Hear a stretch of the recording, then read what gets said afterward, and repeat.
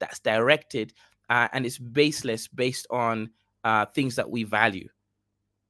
Look, I want to make sure that I'm not waffling here. I'm going to be very straightforward, right? We Africans can't see the future. We Africans interact with new people within our continent as if they're just like us. We keep projecting our cultural norms onto them, and then we never learn from the fact that these people are not us. This is why most tribes invited settlers to come in. And of course, the settlers, even though they proved themselves to be untrustworthy, the African mindset was to trust that settler and allow that settler to join our cultures, learn from us, and then come back, of course, stronger and then take over us. And we haven't learned that at all, right? Since colonialism, since slavery, we have not even developed any form of systems of security.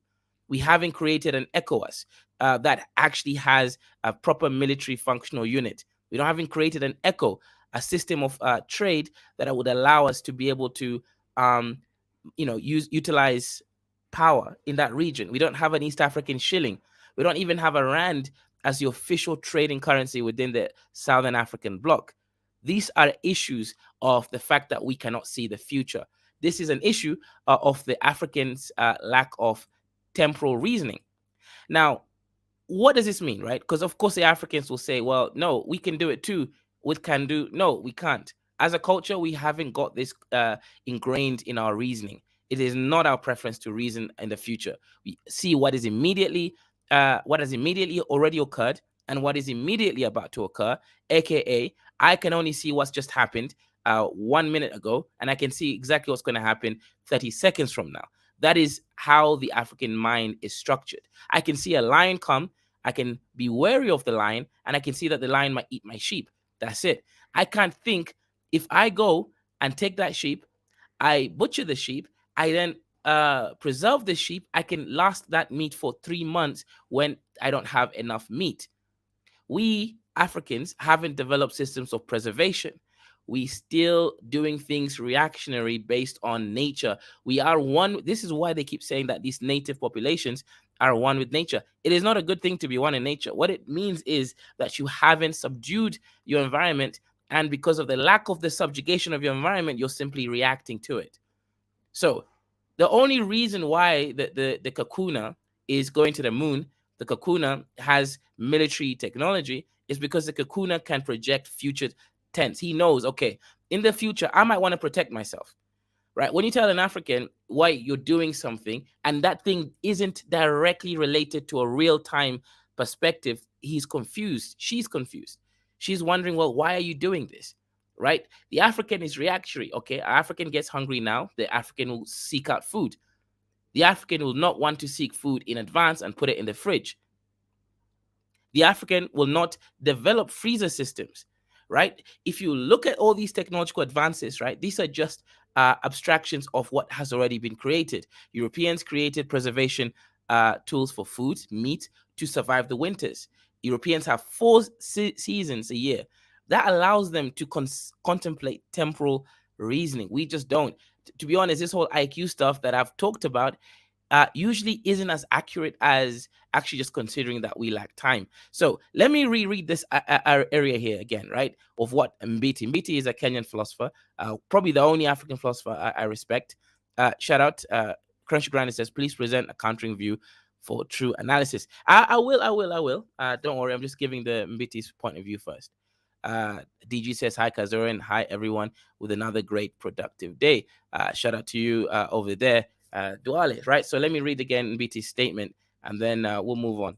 The Nigerians already provided the alternative view to this statement. So yeah, and also I'll open up the panel if people want to come in and give their perspective and tell me why Kaizo is wrong, why Kaizo is wrong and lying on us, why Kaizo is lying about Africans.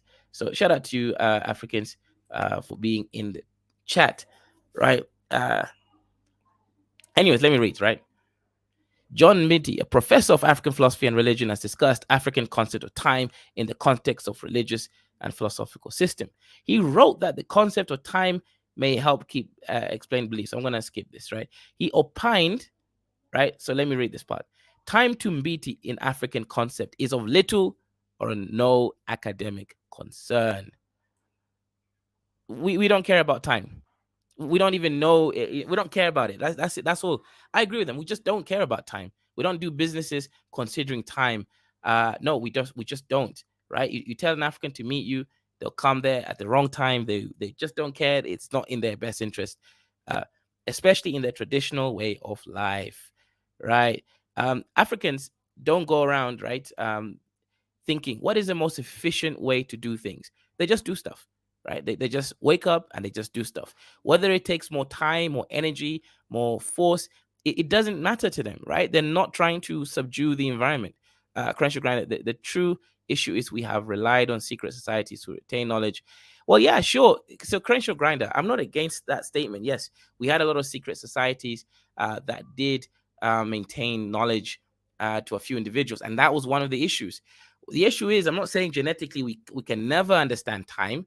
I'm saying that culturally we haven't evolved to develop the culture that respects time, and this one no one can disagree with. Now, whether that has genetic implications, that's a separate discussion that I can have. But the very basic fact is we never developed a concept that values time, and this lack of time value is one reason, one of the largest reasons why we're behind in development. There's no way you can compete with someone that is more efficient than you. It's just impossible, right? There's no discussion there. Okay. It is obvious that Mbiti's work also captured African life in the pre-colonial era. In his words, to Africans, time is simply a composition of events which have occurred, aka what is happening right now and what will happen in 20 seconds from now, not the future. Those who are taking place now, right, and those which are immediately to occur. He wrote that what has not taken place, or what has no likelihood, or an immediate occurrence, falls in the category of no time. Right? To an Africa, that is not even something to occur, to think about. Right? They don't care about it. It's just not part of their culture. What is certain to occur, right? AKA, if a lion comes in your pastoral village, guess what? The lion is going to eat it if you don't do something about it. That's the only way Africans can think of time. A lion will come and eat my sheep. Just an example, right? Or what falls within the rhythm of natural phenomena is in the category of inevitable or potential time, right? So, for example, at some point, maybe it will rain, right? That's the only thing Africans can think of, according to Mbiti. In the traditional African setting, according to Mbiti, time is a two-dimensional phenomenon with a long past and the present and virtually no future. Yep. So that's why in African culture, we're so worried about our societies, our cultures, our traditions, right? Things like FGM, we want to maintain them.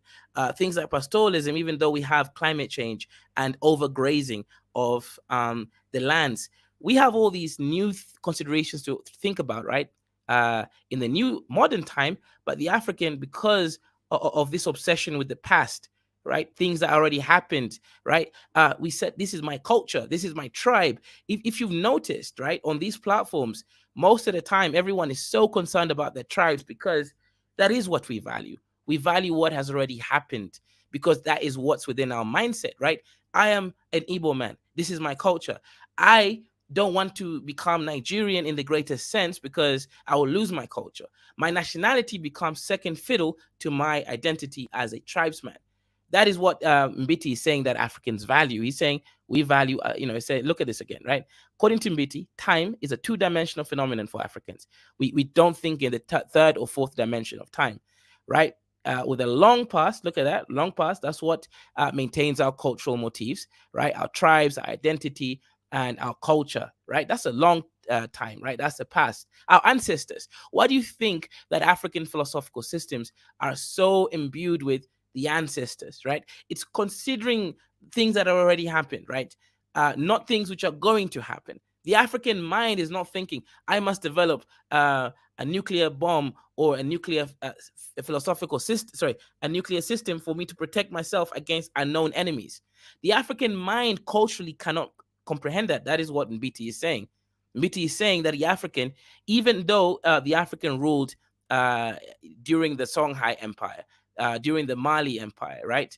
During the Habesha Empire, right? The Abyssinian, as well as the Aksum, ancient Aksumite. The reason why the African didn't go outwards and dominate other groups is because the African wasn't considering the future. He wasn't considering that there will be a time whereby he will no longer be dominant in that group. So he didn't need to evolve and create technology that will always keep him safe. That's Mr. IC3 says. Time, yes, time is personification in the ancient myths of fight between Set and Horus. Set killed Osiris and created by putting him in a box coffin of time. Right. So shout out to you. Right. Anyway, let's keep going. So Africans' concept of time is two-dimensional: the long past and the present, and virtually no future. And this is why I keep saying every African here is talking about how BRICS is great, even though BRICS hasn't done anything. Right? All BRICS has told you is what it will do. But the African believes what BRICS will do, as if what BRICS will do is already substantiated into real time. They're not considering that BRICS is no different from International Monetary Fund. They're not considering that BRICS will still potentially in the future sanction African countries, because it is not an African initiative. They're not considering that BRICS hasn't even allowed many Black African nations in it. They're only considering what BRICS has told them, aka the African cannot see time. This is contrary to the linear time concept in the Western thought. Right? Look at this. Right? This is contrary to the Western thought, with an indefinite past. Right? An indefinite past, present, and future. What he's saying, the Western philosophical thought puts forces and power into a trans-temporal timeline, three-dimensional. You have the present, you have the future, and then you have the past, going indefinitely. I, as a Western thinker, and this is why you guys always accuse me of being a Western thinker. Yes, I guess I am. I can project into infinity, right? I can project African development. People ask, why don't we have Afrofuturism? This is exactly why. We don't have concepts of Afrofuturism because we just don't see the future. It is what it is, right? It's not that we don't see ourselves doing well. No, we just literally are blind to the future, right? But anyways, based on his research in some tribes in East Africa, Mbiti concluded that Africans has no time consideration in the perspective of the future, right? He's not just bringing this up. He actually analyzed tribes, right? And I've mentioned these tribes before. That's why I said Wanga. The only reason Kenya had only one tribe, or rather one kingdom, the Wanga Empire, because the rest of these tribes could not see the future. Right? Look at this. This is because the events in the future have not taken place. Africans can only reason with what is immediately in front of them, according to Mbiti. They cannot see beyond what is immediately in front of them. Again, because of the tribes, Akamba and Gikuyu people of Kenya, two of the tribes among whom Mbiti conducted his research, have no adequate verb. Look at this, even within the language considerations, right? So he's not just making this up. Verb tense to demonstrate reference to the future. So he's saying, right, and he's categorizing and saying that he studied two African tribes. He's studying the Agikuyu people and the Akamba people, and he's saying they don't even have words to describe the future. So why would you guys think that if a culture or tribe doesn't have a word to describe the future, that group of people can see the future? Well, no, they can't, right? And we're talking about culturally. We're not talking about some individual who had the eye of Horus or something. Someone can perceive future tense. No, we're not talking about those people. We're talking about the average Dusty in the village. They cannot see the future. So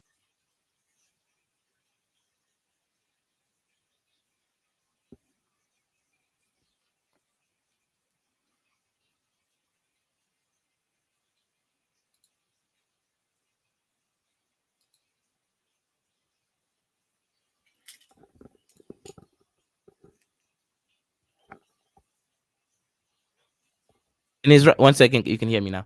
In his writing, amongst the Ankore of Uganda, right? Shout out to the Ankore. The day in the traditional setup is reckoned according to its significant events. This is why when sometimes you text an African and you give them a list, three things, not even much, three things. Hi, let's say I'm inquiring about a property. Hi, how much is this property? Number one, does the property have Wi-Fi, fiber optic internet connection? And is the property available? Three questions, right? And these three questions will make the African consider time, right? The African will tell you, yes, yes, it's okay. They won't even answer your question, right? You've asked three specific questions there with three specific responses. Um, I forgot the way the timeline, right? Since I'm more model up, right? But I remember the 3 points I made, right? Is the property available? That was the third one I mentioned. And then I also asked, does it have Wi-Fi? That was the second one. And then the first one, I asked, um, how much the property is.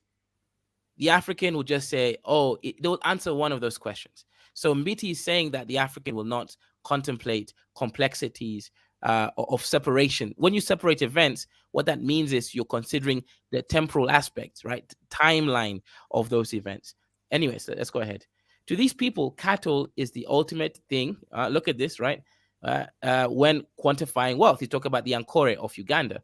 And this is true, right? I had a friend whose uncle had over 500 cattle.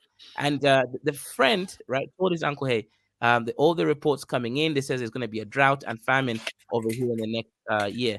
Why don't you sell at least 400 of your cattle, then only keep one? And if you sell it with money, we can get dollars or something that will not lose value across time. The uncle didn't understand that at all. He's like, no, my wealth is in the cattle. The uncle could not see that the famine, the projection that there will be a famine is actually just as real as a famine happening right now, because the uncle could not see the future. So, anyways, to these people, cattle is ultimate one quantifying. Therefore, the day is reckoned in reference to events pertaining to cattle. Look, right, this is how the Africans separate time based on major events of their traditional lifestyle. 6 a.m., milking time. 12 noon, time for cattle and people to rest. 2 p.m., the time for cattle to drink water. Time for when cattle return home. And these times are not really exact times, right? They are events within nature, right? This is why you guys keep saying, oh, we are traditional people. We are so in tune with nature. Yeah, you are, right? That's not a good thing. That's not a good thing. The white man has gone over there. He has controlled nature. He has subdued it. He has created a technology, right? When you're subduing nature, what you're doing is you're going against entropy, right? Entropy is African lives with entropy, right? They live with chaos, right? But the white man goes and subdues that chaos and creates something, right? October is called sun because the sun is very hot, right? So the point is, as you can see here in BT, yeah. So, anyways, shout out. I see three black. What do you think so far of the African and time, and what Professor Mbiti is saying? Oh man, this is fantastic. I mean, this is kind of the ultimate stream because you're really going into the very foundations of the world. Yeah, this is the ultimate topic. I've never heard of this writer. Yeah, fantastic. It's fantastic how you're breaking down time and the concept of time. And as I was listening to you reading and listening to the points you were making, I've been meditating on this very issue for months now, for years actually. What is actually the very nature or nurture of the African in contrast to the so-called European or the white man? What are the foundations of these Mhm, ideas, and why is it to appear that the African just can't seem to get out of this situation, get out from the mhm, abuse? And it's wonderful how you're breaking it down there. And as you were reading about time, I've been studying the battle between mhm, Set and Horus, because mhm. Horus is the same as Haru, Yeah. which Mhm. is the same as hour. Uh-huh. It's time, yeah. So an Mhm. hour, that word hour is the same as Horus or Haru. So Ah, nice. Mhm. yeah, um, so everybody knows, well, a lot of people know the how. Well, they don't know the details. They know that Set was the brother of Osiris, and Set killed Osiris, and then Set became ruler of the kingdom, and then Mhm. Horus or Haru or Awa um, defeated Set, and then became ruler of the kingdom. But it's a vicious fight between Set and Horus, Set and Huru, or Set and Hour. Mm-hmm. So um, seems that that's story, uh, and I think I understand that Set and or well, the gods, they don't have a belly button. Why? Because they're not born. They're principles or formula that exist forever. They've always been. So it's Mm-hmm. part of the structure of the universe. So these gods aren't born. They're principles, Mm-hmm. eternal principles. So Set is an eternal principle, eternal principle. That's how I Interesting. understand it. Yeah. Right. So Osiris is the creator. How do you destroy the creator? So I'm going to talk about how my understanding of the story and how it applies to what you were reading. The principle is that the creator, the ruler, um, the true ruler, uh, is Osiris, is a creator, and he has the aspects of a creator. So how Mm-hmm. does a creator get killed? Then you learn how. Uh, what did Set do to take out the creator? What he did, he set up a party and he invited everybody to come to the party. And then he built, before the party, he built this coffin, and this coffin was built of all jewels and gold, all beautiful coffin. And he brought the coffin into the party, just as a Mm-hmm. party game. Yeah. So everybody's laughing and drinking and eating, the music's going, and then this coffin comes in with all these diamonds and glittering coffin. And you say, oh, it sets as a party game. Whoever can fit in the coffin precisely gets to keep it. So you get to keep all the Mm-hmm. jewels, all the diamonds, everything. Right. With the coffin. So everybody's trying to fit into the coffin, but the coffin was designed specifically for Cyrus, the creator.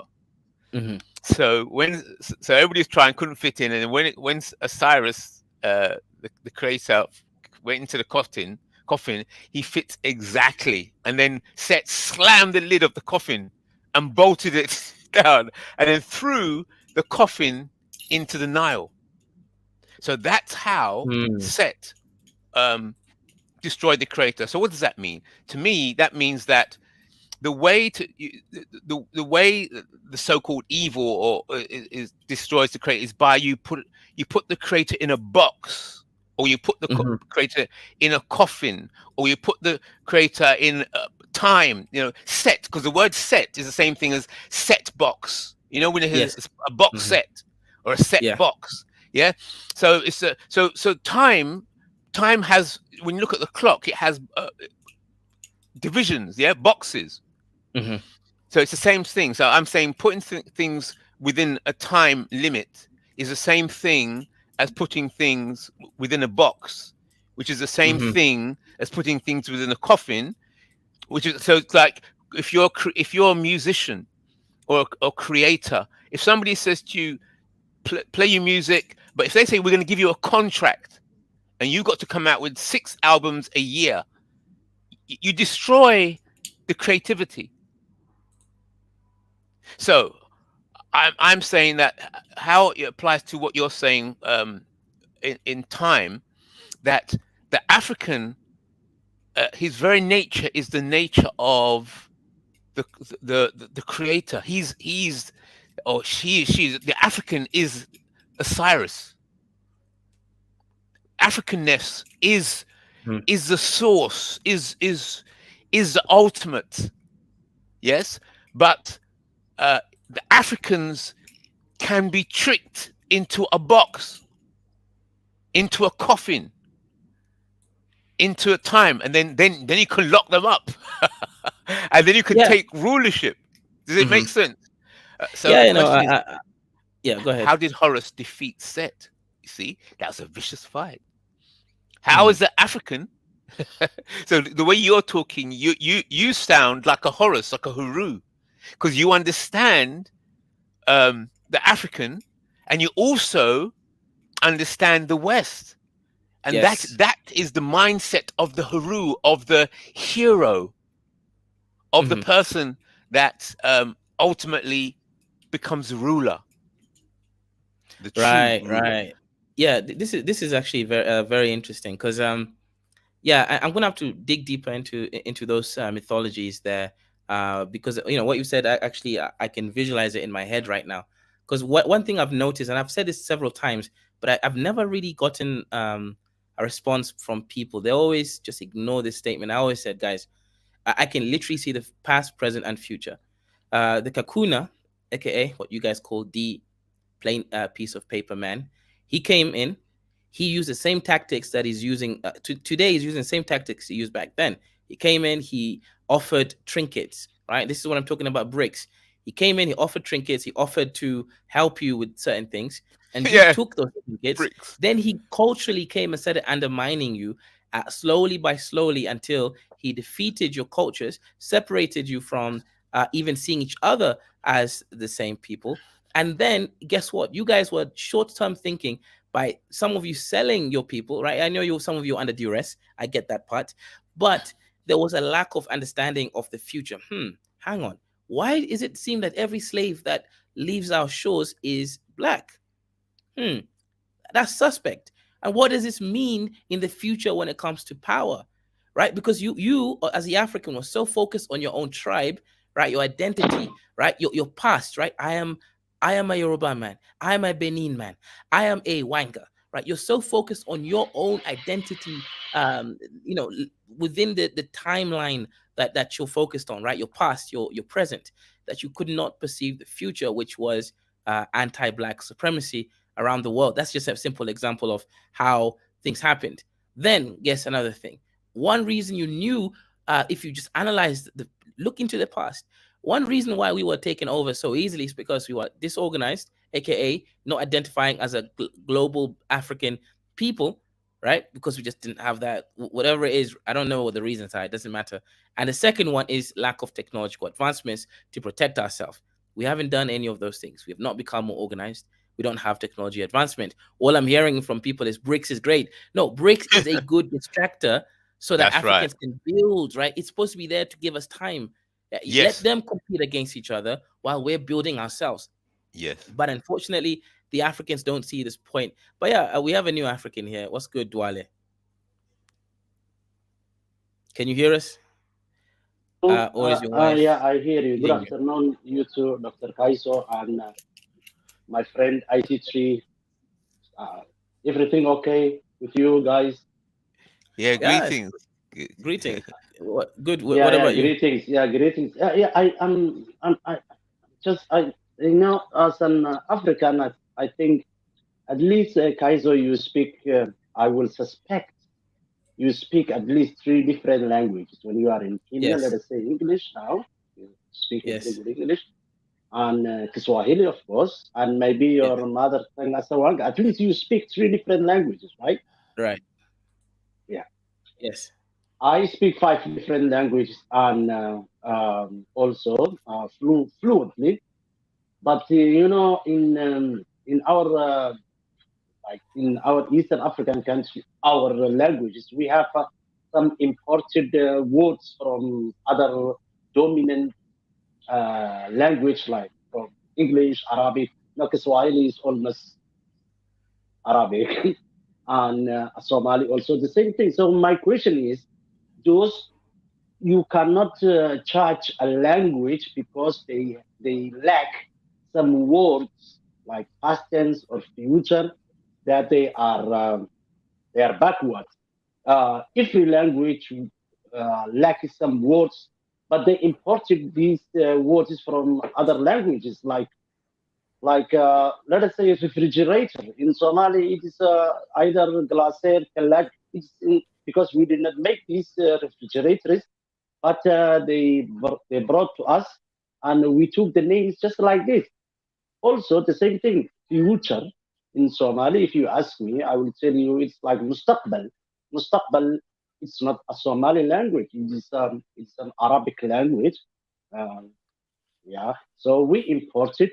When we say these that philosopher saying that these two tribes, he has studied them, they don't even have words like this.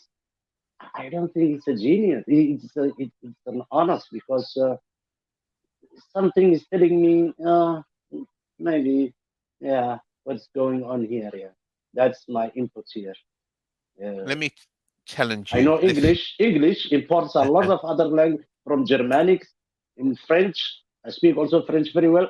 They have so many different words from the Latin, also the Romans. You can't just judge a primitive language like Kikuyu, Somalis. The Swahili is not a primitive, and just say because they are lacking those words, they are not there for the future to think here for the future. But that's my point. Can I address that point? Did you get me? Okay. So what do you think of this? Because listen to what you said. This came to mind. Um, I I go to Speaker's Corner quite a bit, and there's an Italian woman there used to come over to my section. It was a rich, very rich Italian woman, old woman, and she said loads of properties in Spain and London. She said to me, Yeah, she go ahead. said, Go ahead. We're listening. Yeah. yeah, yeah, yeah. She said that the the person with the most words wins. So basically, she was saying that if a society only has 50 words and they come up against a society that has 500 words, that society with 50 words will be dominated by the one with 500 words. So I'm not saying whether it's true what she said or it's not true, but what she said came to mind when I was listening to you, and this makes me think: is that true? And then linking it back to what Kaiser was just saying, that the concept of time. Um, so if the African doesn't really have this concept of time, um, then Um, I um, uh, IC3 said something is wrong with your mic. Can you fix it, please? oh, did you hear? Did you hear? Um, all right, let me. Can you hear me now? One, two. Yeah, I can hear you. No, it is cutting off. Yeah. No, go ahead. Am I cutting off, Kaiser, to you as well? Not from me. Maybe Duale, your connection is bad. Oh, okay, okay. Then I have to fix it. Okay, I will be back. Okay. Okay. Yeah, so I wanted to respond to his point about the language. Yeah, when you're talking about things like TV, of course, you don't need an African word for that since those things don't exist. But things like time, right? Okay, for example, in Kiswahili, we say, uh, nilienda, it means I went. Nitaenda, I will go. Ninaenda, I am going. Right, Kiswahili is a little bit more advanced because I guess he's Arab influence. I'm guessing there, but Kiswahili has different tenses. But when you're looking at real Somali, Kamba, and Kikuyu, was about the future. Like, okay, uh, they just don't exist. And when you're looking at these concepts, it does really make you kind of wonder. From my experience with Africans, just because I've lived here right now for some time, some time, pun intended, there really is no value of the future at all. Like, someone imagine this, IC3 Black. I give a job to an employee, and this is an African employee. Um, Not the ones I vetted, just a person I met and became friends with. And the people I vetted are great, right? Because I vet for time and character as well and all those things. Anyways, this guy is getting a job every day. Is being paid his, I don't know, $5 every day, and for him it's a decent job. He's not doing anything. It really, all he's doing is just helping me break down my videos into smaller videos, and I upload them on YouTube. Very easy job. Takes him less than 2 hours. Now, this guy has been dealing with me really well. And instead of been projecting, if I continue to treat Kaiser well and just do my basic job for Kaiser, will he not reward me in the future? Will his business not grow? Will he not then also, because I'm reliable, treat me better? Nope. Yeah. What he does is starts misbehaving. He starts to, I send him on a quest to go fix my microphone, and first time he doesn't listen to what I tell him. I'm like, I know the issue. Tell them to replace this USB socket at the bottom.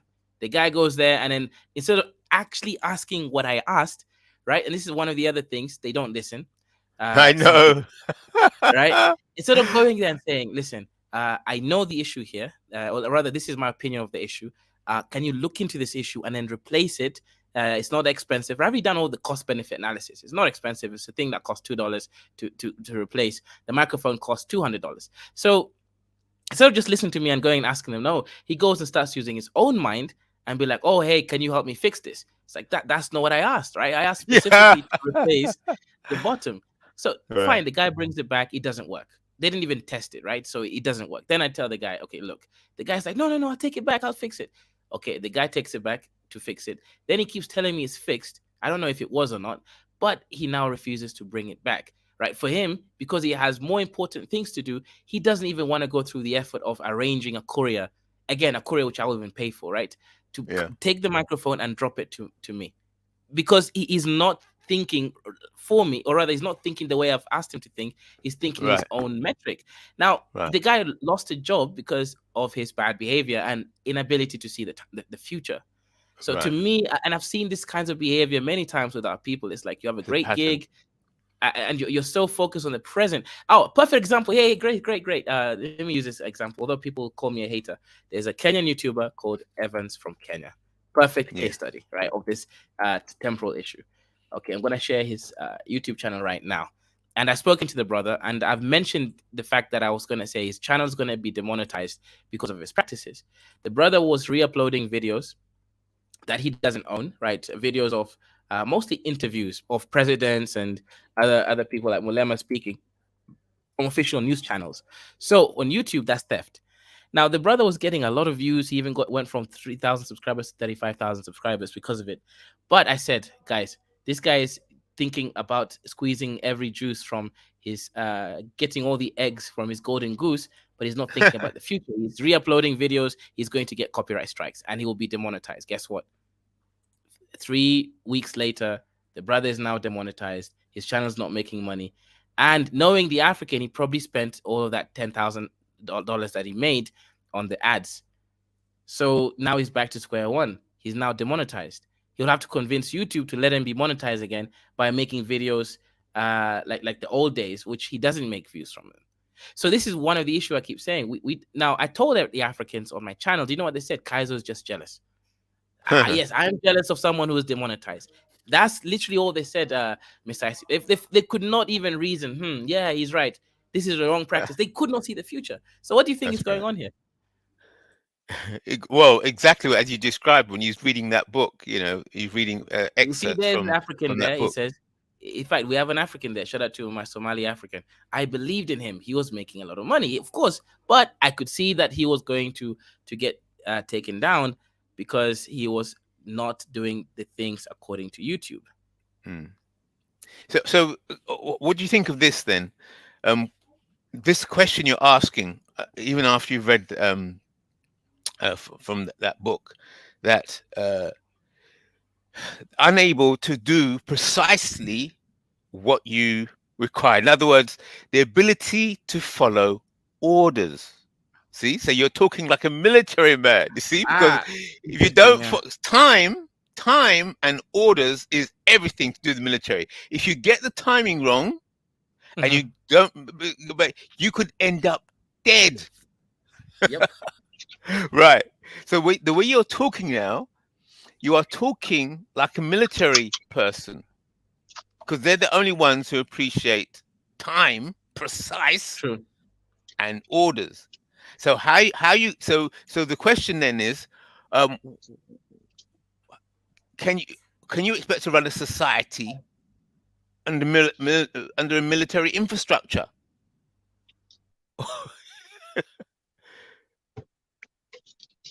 You see, well, it's the same thing with Niger. You got a junta or junta, the military takeover because the civilian operation is not doing what it should do. So what is the balance between the military Yeah, state of so mind? great question. And I think this is why, let's say, we lack strategical thinking. We're good at tactical thinking, right? Tactical thinking Yes. is real time. Yes. tactics, right? Okay, I can do, for example, the young brother there, Evans from Kenya. Tactically, he succeeded, right? He was able to make Yeah. over $5,000 short term Yeah. by them milking the fact that YouTube kept giving him great views, great subs in short term by uploading Yeah. his videos. That was Yes. tactical in real time, but Yes. strategically, he missed the plot because he got his head chopped off before he could actually survive the long run. So yeah, tactically we are great. Strategically, I think we do lack like long term planning. Sort of future projection. But anyway, we have a new guy, Mush. Shout out to you. I believe. Are you gonna fight for the African and say Kaiser is talking BS? No, I think you're talking a lot of sense today. I'm happy about that. Oh, Um, what I just wanted to contribute was to say, first of all, we have to redefine ourselves completely. What we're trying to do is we're trying to find solutions using the current state of affairs, which is working against us. And you just mentioned the guy from Kenya who got turned around, his business got turned around. I think there's also the Zimbabwean guy who made a car that works on water. He made a helicopter. He's got a TV that doesn't use electricity, but they weren't patenting his. They wouldn't patent his products because they go against the laws of physics and science and whatever. But guess what? He's now in America. They've taken him over. They're controlling him now. oh And no. So then, now, mhm. yeah, so basically that's it. They are putting the products on hold and they will start producing them when they feel fit. That's the That's right. situation we have now. Yes. And then we're looking at all these revolutions. People are mentioning military. It's a feel good time at the moment because there are a lot of these what seem to be people led revolutions. But to be honest, none of them will go far. It's just another Julius Malema kind of thing where we get that feel good feeling and That's right. things go back to normal. And the reason that happens is because our military works on a Western system, and America Oh. and Europe are always happy to have us having our military working using all this rank and file, chain of protocol kind of systems. Because there's always going to be a group of generals that they can buy. They might give it a few years, but Right. they're always gonna end up paying the generals, and then things Right. go back to normal. The army will report to the West. So that's what we really need to rebuild. Back Right. in the days, we had warriors that worked for the kingdom, that would Yes. protect the people, protect the land. We don't have that anymore. So we always will remain under control, even if we have these so-called people revolutions. And the last thing I wanted to talk about is BRICS. BRICS, again, we shouldn't be celebrating. I've been hearing a lot of South Africans coming onto the show celebrating BRICS. I don't know if they're actually listening to what was happening because Putin actually took a dig at Cyril Ramaphosa. He actually called him a coward. And, Oh, it's flown over people's heads. So how can you work and expect to be treated as an equal by a person who calls you a coward? right. Cyril also tried to reply a little bit by blaming him for the Ukraine war. And the fact that South Africa is also neutral on the Ukraine war situation, it shows you that this is just a bad relationship, which will not work in the long run. And what will happen in the long run is is Africa will just be used for raw materials and nothing else. Nothing will change. It's just that there's going to be a new world order where we move from the American dollar to something else. But we're still going to be at the bottom of the pyramid if we don't get our acts together. That's right. That's what I wanted to say, really. 100%. 100%. And I like the way you're talking, Mush, about this feel good factor. You see, Kaizo, you see everybody, it's that same myth, this ancient wisdom. How did Set kill Osiris? He set up a party. See? And everybody's going to the party, everybody's feeling good, everybody's drinking and eating. And then you're gonna fix it. Just like the bricks. The bricks is like a new coffin. Yeah, it's like a new box. being set up, and the parties all around. Everybody's dancing around the party, and music's going, and we love it. The bricks, yeah, yeah, yeah. As soon as the Africans sit in the bricks coffin, they're gonna slam the lid, and it's gonna go just like what you said, Bush. It's the same model. It's a formula. It's social engineering at the highest, advanced social engineering. The Yes, creator, yeah, okay, yes. Go ahead, IC3. I will be, yeah, listen. yeah, Go ahead. the creator loves parties, and because it's kind of a in the happiness and the joy and the music, it creates. You can create new ideas come about. It's positive, you see. So it goes well with the African mind, with new ideas. But when you slam it down into a box, into a set, into a time, you capture that creativity and you lock it down, and you can use it, but it will die eventually. That's it. That's what I can say. Yes. Kaiso, are you there? Can you hear me? I can hear you. Yes, please. Yeah, I agree with Mushroom and with you, IC3 and Dr. Kaiso also. Brexit is just another dominant group who is coming to us, and we are not even prepared. Uh, That's right. what yeah, we don't know. Maybe it will be it work, maybe it will not work. But I'm gonna ask the panel a very, very honest question. Let us just imagine there was no war between Russia and Ukraine, and the world was just like as it was like 2022. Do you think Russia will be pushing BRICS now? No. We know why Russia and China are pushing this because they are competing with the Western world, and we are just like another lady who is going to divorce her abusive husband and who's going to marry another abusive husband. That's at this moment. That's what I think, and she's Yeah, not. yeah, She's DG. not. Uh, Yeah, she's not no, just clearly thinking. Well. yeah. You're 100% right, and I think like I said this before, Tinaja, I don't know if you listened to the beginning of my presentation or not. Sorry, Um, I missed it.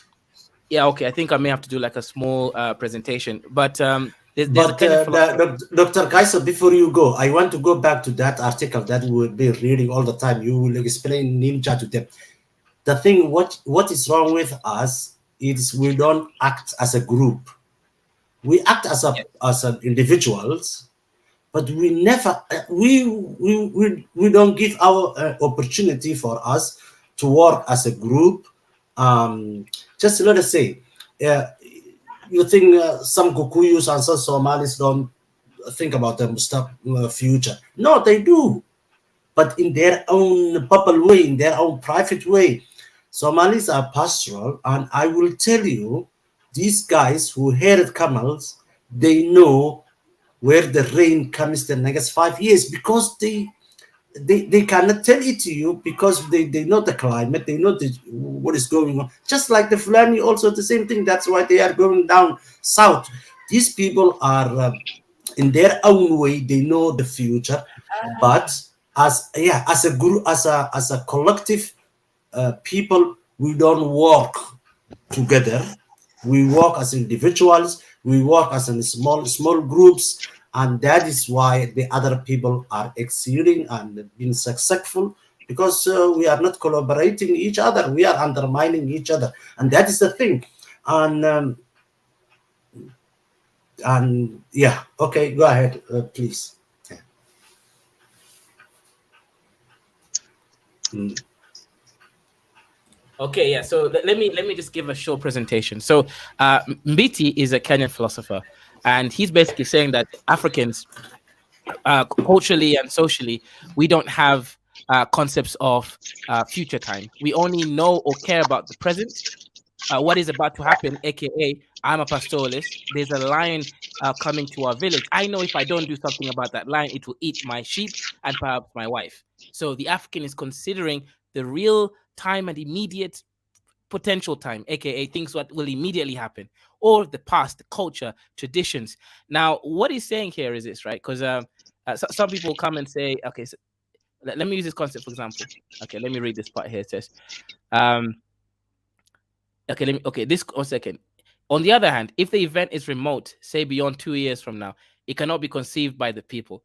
It cannot be spoken of, and the language themselves have no verb tense to convert that distant future dimension of time. So he's saying actually, one of the reasons why we Africans don't really have a good concept of time is we didn't really care enough about like demarcating time in the future tense, right? For example, there is no words in like Kikuyu or Akamba language for 2 years from now, or things like that. And he's saying that this actually matters on. Okay, let me continue. Right? It says no verb tense to convert that distant future dimension of time. Caesar is the most meaningful period for individuals because he has a personal recollection of the events or phenomenon of the period, or he is about to experience them. Caesar is in itself a complete or full time dimension. So he's talking about the African. Africans put everything into one box, a dynamic present and an experienced past. Right? This is why we're so good at doing things in real time. This could be called the micro time. Now, Zamani is Kiswahili for a long time ago. Zamani in BT's conception is not limited to what in English is called the past.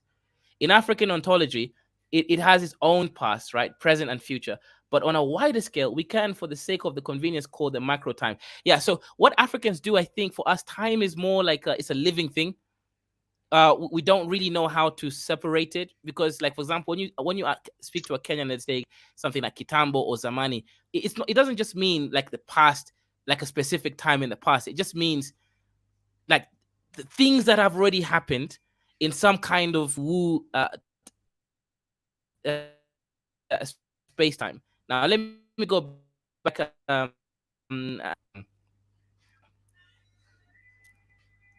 Okay, let me find it 1 second.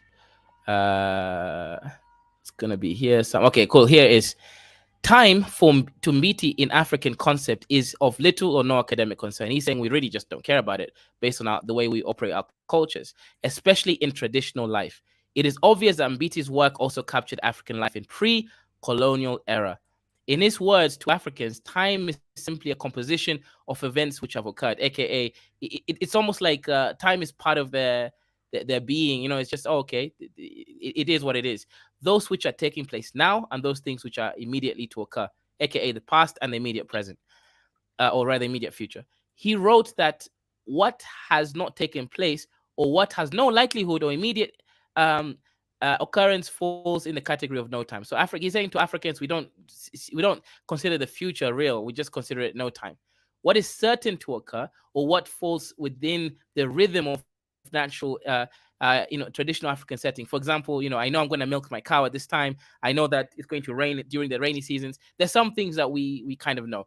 Anyways, according to Mbiti, time is two-dimensional phenomenon with a long past, aka Zamani, just things that happened already, like your traditions, your cultures, and your ancestors, and present and virtually no future.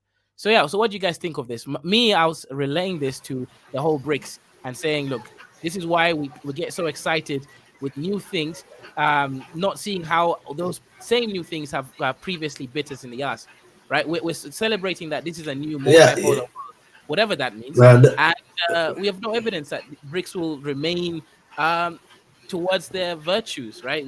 Anyways, That's right. what do you guys think? No, we don't know that, Kaiser, but look at the dishonesty here, the thing that you are reading right now. This philosopher, with respect, he studied only 2 tribes in Kenya, and he's giving this kind of an ideology, the entire 2,000, 3,000 tribes in Africa. Look Okay, at tell this. me the word He for the could future just in Somali. Tell me he the should word for the say future it in is Somali. in there, because we don't know. He have not Tell me done the so word for many the other future in researches. Yeah, Somali. Tell me the word for the future in Somali. my Somali language is so bullshit. Some other Somali You people will see what come I here mean, and right? tell. So it's not just 2 Yeah, languages. yeah, yeah, You see what I because mean? The I word left for the the country. future in Somali is actually This is Arabic. It's this Arabic. is person. This is personally.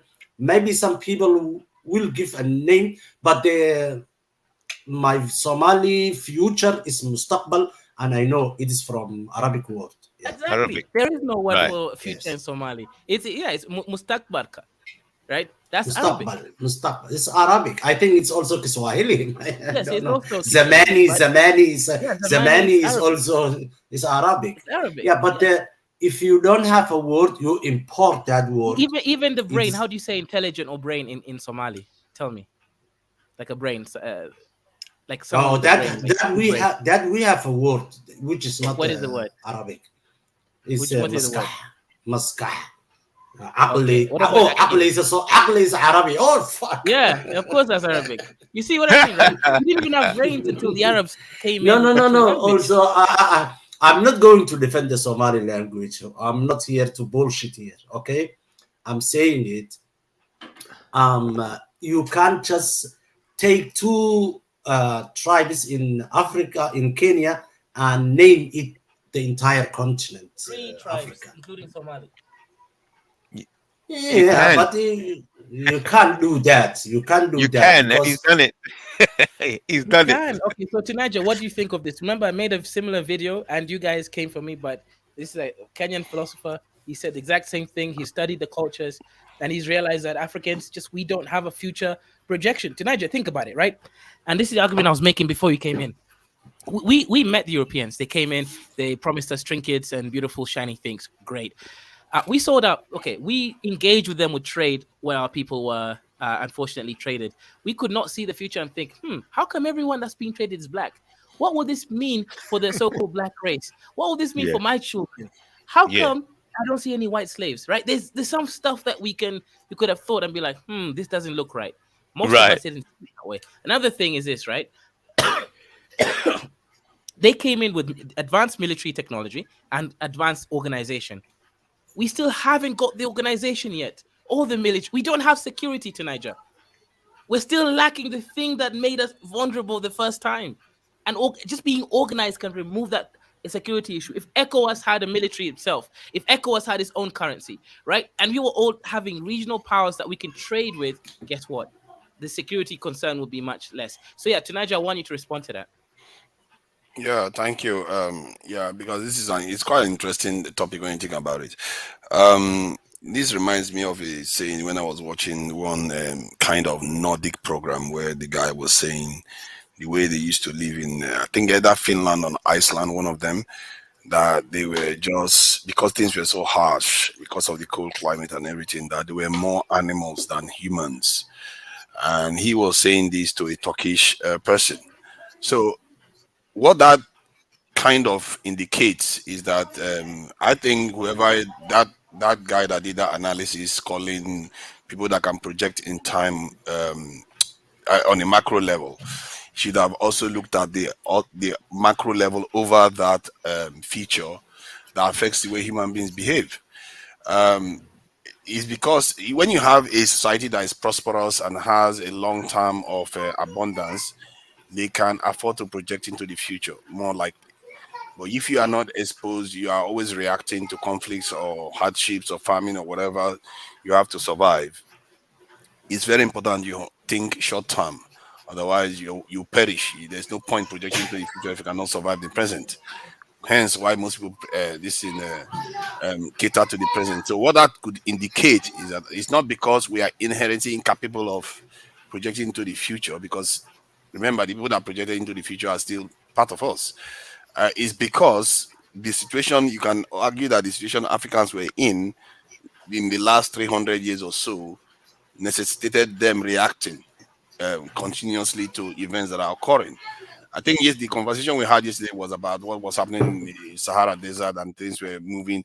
Africa was on the move in the last 5,000 years. There was a lot of movement going on. And you can argue that there was a stressful period because even the Bantu expansion must have been very stressful for a lot of people, where the Bantu was expanding into. So you can see why when somebody comes in and looks at it right now, they would think, oh, this project thinks, in terms of immediate future. They don't think too far into the future. But even then, even with all that, some of the earliest calendars that were created on the continent. You go to Senegal, you see one of the largest collection of stone structures that are built to monitor time. So I don't subscribe to that. And if you look at even other parts of Europe, Okay, they but also let me subscribe to come in having here. short-termism too. Let me come in here, and I think it's what I believe, was it Mush or DG mentioned earlier. No, it's Mush, I believe.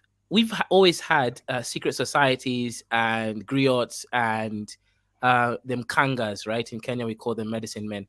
I've even noticed one of my tribes, the Kisis, right? They were performing brain surgery when before Europeans with like 96 percent survival rate. Even the Europeans wrote it down. That was higher than what they had in their own hospitals at that time. The advanced technology. We've always had people, and there's video evidence. I've showed it here before, right? I can't now since I'm monetized. But one of the things here is that we've always had these high IQ griots, medicine men, philosophers, people that can see the future, the past, present. They are embodying spirituality. But the issue is they didn't want it. Those people didn't share their their understandings with the rest of the population.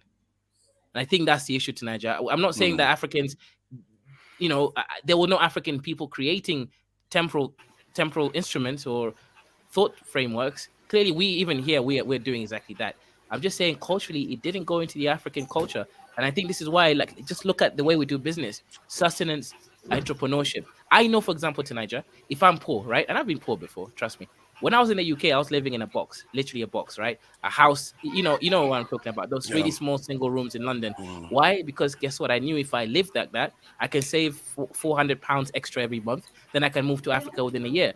I considered separations of time and discomfort in order to get what I wanted, right? To save mm. enough money, I need to save at least £3,000 just to, set up in Africa.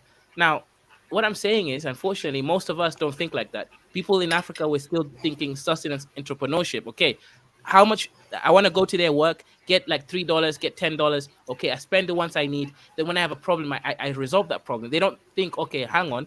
If I don't resolve this problem, problem is not a do or die problem. I don't have to resolve it. I can go hungry for 2 days, save that money as a backup in case I don't have work or I'm sick in the future. So, for example, I always think of the future. I know, okay, I'm going to be sick at one point. Okay.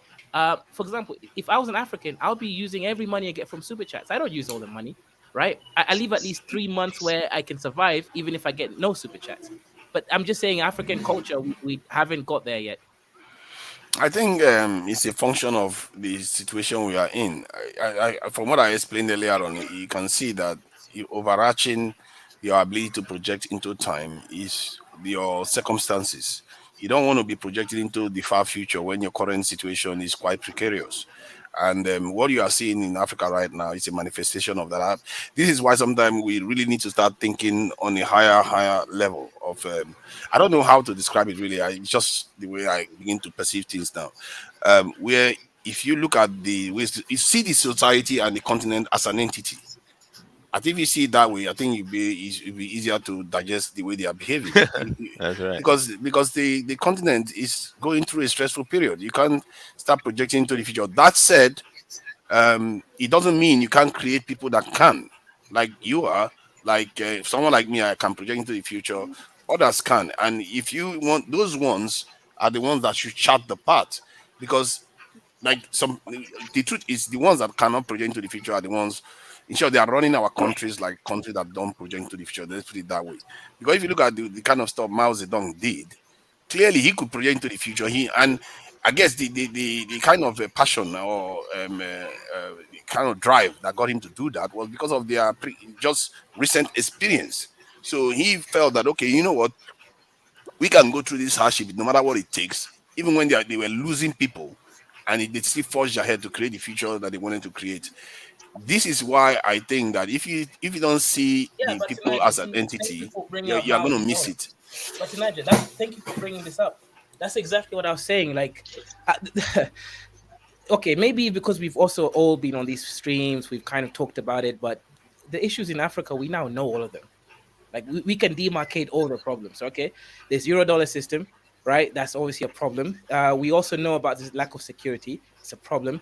Lack of critical thinking in education, problem. Lack of industries being linked to education systems, so people go immediately into work. That's a problem. We've demarcated all the issues for Africans to also just closing a system and industrializing. We know exactly what we have to do. But the issue is our leaders don't do any of this, right? They're not putting in systems like Mao Zedong. And thank you for tonight. Thank you for making that point, because you've proven my point exactly, right? The Chinese sat down and said, we our economy is smaller than Ghana economy, by the way, it was right in the 40s. I've seen a GDP of China. The whole country was smaller than Ghanaian economy, or even Kenyan economy. So they said, our economy is not doing great. What is it that we have to do? Which alliances do we need to forge in order to get the protection so that we can industrialize freely? That's exactly what they do. That's why they can do corporate espionage. Just go learn things and then just make their own fake Chinese model, sell it within China, then work hard, get their own patents, then sell it around the world. Because that's what China did, right? They created, But an internal you see, market you see, of you its see, own that's it. assets. Let me no, sorry. Let me just clarify. Remember, I also said the drive that drove them, and remember, China was suffering before We're the suffering Second World tonight, War. Joe. Let me finish my point. As China was suffering before the Second World War, they didn't make that move. They were going through 1 century of humiliation, as they like to call it. They didn't make the move then, but it was after the Japanese invasion, then they woke up. So it tells you something drives you, it stimulates you. It's a catalytic. So it's almost like if you have some kind of cells in a petri dish and you expect them to function. Sometimes you need certain activating agent for them to actually Yeah. become active. So maybe that's what happened. As a matter of fact, a Japanese official, I said it before. Now, a Chinese official thanked a Japanese official for doing what he did, because according to him, he woke the Chinese people up. So maybe that's what Africa is lacking. We have all the other ingredients, but we don't have the common driving force to force us to actually act. Maybe it's happening now to an extent with all the no, pushback it's not. It's not against the happening. French. It's backward now. It's just the same story. It's just the same story again. Look, Dr. Kaiso, I want to go back to that article on your Kenyan philosopher who is telling us, because we are Africans, because of our language, we will never develop. I want to ask you a question, Kaiso, because you are an English speaker. What is future in English language?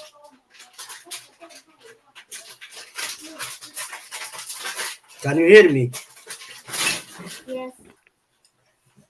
What The is future is future? language. The word future in English language. You don't tell me it's a future. I know it's from a German word and it's called future.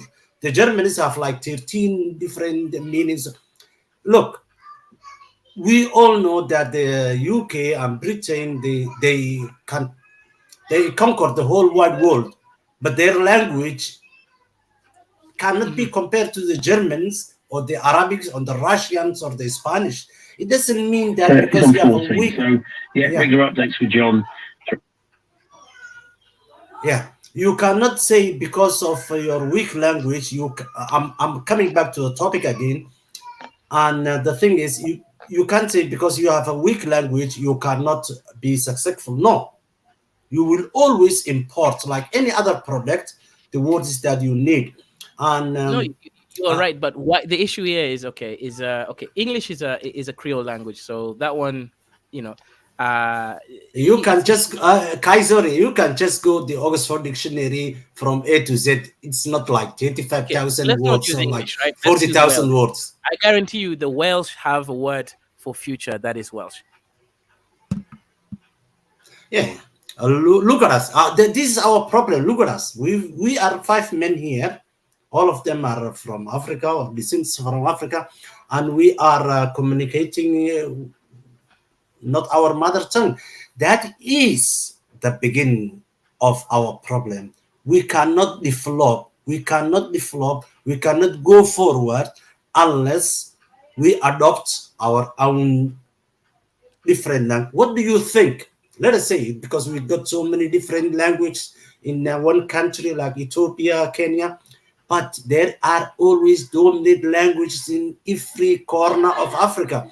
If we adopt those languages as a national language, as our school instruction, like I was a Somali. As a primary school, I went to an Arabic school. I don't even know what the Arabic. My mother have never spoke to me in Arabic, but I But have to do double, double work. How can I be so intelligent and genius while when I'm using a completely different Language. language Yeah. which is not my own? Yeah. Okay, we Look, got the point. We in got the point. Good yeah, point. yeah, Good yeah. point. This is the thing. This is the thing. Yeah, we In got it. Djibouti, you go to Djibouti, you will find they are studying French.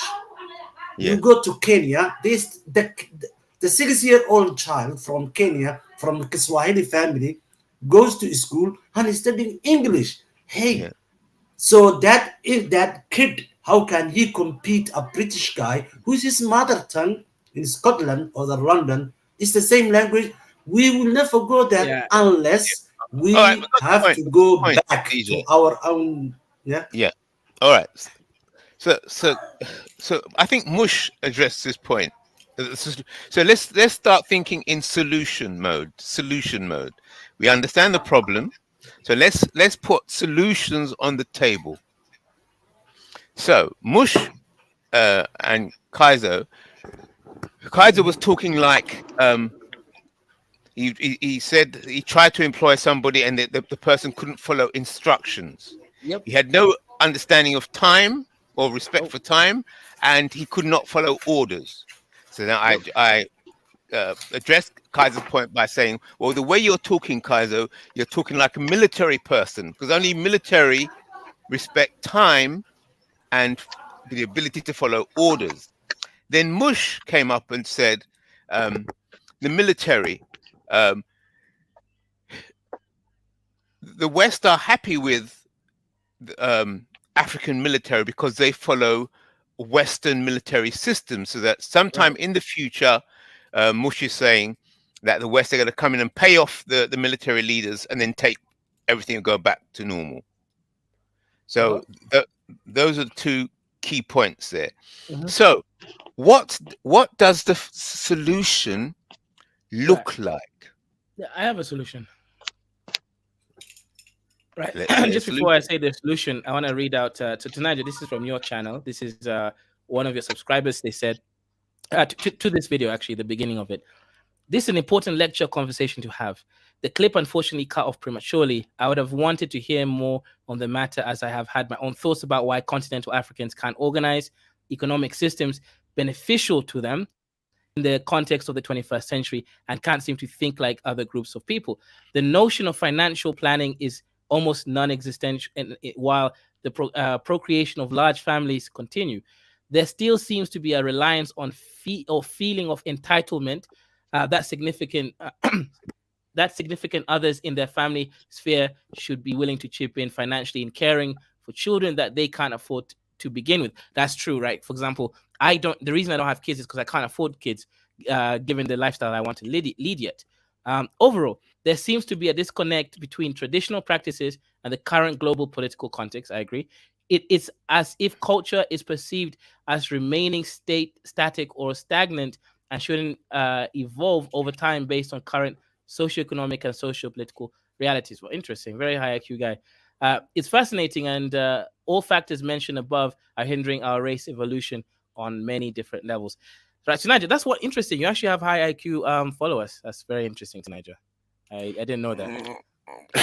You remember that stream is from your stream. I think was it yesterday or so, and that's why I linked this stream to the channel, because I was saying it yesterday that I too need to start having this type of Mhm.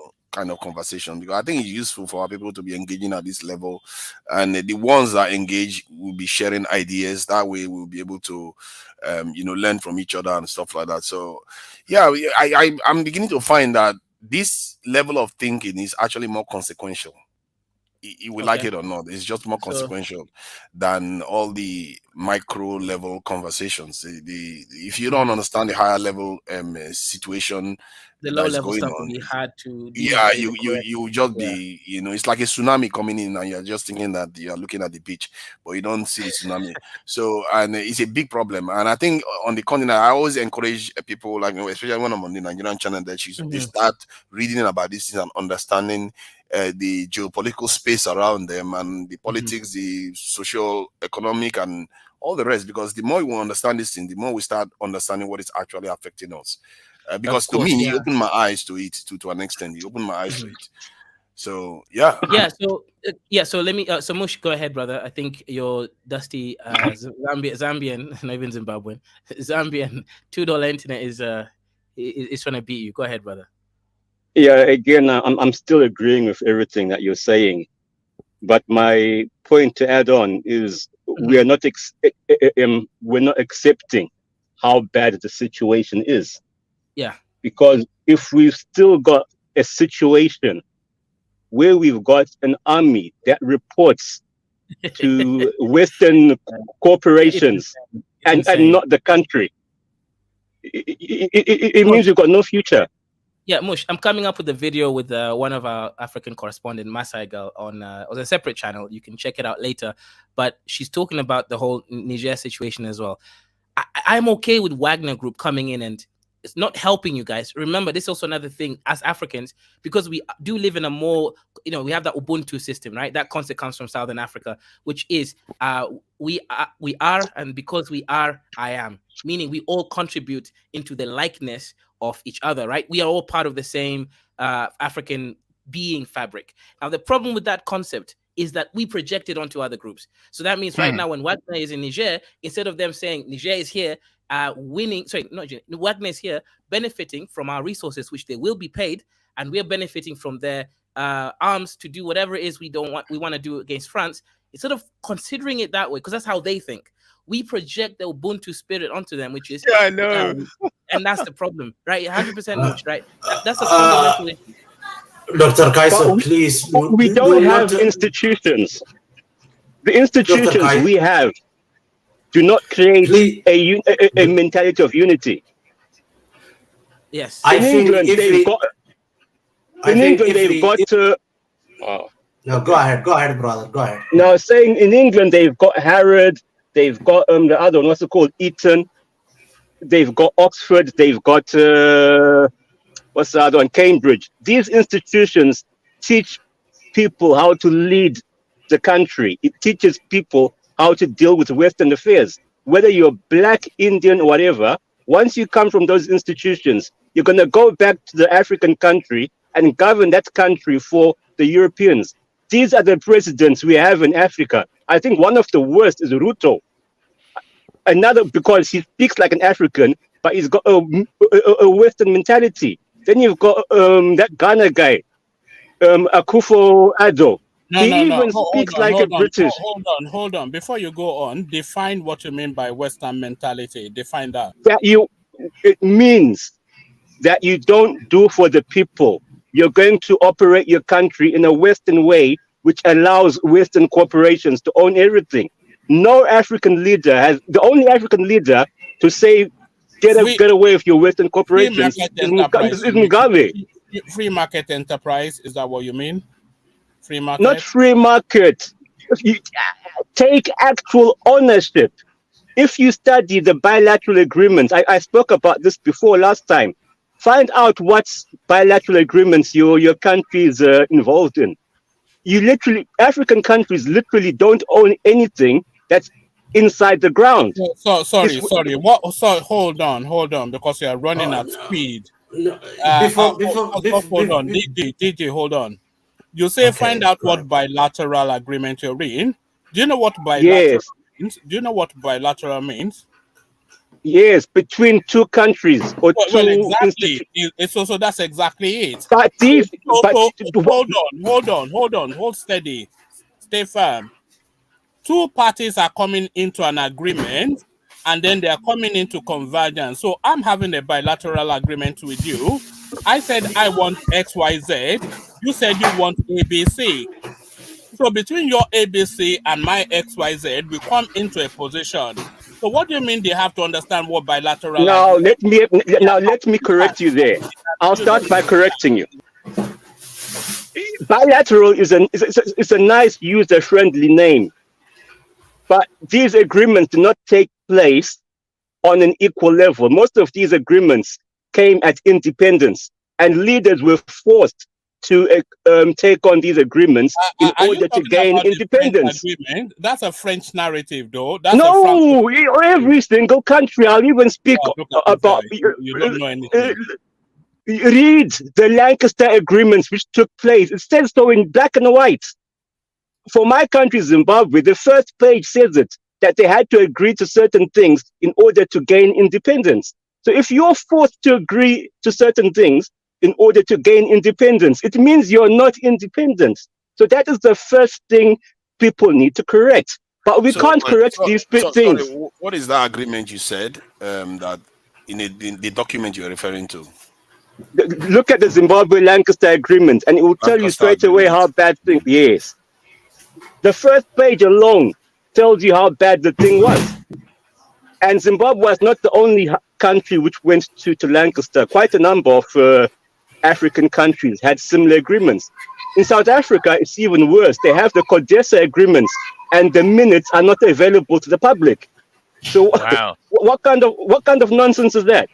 Right. As I'm saying, how are you supposed to correct these countries when a lot of these corporations which come with their militias, and then Mosh, we've Mosh, got armies Mosh, that will, yeah. Mosh. I think you may not have realized how if what you are saying is true, you may not have realized how significant what you are saying is.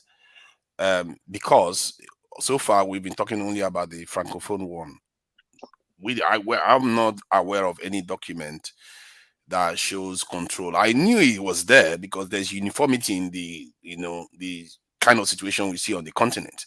Yes. But from what you are saying now, you're highlighting the Lancaster Agreement and the others. I think that's quite important and maybe something you need to highlight a bit more. And I don't know, I would like to definitely see those documents and some of the limitations that were put on us in any way. So please go ahead. Yeah, Excellent. so I'm saying the only way every leader which tries to question these things gets removed. And we don't have armies which have the mindset to protect the leader. They're not protecting the country, they correct the corporations. So we Right. need my solution now. Let me just conclude with the solution. We need to start having institutions, maybe schools or universities, that teach people from around Africa to think in the same way. That way, when people become leaders, generals, or what have you, they don't get controlled by Western corporations or Western governments. They Yeah. do what is supposed to happen for Africa to become a great Yeah. a great state in the next 10, 20 years, whatever. As Kate was saying in the beginning, we're not planning ahead. Instead of Yeah. forming our own institutions, we're running to white institutions, and then we end up speaking like white people. Let me end there. Excellent. No, Can I explore what you said there? Because we're talking solutions. I love when people are presenting solutions rather than the whinging. So, and also taking it back to the beginning of the conversation about the concept of time and set and boxes. So, with the construction of a document that needs to be signed, when you sign that document, then you are signing into an agreement, then you are going into a box. You're into the box, you're into the set, you're into the coffin. Yes, because going back to the myth, Osiris was tricked by, at the party where everybody's having fun and music, to go down into the coffin that had all diamonds and jewels on it. And then when he went into the coffin and it fit perfectly, then the case was slammed. So that's the same thing, going back to what you're saying, Mush, is that some lawyers and scientists, all these people come together and they create a document. Yes? And then that document is presented to the representative of a country or a nation or a people. And then they say, sign this document. And at the moment that document is signed, right, that document holds the moral high ground. So you can't go against the document because you say, well, that's what value is your word if you sign to give your word and then you go against what you've signed? So they dominate the moral high ground, by getting you to sign in to the agreement, and then therefore you're IC3, that was an hostage crisis. 1960. Any African who's going to tell you that they are independent is wrong. 1960 is the African year, and many African countries got their independence. But we know they didn't get their independence until they sign all document that you are now talking about. Just what I right. said. Nigeria signed it that there will be China was not in, part of the veto community in United Nations. All the United Nations agreement they have to sign to just get a flag over them. It was they were in a hostage and they have to play that game, sign it now, and let them the other generation to play their game again. And this is now it's coming back to bite them. There are new generations from Africa who is going to say no, stop it. It's what's done And, is and done, and and and sorry, let me just highlight something that I just saw just now. In Zimbabwe, they said 20% of the seats in the parliament has to be reserved for white people. I didn't know that. That's What? interesting. 20% of the it's seats in the Lancaster Agreement. That's what was stated there. I'm just reading it. mm, That it's interesting to two, Wow. start going two, to two, details. Blatant. Two ninja. I think you're Yeah. from Nigeria. You know, when you get your independence from the UK, your government over there signed a lot of agreement, which is not now you can't find them, and it's not on your table. But they sign all these agreements just to get their flags and make Nigeria a country, an independent country. That was the. We are not going back like 70 years before. That was their game, our forefathers, and we have our battle here, our war here, and we have to accept. We cannot just say it was signed and it's done. No, we will change it. It's part of it was also stated that they have to comply with pre-independence agreements. It's like, what is the point of comply with Point. pre-independence agreement? That they are not the ones that did it. Why should they agree Yeah. comply with So Yeah. it? That is a I bit have a odd. couple. I have a couple things I want to add here as well. So solutions wise, right? I believe us operating in a Eurocentric system definitely isn't going to be the best for us, right? I'm not saying dismantle democracy because that's a whole issue. If you don't have an alternative that will work for you directly, you'll just end up in chaos, right? Only a few countries, I think, in Africa are dealing with their own pseudo, long term or what we call monarch democracy states, like Paul Kagame's country, right? They're dealing with some monarchy democracy, right? Fair enough. I don't think that's necessarily going to work for everyone, but I will say this, right? I believe we need to be able to take in the let's say, okay, so I've just demarcated that I believe as African people, culturally speaking, we can't perceive time in the future. Okay, great. So what? The average African doesn't need to see the future. What we need No, no, no, is a no, no, no. way to No, no, let Kaiser. him create finish. Let him Africa. finish, capacity. DJ. Let him No, finish. Kaiser. Please don't say that. Africa is No, divided no, no, no. into two.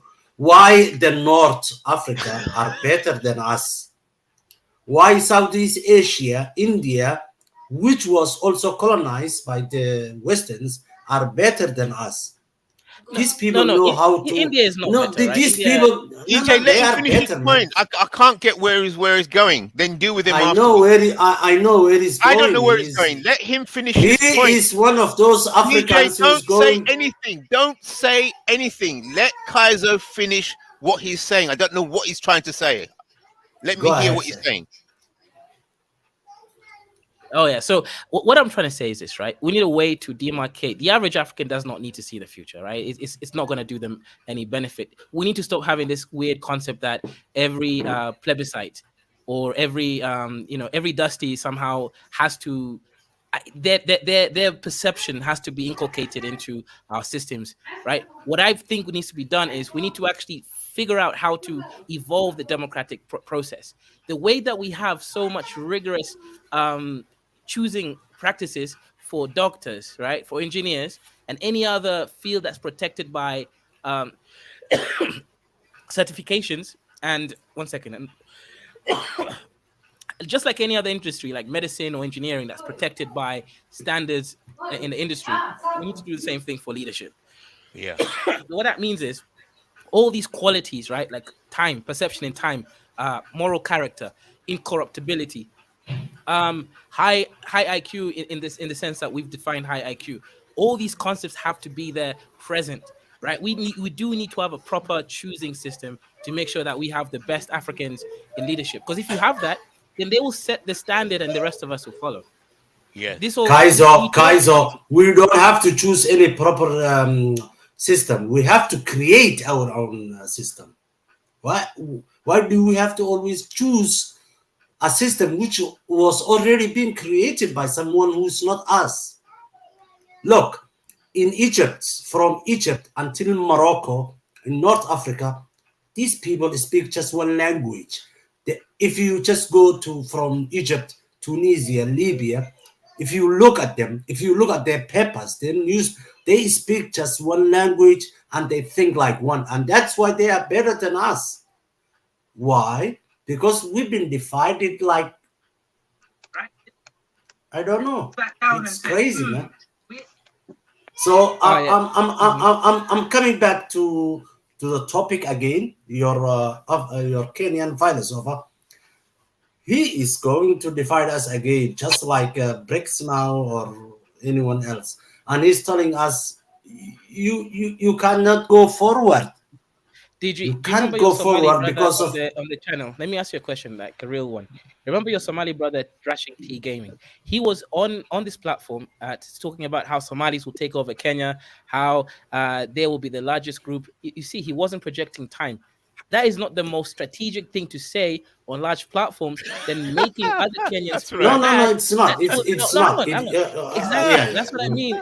We don't It's not. project the It's not. time the correct Okay, way, okay, okay. right? Okay. Let me interject. I gotta be back work and all that stuff. Yeah, I'm here to just address something Keizo said.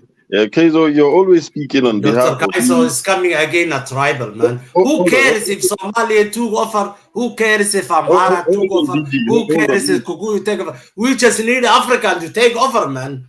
hold on, DG. Hold on. Sorry to cut your conversation. It's been enjoyable to a certain extent, but I want to address something immediately. Dr. Keizo, you're saying I am ESTJ. I am an ESTJ. When many times I don't test, I am an ENTJ and all that stuff. I'll tell you And why you're also, ESTJ just before we go there. Okay, go ahead. hold on. And next, you're saying I lack the ability to project into the future, which is Correct. completely wrong. I have done so in my own personal life so far. I'm Okay. able to project into in my own life, and I've done so many times on this panel.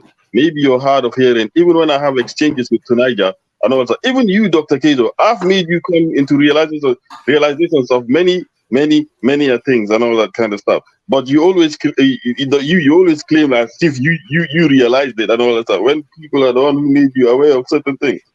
Sure. So what do you mean? I'll tell you why What do you mean? I lack you're the ability to project I'll into tell the you why. future? I'll tell you why. Several occasions you've come up on the platform, even yesterday, and you say things which are just not true, but given the trans temporality, you're always focusing on the present time. I'll give you an example. You said, Kaizo, this is why there's no one on the panel. Okay. That was just that day, that 1 hour for some reason, because people are Oh no working. no Hang no on, no you have no to no. the and if you're talking about views and everything, that week I had got the most views and the most money.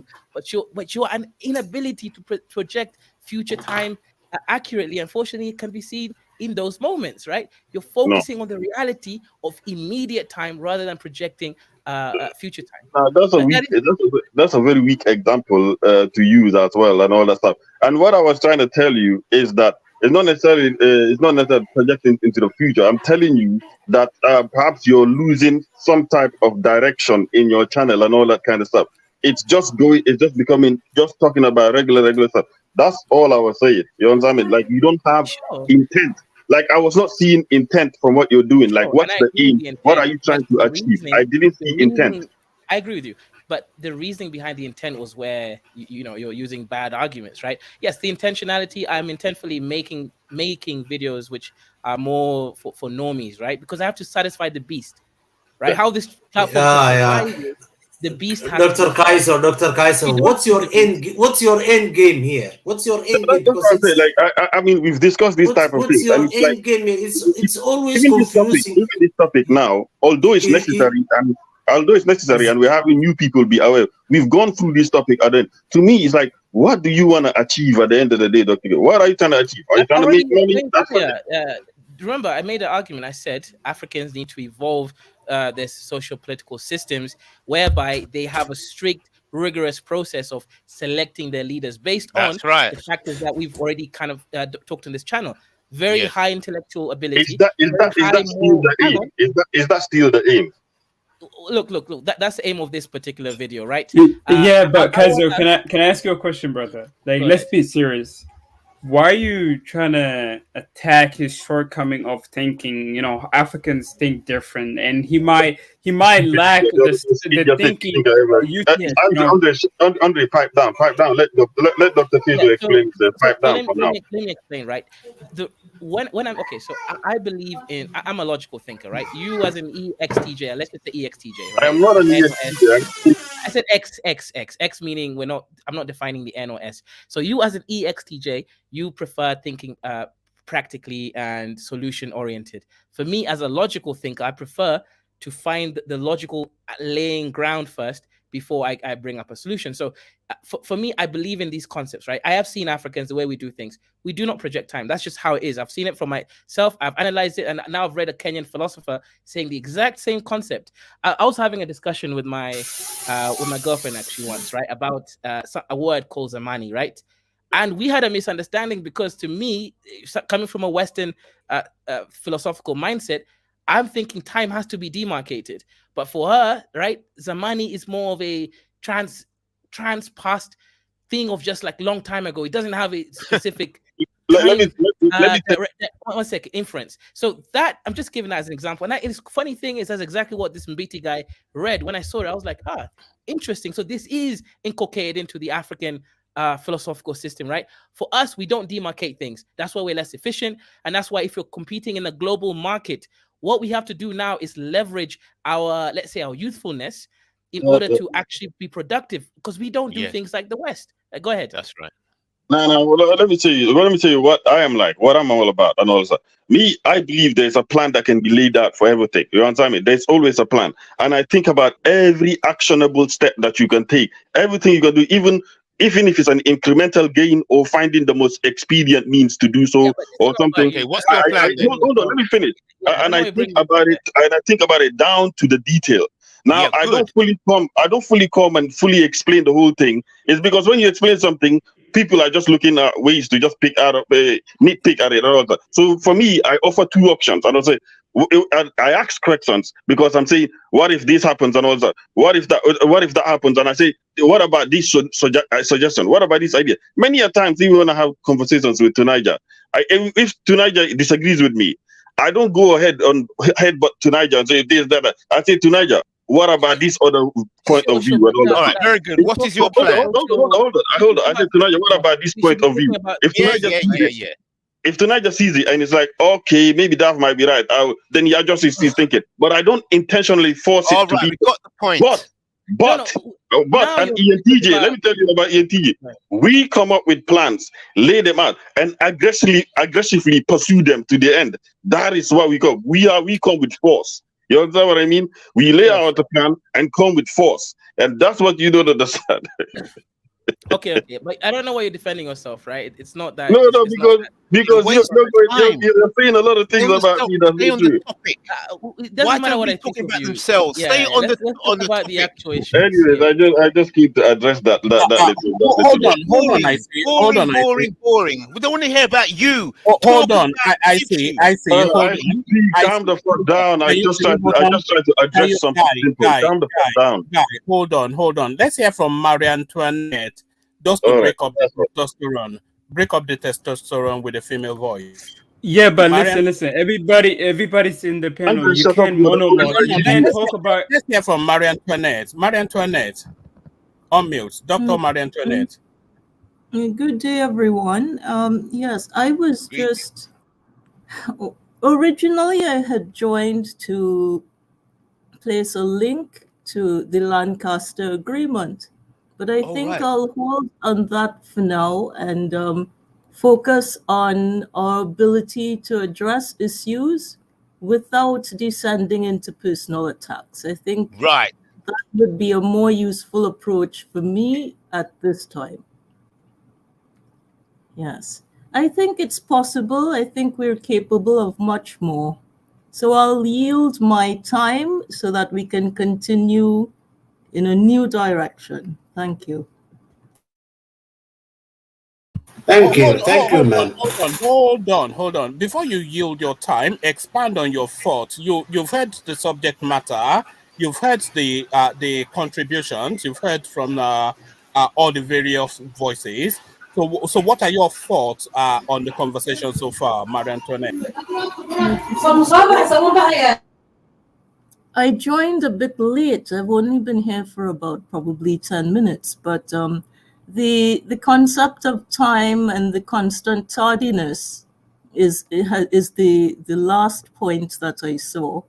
And I think sometimes procrastination, let me give an example from the Nigerian context. If you noticed before the last election, there were a number of people who were interested in producing YouTube live sessions for people to share their thoughts on each candidate. And a number of people were having difficulty getting started. And the procrastination was not due to laziness, it was because of the culture, which is particularly severe in Nigeria, of this harsh criticism of anyone who attempts to step forward and take action on a problem. It's something that we have, as Africans need to work on. There is no need to attack people who muster up the courage to address problems. We don't want to repeat of the generation of my parents that just saw it as wisdom to just be quiet all the time. This is why we have not made the type of progress that we are capable of. So, So I so you, think Marie Antoinette, you said that uh, people should be allowed to have their space in the sun of without being course, jumped upon. So, but yes. and I agree, they should be allowed their space in the sun without being jumped upon. But should their opinions, as expressed, should that be interrogated, or should we just surrender to that opinion because it's a contemporaneous, it's off now, and it's a youth-led whatever it is? Are you saying that an abject surrender, or are you No, suggesting that that opinion should be allowed air but should be interrogated? it should be allowed sufficient air before it is interrogated, first of all. Second, I have acquired the ability to listen to someone and without hurrying to classify the person into logical or emotional or Marxist or socialist or feminist, or there is this an uncanny ability in our culture to rush to put a label on someone instead of allowing the ideas to develop. The labeling is not as helpful as we think it is. It really isn't. As someone who knows Yes, what it is to be mislabeled, Antoinette, but that labeling is embedded in our cultural DNA. So for that, exactly. yeah, but for that opinion to punch through, it has to take cognizance that it will be stereotyped, but it has to punch through the stereotype. If it has any veracity or validity, it has to be able to punch through the Yeah. stereotypes in order to establish Mhm. itself. Can I ask you a question, Dr. Marie Antoinette? Okay, so Yeah. I've seen African households and I've seen how women struggle in the kitchen for like 3 hours or 4 hours a day. When I do the same job as them, I can do it in 35 minutes because I've demarcated time. I've been extremely efficient. For example, when I cook rice, I use an exact measurement based on the breed of rice, and it works. The same time, temperature, cooks it. When I cook my food, it's all one pot, yet the umami is amazing, the flavor is textured. When I clean, I don't over clean. I clean 80%. It's like I use concepts of science, right? Like, let's say instead of going 100% cleaning everything perfectly, yet spending 3 hours, I can clean 80% and spend 30 minutes, right? So Yo, there is Kaizo, you're something. basically saying I do better the housework than a Well, of black course, woman. but the point I'm trying to make is that in Africa, we don't try to become And efficient is claiming on to be something a I've better noticed. chef as well. Yeah. And Yeah. I was Dr. Mary. I was here at the beginning of the episode. Let me just tell you, one Dr. Kaiso here is, and I think he is doing this with his own. He has the best interests of Africa in his heart. He's not doing this for negative thing. He's doing this for a constructive critique. But what he is telling us as an African is we will never develop because of our culture. Forget about our culture, because of our language. And he is going to quote some, I don't know, philosopher from Kenya who is just studied 2 or 3 tribes in Africa, and they have some difficulties so to have some words, and he's making this the entire continent. That is the battle that I'm having with Dr. Kaiser here. Okay. And So it's let not me let from me ask bad you a question, intention, DG. but it's also DG. it comes from good intention. So That's what I believe. so DG, let me ask you a question, right? And you guys can answer this if you can. Right now, we know what the European Union is saying about their projections about the future of their technologies. Okay, they want to have so-called green technologies manifesting, right? They want to reduce global carbon emissions. They're putting on carbon taxes and everything. Now, if that's correct, and we know that this is a huge block, America may or may not join that movement depending on other factors. If you know that's their projection, we know the sort of embargoes and sanctions that they can place on us in terms of trade. Here's some of the issues. Why are we not then, let's say, industrially focusing on uh, controlling the resources that they require to make that a reality? Why is it that Nigeria hasn't actually started a lithium manufacturing plant yet? Why doesn't Zimbabwe start a lithium manufacturing and added value plant yet? Right?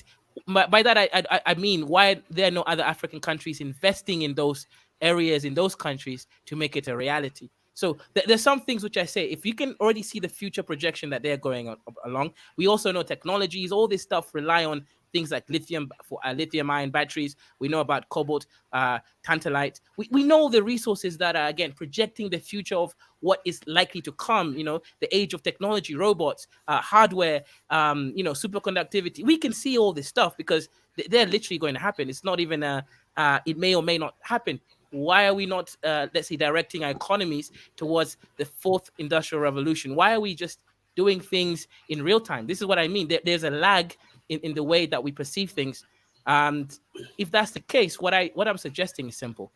If we have leadership in African countries, you can take one country as a case study. We do need, just like medicine, it's very difficult because you must comply with moral clauses, you must comply with patient treatment as well as biochemistry knowledge, etc. We need to have a actually complex way of deciding our leadership, because if our leadership are people that can perceive time, they're high IQ, they're morally competent, incorruptible, we could do what China did and just escape poverty and all those Kaiser, bad Completely, times. I completely agree with you. Just you say medicine and medicine, yeah. If you just imagine Africa as an operation room, you have, of course, the what is it called, the leader surgeon, you have the assistant surgeon, you have the nurse, the practitioner nurse, you have even the janitor who's going to clean all the thing. These people work together as collective, that because of the interest of the patient. Our problem is we are not working as a group. Every group that we know working as the Europeans are working as a group. Asians are working as a group. We Africans are not, my friend, okay. working as a group. So That here's is how Africa. that's our problem. Yeah, And okay, solution. Here's a solution. After listening to all the conversations, this I like to put a solution on the table. The solution, based on what Kaiser was saying, is that a document has to be constructed, that has to be signed. In that document, that agreement, that agreement will lay out the principles necessary for the successful functioning of Africa. So this document, we can discuss what should be in the document, what shouldn't be in the document, and the document is the solution. So we can have discussion about what should be included in the document and what shouldn't be included in the document. Then that document itself becomes a powerful entity, because once you sign that document, you're opting in to that mindset. You're opting in to those values, because it's plainly set there from the very beginning. A document to be signed for agreement. How can we start this document? I think Yo, I just want to show how much Niger had for uranium. It made up like 10% of the global output of uranium, and you guys can see. And like you're removing that 10% is going to be a lot for the world. It's like a big Yeah. impact. So let me ask you a oh, question. they're, Why they're doesn't not moving, they're Niger? just pricing it up like other countries are Yeah. doing. They're not No, taking no, it no. off. What I'm asking is, why are they not saying, "Hey, listen, China, come in right now, build us a nuclear enrichment system. Just come in directly." Why? Why are they Exactly. still That's on it. the They're whole? not at that That is phase the yet. that is They're the not at that question. phase yet. That's a No, good but question. I don't That's a think they good will question. be. my That's the friend. thing. You're correct, one man. But I'm not even hearing the conversation of, okay, guys. Well, clearly one of the issues is we're not adding value to our natural resources. Why don't we have a mining company that we can now invest in? That's one, and then also invest in enrichment of uranium and trading on pseudo enriched uranium. No, they're not gonna do it. Kaizo. So, We're the biggest producer of uranium. Namibia makes up 20% of the global uranium. Like they Yeah, but produce a lot. I don't know where the Namibia money has, is hang on, going. Namibia has Germans in the country, and that's why they're doing well as a country. Uh, Niger no, doesn't. no, no, no, no. Kaizo. They are not doing They good. no, no, The no. Germans are doing good. No, it's not about the people. It's about the sorry, can I come in? resources. Kaizo, it's not about the people. The country is rich or in resources, but where is the money going? That's the question. Well, in Namibia, they're building roads, they're slowly industrializing. But in Niger, they don't even have electricity. That's one of the issues. So, us as African countries, our leaders are a problem. And I kept saying, we need to have a rigorous system to select leaders. You can't just have a random dusty that is a. Because here's the thing, right? Someone can be competent intellectually, but incompetent morally speaking. So, what that means is obviously they can be competent, they know what to do, but they won't do it because of other reasons. Someone can be morally competent, but intellectually incompetent. So we need to make sure we can demarcate between morality, competence in intellectual ability to see the future, ability to plan, execute, follow up on the plans. All those character, like leadership, is not a mystery. That's what I'm wondering. Like, how come we don't have rigorous systems for selecting leadership? We've just So, adopted European ways when actually they put puppets that they want. Their system is you so much sorry, stronger. Kaizo, can I come in? you will answer to yourself when you ask any dusty African guy, why are you supporting this dusty leader of your All right, country? let me come in, DG. That moral imperative versus expediency and coldness of free enterprise is a non sequitur. It's not even a conversation. But this Nigerian sort of something, Niger, it is at its nascent stage. So we're just seeing a birthing of a new space within that francophone space. But the broad strokes of their narrative is that enough of the French exploitation. So that really thing of why are they not inviting the Chinese in, etc. That's too early and too unfair. brought first the broad strokes of their narrative that enough of the imperialistic French vestiges upon their sovereign space, that is their central thrust. That's the broad strokes of their narrative. So within that, because Okay. I don't think they have the So, intellectual acuity to mhm, articulate the minutiae of that broad strokes, which is what you are speaking to, Kaizo. yes, But they fleshed out the broad strokes, and it is at its but Nana, nascent stage.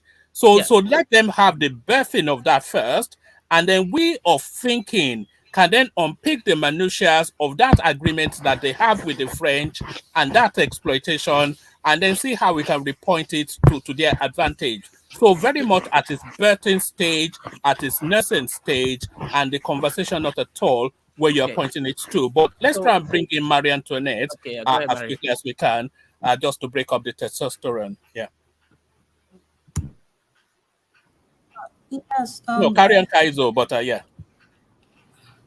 All right. I need to address some connection issues that I'm having with my Wi-Fi. But what I'll say briefly, I may need to log off and return.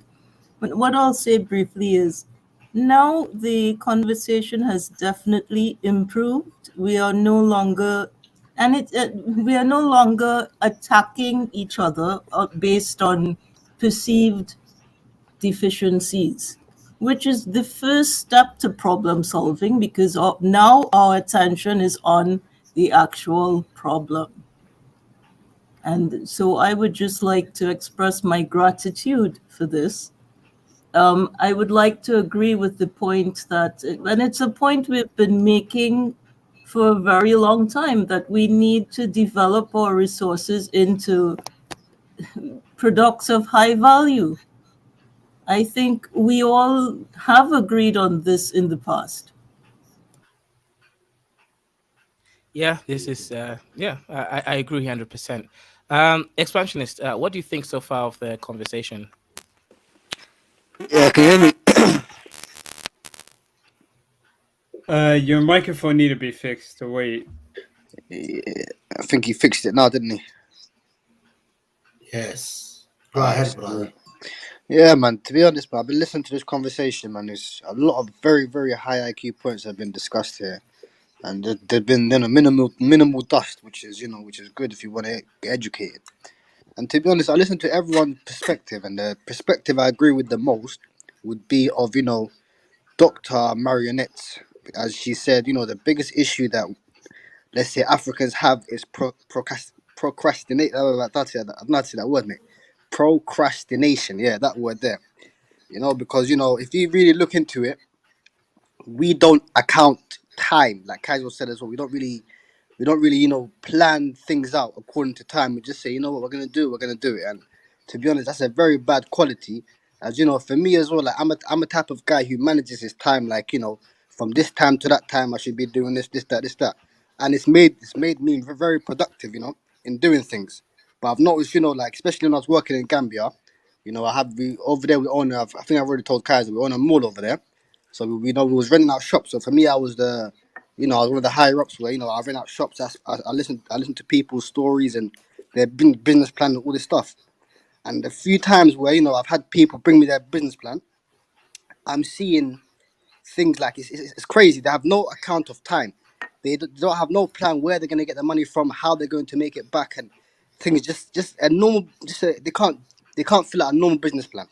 So that's when I noticed that people just go off the cuff, that they think, what, I'm gonna do this, and just they go with hope without actually planning things out and taking their time to put things, okay, this year I'm gonna do this year, this 6 months I'm gonna do this 3 months I'm gonna do this. So that's a big issue that us Africans have for sure. And I'd say if we sort out that issue of procrastination and actually become more time man, like how the Chinese, they respect time. They be 30 minutes early, and just little things like that. That will change. That will have a great change on the African psyche, at least. Because then people start being more serious. There will be no such thing as a black time no more. Where now you say people, oh, black time is late. So Yeah, like, it's and like people, you're gonna expect him to come late because he's black. You're gonna expect him to exactly, come. Yeah. exactly, and there's a saying for it, black time. So that there should be, in my opinion, that's a big thing that should be worked on. and I believe it has to be done. It can't be done head down. I believe it got to be grassroots, where people, we have to, how culture always changes. You can add things onto your culture and you can remove things. So I believe if the from the grassroots people try, applying it into their culture from the grassroots, and definitely, man, that'll make a big change, in at least in the management and the presidency. That's all I got to say, though, Kaiser. You know, Thank you. You remember when Kaiser said he's like gonna be more productive, like with his time, like trying to make a food. I think what it comes to that is actually technology. He's probably using modern day technology compared to the average African. Like if you actually you have to have a clock and you can look at the time and you can have everything in time. You know, you can make eggs in time, but an average African might not have that resources to worry about time. You know, like they're just all casual And and also, let me they give one example. One time I had the yeah, business you can plan. go ahead. One person wanted to rent out quite a big shop, So, for example, I'm like, cool, bring a business plan. They brought a business plan. I thought there was a serious, like there were serious people. They all they put down is, to make money.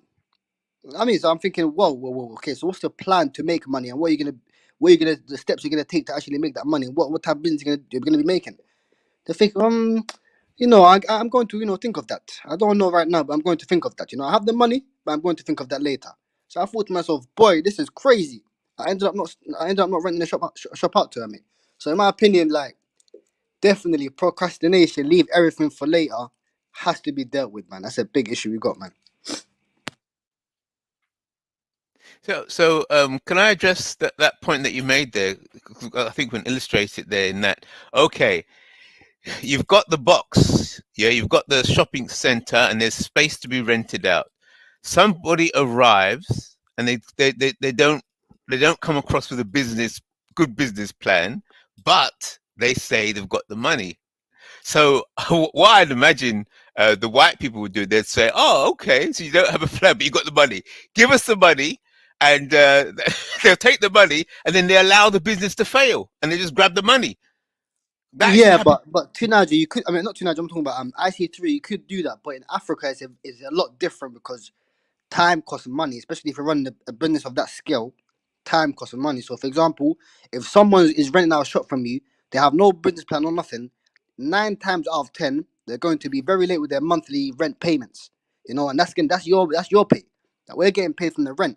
So, for example, if they're late or they want to delay their rent payment, that's going to be a big hit on the company. So that's why you have to choose people that their business will actually work, which they have a business plan, they know exactly what they want to do. So the only way you want to, yeah. So that's the main way you can actually get money. Okay, let me But challenge you. yeah, Let's go back and forth with this. Let me challenge you right. on that.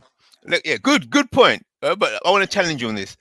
I would say that all the big powers and financial organizations in the world, they make their money on the failure of those attempting. So basically, they'll set you up with a mortgage, and they hope that you're asset backed, and they hope that you will fail, so that they can grab those assets. So all the big businesses, they are operating on the failed dreams of black people and lots of other people. So they say, well, if you can't organize yourself, okay, I'm not going to complain. You give me the deposit, just like renting a room. Okay, you have to put down a deposit, and if you can't pay the out, we're covered. So they're not worried. They're not involving themselves in worry. If you can't organize yourself, then you go down, but we're going to make a profit out of you going down. That's my. What are you going to say to that? That there, to be honest, that's a good side of looking at it as well. But it's in that would work for other type of businesses. When it comes to like renting out places like shops for customers, you have a lot of expenses. The building's probably let me give you an example for our building. Our building we got around altogether almost 220 shops, from small shops to big shops. Yeah. So you need, for example, if payments are delayed, for example, because you have to understand, there's 200 people are coming to the office to pay rent, all this and all of that. And Yeah. you got expenses to run that whole thing. You got to pay the tax. You got to, pay the electricity. You got to do a lot of things that you got to manage the whole building. You got to pay the salary of the staff and everything. So just Yeah. any little thing like that can affect the whole the system of the business, which is Yes. why we tried to avoid that completely. Like in the beginning, we done that. We were just letting people have no idea whatever come and open a shop. This is what you can do. It got to a point, yeah, that these people, they ended up fleeing to Senegal. They couldn't pay the money, You get me? Even though Oh. we had the IDs and that, because Africa's a lot more dusty. You can't really, go through the legal process properly. So it got to Yeah. a point where you had people running away. They opened their business. Their business is failing, and they're leaving the place. And then, you know what I mean. So And then you're in debt. you're in debt, exactly. So Okay, but you watch have this. to, Yeah, hold that point. I'm going to challenge yeah. you again because you are setting yourself up as the bank, as the insurance for those small companies. See, that's why the banks work so well with these other companies. Nah, but the insurance Insurance companies in is. Africa are not the same as here. Like they're dusty, I know I've got that, especially but what I'm Gambia. saying is that you are being the insurance for those failed businesses. You should make them pay for their own insurance. Say, okay, right? You in your deposit when you move in, you've got to pay this and this, and if you fail on your rent or whatever, then that's it. You're out. And then, but you're setting yourself up as insurance. They're supposed to come with their own insurance, insure themselves. That's how the white supremacists do it.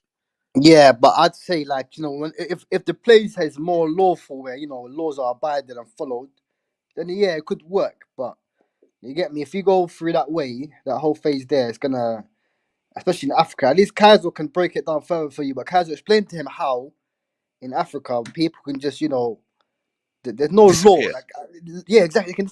They can disappear, and you can have their information. Like what we've done, we take their ID card, we take everything, we take their address, we do all this stuff. Yeah, And for example, but Gambia and Senegal are the same country basically. If people think they're different countries, but they're the same people.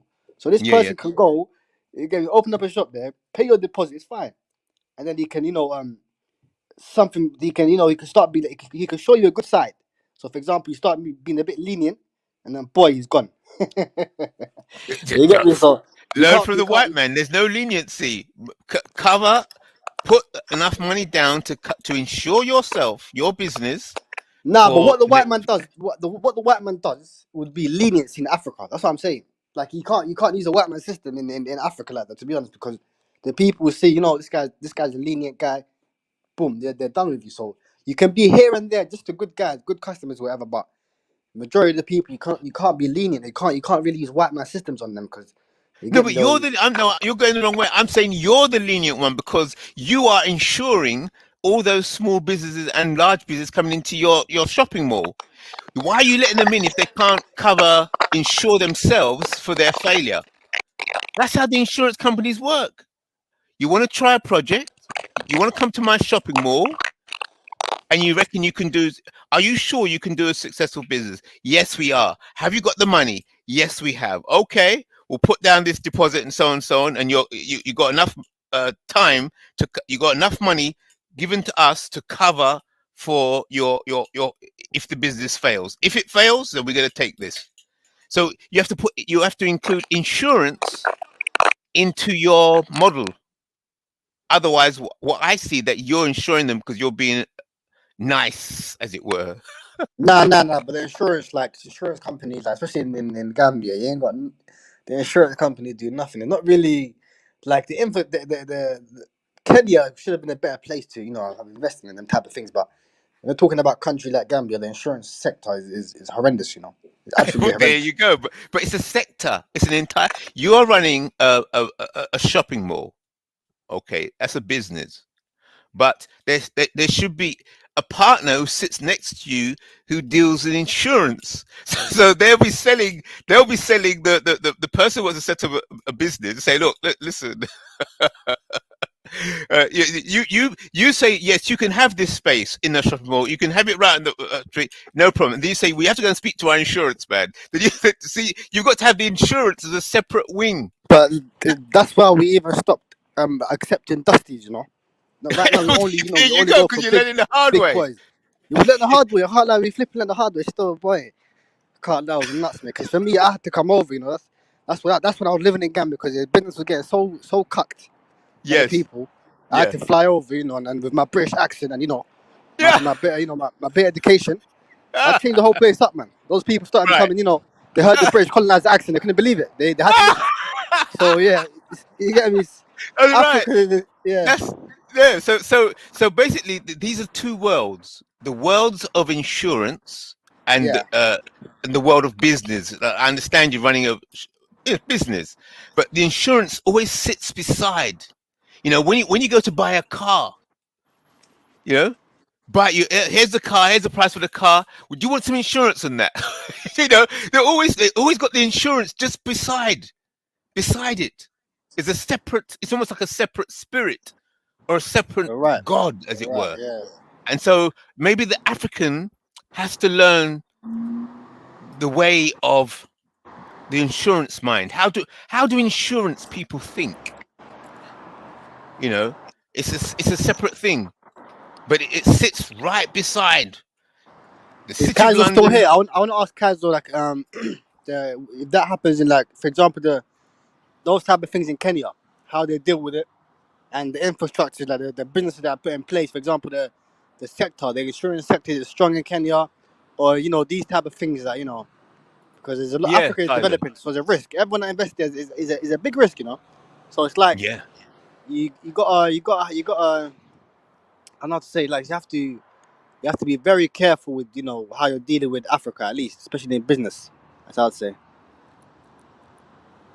So how's the insurance market? Because It's shit. Lloyd's insurance market is massive. I saw the Have Yeah, you seen the building? yeah, yeah, The yeah. whole It's building huge. is not. It's not. I thought it was Lloyd's Bank. Lloyd's Bank Nah, is yeah, it's separate from Lloyd's the Lloyd's insurance, isn't it? insurance. Yeah. Have you seen the Nah, but that's what building? I'm saying. In the West, they've got this insurance thing to a T, but T. in Africa, we have no insurance. Like, I'm gonna be real. There's Exactly. no such thing as insurance. You lose your investment, you lost it completely. That's it. You know what I mean? Exactly. So that's But why you that's the go into the biggest city of issue. London, Lloyd's Bank. They're the ones. And think about it. The whole of Africa and all the slave trade, it's all from insurance because the ships had to be insured. The ships can't sail without insurance. And they were throwing Africans off the ship into the water Exactly. to claim the insurance. Exactly. And also, I want to touch up on the thing that Duala was saying earlier about, why North Africa, is a bit more developed than the sub-Saharan.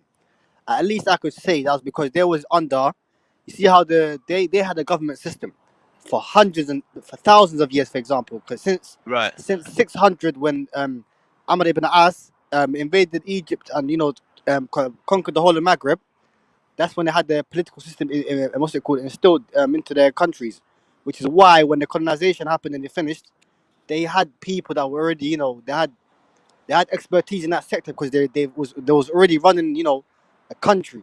Whereas right, in Africa, there was not such thing as a governmental structure. At least I'd say in right, Sub-Sahara, like, to level as the caliphates. For example, the Umayyad Caliphate is stretched from Spain all the way to India, and it was a centralized. Like, they had to. It wasn't fully centralized, but they had to make it kind of centralized. And you can right, go as far up until the Ottoman Empire, until they lost their. You know what I mean? So those people, they've always been in that system where they've had a government, but Africans, that sub-Saharans, we had a lot of different lifestyles. Some people had kingdoms, but they weren't really centralized. And some people had, like, some people were just herders, some people were just farmers, some people were just hunters. So, we really have only been countries for, let's say, 60 odd years, like right now, for, like, yeah, 60 right, years, which is why we're so behind. For example, Europe, all countries in Europe are over 200 years old, which is why they're you right, know they're far more ahead. They've already dealt with what we're dealing with now in Africa, so they have a head start. And for example, same thing with the Arabs as well, because they were under that kingdom. As soon as that colonization whatever ended, and they started making good choices, and now they're one of the richest people in the world. You've got the Khaliji countries, you've got UAE, you got Saudi, you got all these people, all these countries that are well developed, and they're on they're world powers. So Africa is we have to have some sort of understanding that Africa is a new like African countries, sub-Saharans are new to the game. Like this game been Right. played a long time, and we're just getting into it. But the progress we're making, I'm gonna be real. Like a lot of people might say I'm lying, but it's, to me, in my opinion, it's great. Like especially the momentum Because that's you're been out. learning. That's yeah, you're learning through your Uh-huh. mistakes, and Yes. you get me. Even like it's crazy because once you learn from your mistake, that's I'm gonna be real. Learning from your mistakes is probably the best way to learn I things. know. It's painful. I wouldn't encourage it, but I'd say it's a great way of learning things, because Yeah. it's so in my opinion, man, definitely we're new to this diplomacy game. Yeah. All we gotta do is play our cards right. Of course, we're making wrong choices, and we're not really good at that game right now. But definitely, man, if we focus and learn more and more, the youth start to at least get into that sector more, at least be more involved, or at least listen to government news or what's happening back home in Africa at least. And definitely, man, and learn about this stuff, and yeah, man, definitely there could be a big change going on, man, for sure. I like to explore these two words, having listened to what you're saying and how you're running business, running a shopping mall, and the failures. I think what we should explore in finding a solution is these two words: insurance and interest. What is the relationship between insurance and interest? And I think it's those two words are the key, because what is insurance fundamentally, and what is interest? In whose or what interest? Yeah, insurance, which deals with security, and but I mean both of those, insurance and interest, are all in the realm of trust. Yeah, trust. Insurance, can you trust yourself to open up a shop in this mall and run a successful business? Can you trust yourself that people will want what you have to offer, and will people trust you that the products that so they'll return to the shop that you're renting in this mall? And interest, what in whose interest is this shop that you're going to rent in this mall? uh, uh, is it in interest for you, for your pocket, your account? Is it going to be in the interest of the mall itself? Does your shop and the products that it sells benefit the mall? Because the mall itself, this shopping center, has to have a certain character. So the character of the mall, the reputation of the kinds of business and of the kinds of things that takes place within that space. So you being the owner of that mall, right? You I'm gonna have call a back in at 10 minutes. Yeah, huh? I'm gonna call back in 10 minutes. Yeah. So I'm going to explore this from the model that you gave of renting um, spaces within your shopping mall. So because you're the mall owner, the mall has to have, just like you have a business model, or a mission statement. What is the purpose of this mall overall?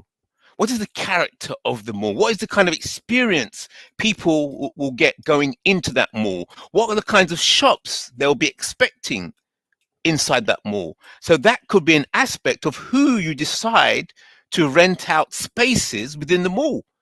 You could say, well, maybe this business is a good business, it makes lots of money, but we don't want that kind of business in here.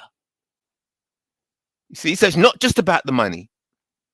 It's about the culture of the mall, of the shopping center. So I think that moves into the realm of interest.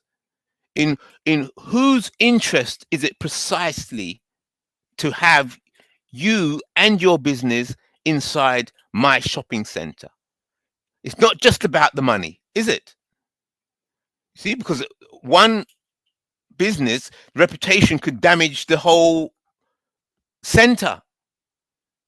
Oh, there are drug dealers in there, or so and so in there, or if you go in there, the security's battered, and you might get your purse stolen or your bag stolen. They sell lots of interesting things in there, but there's a lot of thieves inside the shopping center. Yeah, so that moves into the realm of interest and insurance as we explore those words to do with business. And what Kaiser was saying earlier on about the leadership and morals. You see, when you start mentioning the word morals and moral value at the same time as talking about leadership and business, you see, these things, they're not light conversations. What is the morality? What should be the morality of African leadership? Because as we were saying, talking about solutions, put the solution into a document, into agreement, because as some of you were saying earlier on, the African leadership had to sign certain documents in order to get their independence. You have to sign here before we recognize you. And then in that signing of that agreement, you've locked the whole nation, the whole tribe, the whole clan into something. So the system of white supremacy is constructed by agreements and documents, getting people to sign in. And that way, the white supremacy always keeps the moral high ground. They always come out as more righteous. Why? Because they can bring forth the document and say, this is what you signed. Your name is on it. Your people is on this document. You signed it.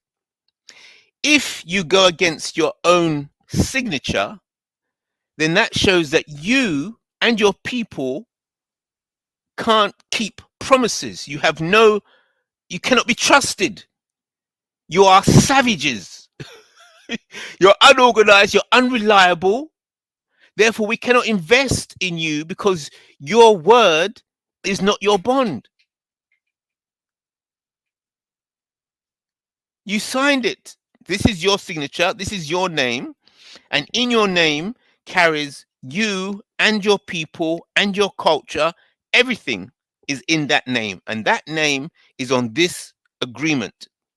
You break this agreement, and then you are breaking everybody else's trust in your name, in you, because you can't keep your word. Therefore, we can send in the military to kill all of you because you're worth nothing. You can't keep your word. You're savage. You're an animal. Because you can't keep an agreement. You're uncivilized. So, and then they link that agreement and those agreements and those documents to insurance and faith and trust in the future.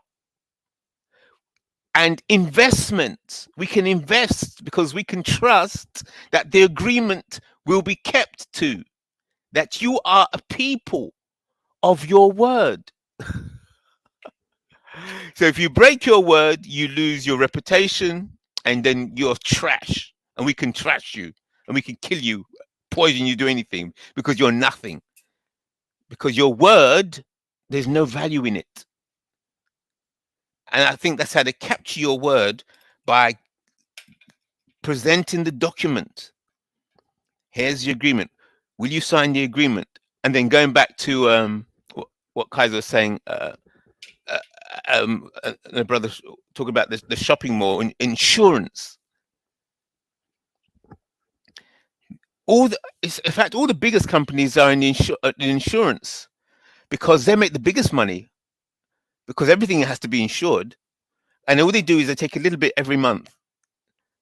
just to ensure that, just in case, just in case, you just take a little bit of insurance just to cover, should things go wrong. You should see the size of the Lloyd's insurance markets. It's a market, not even a business. They've gone past the business.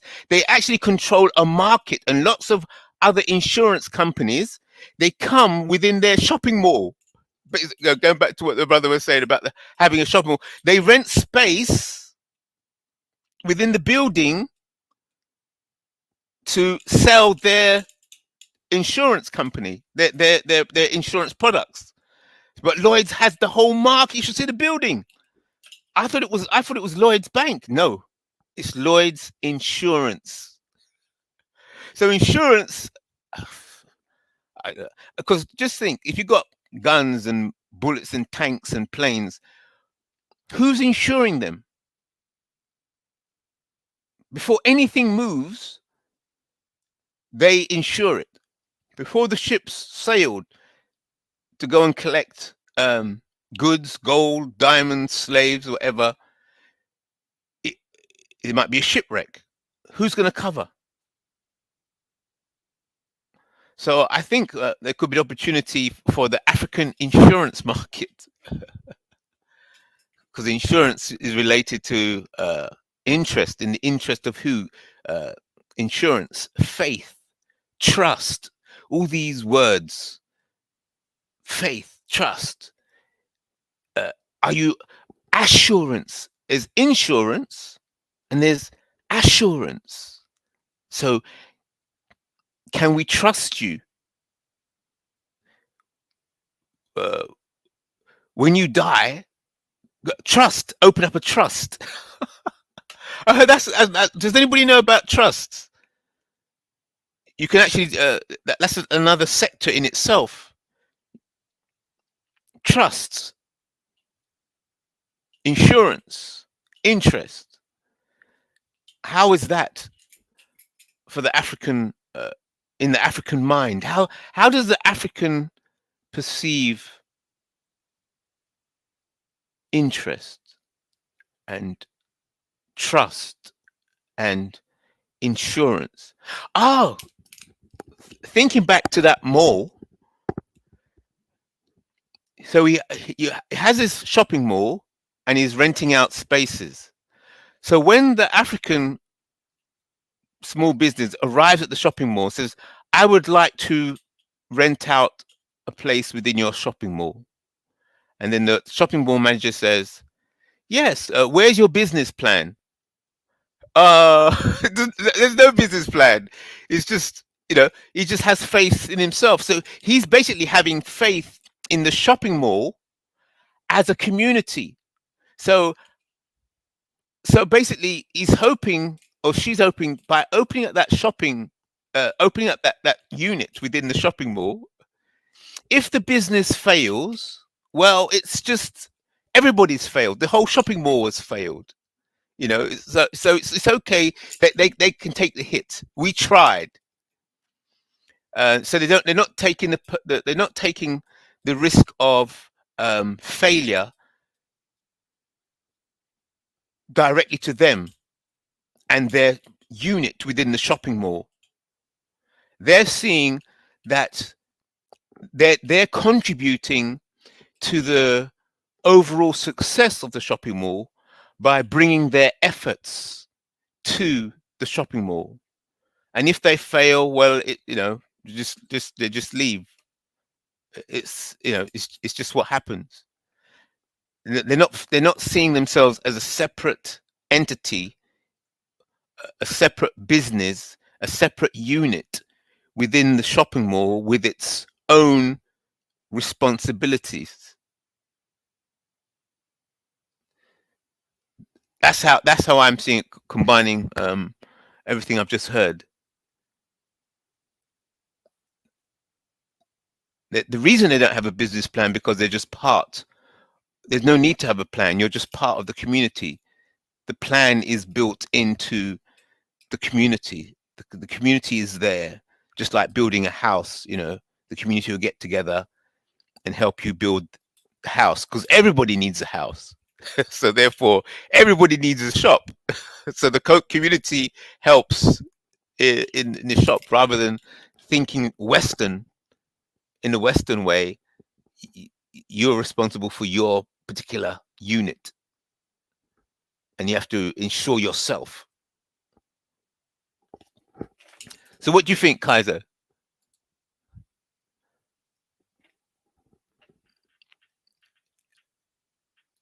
Or anybody else? Tunija? Anybody? Dr. Maria Antoinette? DG? Um, I'm wondering if everyone else is connected. I'm not sure. I don't Yes, know. it was a lot of information. Um, yes, I do agree with the importance of definitions because it's the first step to thinking through solutions clearly. Um, I don't recall everything that was just said, but I I see the conflict between our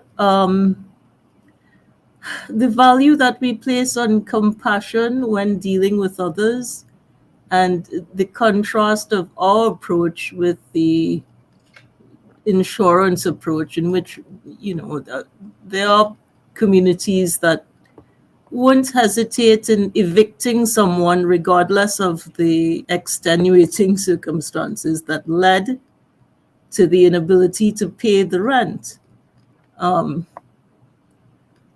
I I'm a bit hesitant to think we should abandon our way of empathy and compassion and Ubuntu, because right now the other communities envy us in this regard.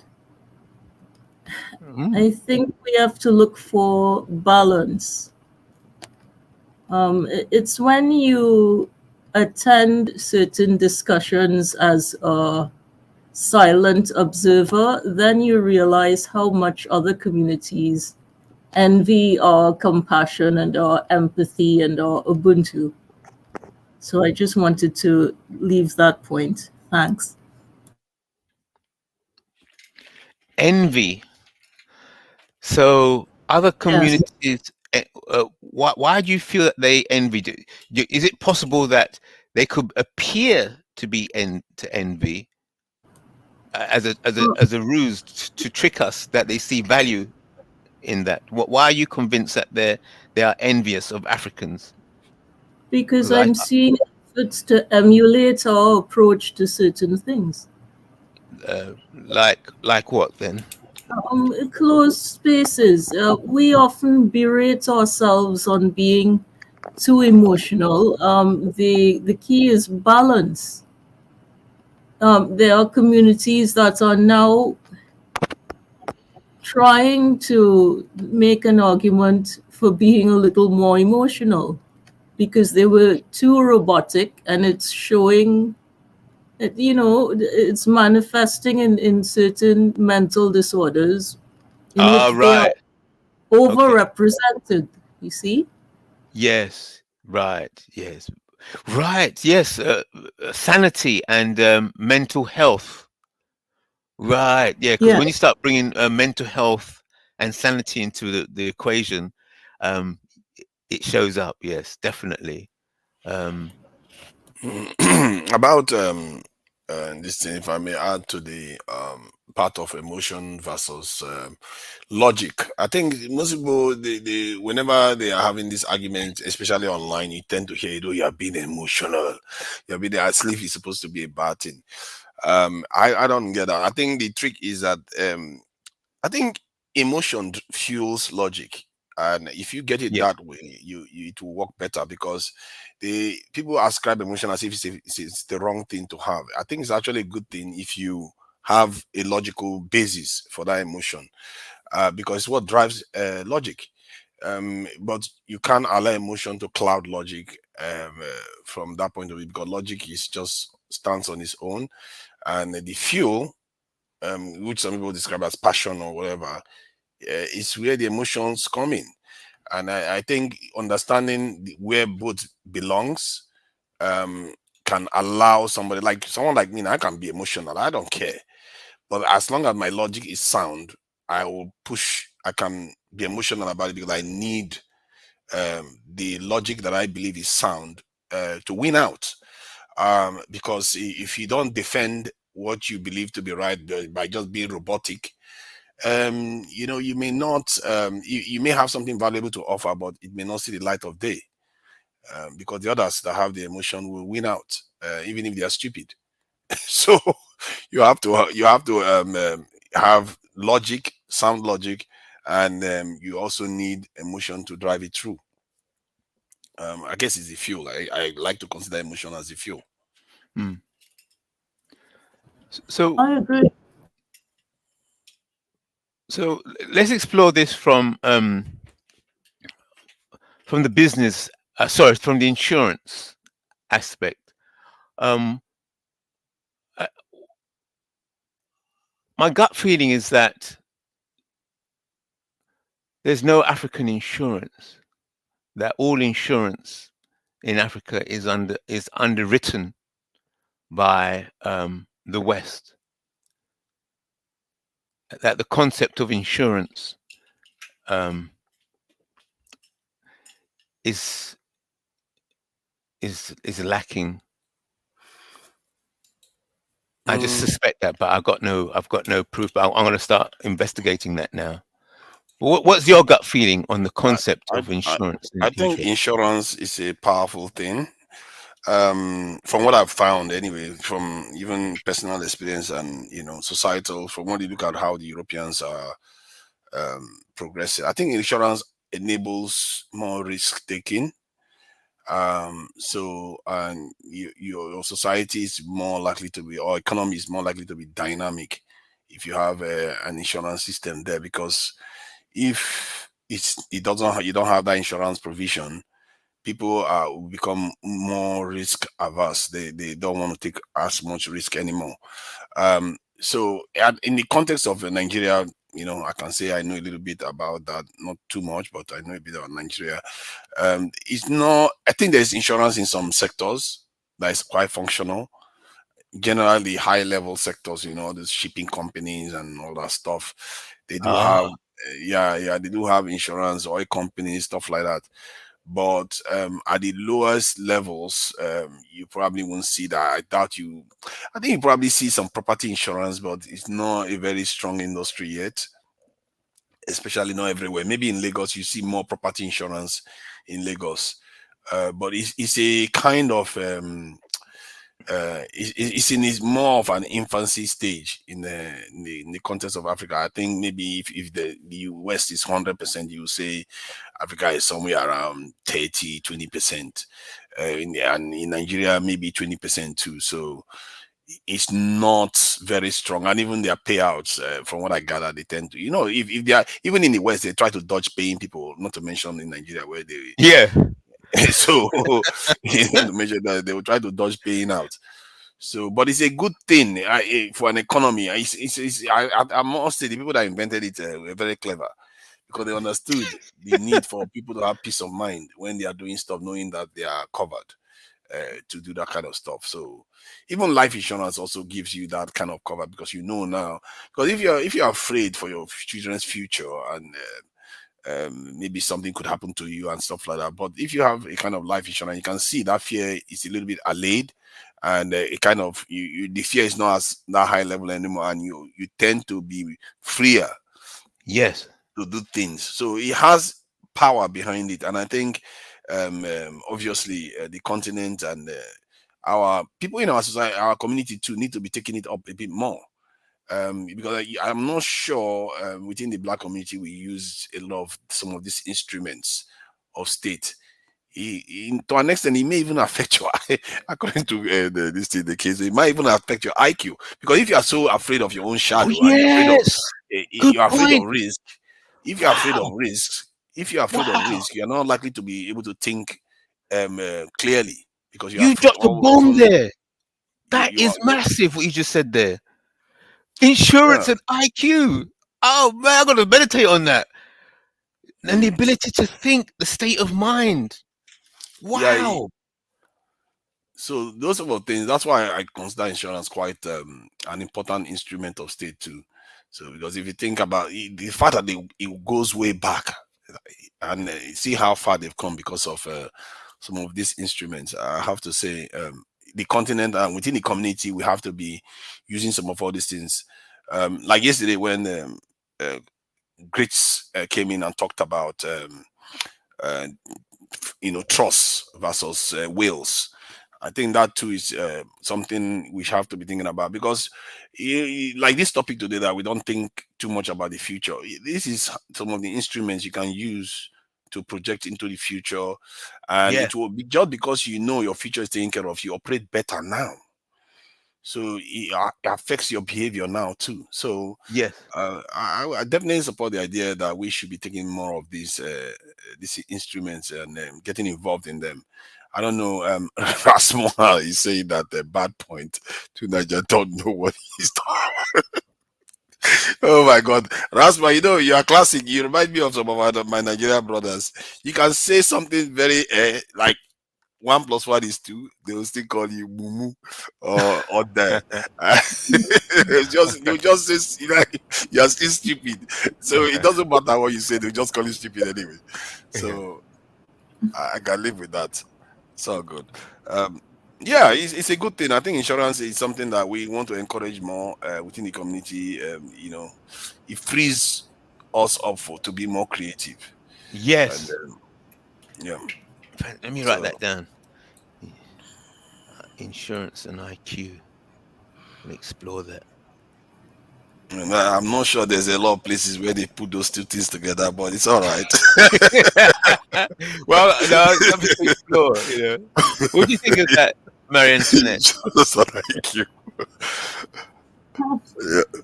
No, I'm really ambivalent about. I agree with the point, but I'm ambivalent about insurance. To me, it always felt like a form of robbery because when there's a disaster and people really need the services of the insurance, there's always a clause through which they exit their end of the bargain. Mhm. You want to make sure you tighten the clause very well. They do pay out though. They do pay out. You see, there are certain industries that are very stubborn when it comes to paying out. I think I gather that some of the healthcare industry, they are a little bit dodgy. But the home ones tend to be quite robust. I think they are quite robust. As long as there's no deliberate damage, like setting fire to your own property and expecting them to pay out. They will pay out if there is, let's say, fire to a home. Generally, they pay out from what I gather in those ones. Even some natural disasters, they even pay out for those too. So it depends on the sector. I think it's sector by sector. Some sectors are just awful. Um, Yes. and life insurance, I think they pay out more also. I think life insurance, they do pay out at the high rate too, because you can't necessarily fake your death now. So there are a few cases I've heard of where people fake their death to go and collect life insurance, but generally when you pass on, they have to pay out. They have no choice. So I guess from the point of view of the discussion, if one wants to encourage our people to get involved in these things, look out for the payout rate in the industry you want to get involved in. If, say, for life insurance, you want to look at the payout rate and the kind of company, how much you tend to pay out. And if it's well above 90 something percent, generally, that is a standard and solid this in the insurance industry. I think the car ones too are not too bad. But then you don't have a choice. That one is by force. You have to get it anyway. But they are not too bad. They do pay out, but the excesses can be crazy. I don't know why they do excesses in other countries, but here in the UK, you have to pay a certain amount towards whatever you want to claim from car insurance companies. Yeah. So some companies, the excesses can be so high that you might as well fix the car yourself. Yeah, premium. So Yeah. that's how they dodge it. No, not the premium, the excesses. That's like, let's say there's an accident Oh, and you right. want to go and Okay. fix the car. They will say you have to pay about 1,000 to fix Right. before And they then they'll start come with the contributing. rest. Yeah, they'll come with the rest. So Yeah. most car crashes may not even cost you up to 1,000 to fix, except it goes over, then they have to come in. So, and Right. whatever happens anyway, you still have to pay out £1,000. Even if the car is total, you still have to pay out £1,000. So, that is sometimes is not very, it's not too nice from that point of view, because the whole point is paid in your premium, and then when there's an issue, then they just cover the whole thing. The last thing you need after a car crash is worrying about how much you want to pay out. So I guess But I that's better suppose, than nothing. yeah, but I suppose that's why Lloyd's insurance market, they control them. They've got a huge market building. It's just the market is massive itself. So what happens is all these insurance companies are all offering different policies. So this company might say, okay, you have to pay a huge premium, but then if anything happens, we just pay out everything. Another insurance company will say, okay, you pay a small premium, but if anything happens, you have to pay the first £1,000. So all of these are all different companies offering different insurance policies. And so you're going into the market and then you're choosing which insurance deal you want. Some insurance costs more, some insurance is less. So therefore, the risk is up to you how much you want to pay. But the insurance market is there. And you go into it with the amount of money and the amount of risk that you want to take. And then there's bound to be a company in that market that is offering an insurance policy to suit your budget and to suit the way that you feel about it. What risks you want to take. Yeah, that's what a market is. You might want to take, that's what a market does. So then Lloyd's takes all these different insurance companies are in their market, and Lloyd's just takes a little bit from all of them, and huge. They become huge. You see how these people very clever. And actually, as you was talking and listening to what Maria and Antoinette says, it all seems like thievery.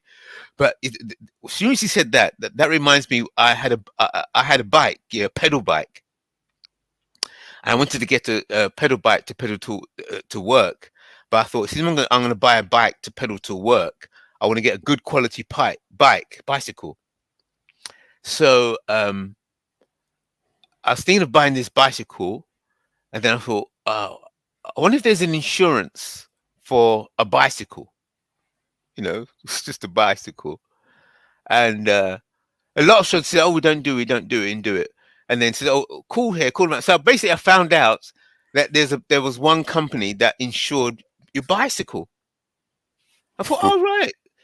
There's an insurance company. See, it's a market, yeah? There's an insurance company that insures your bicycle. I said, yeah, okay.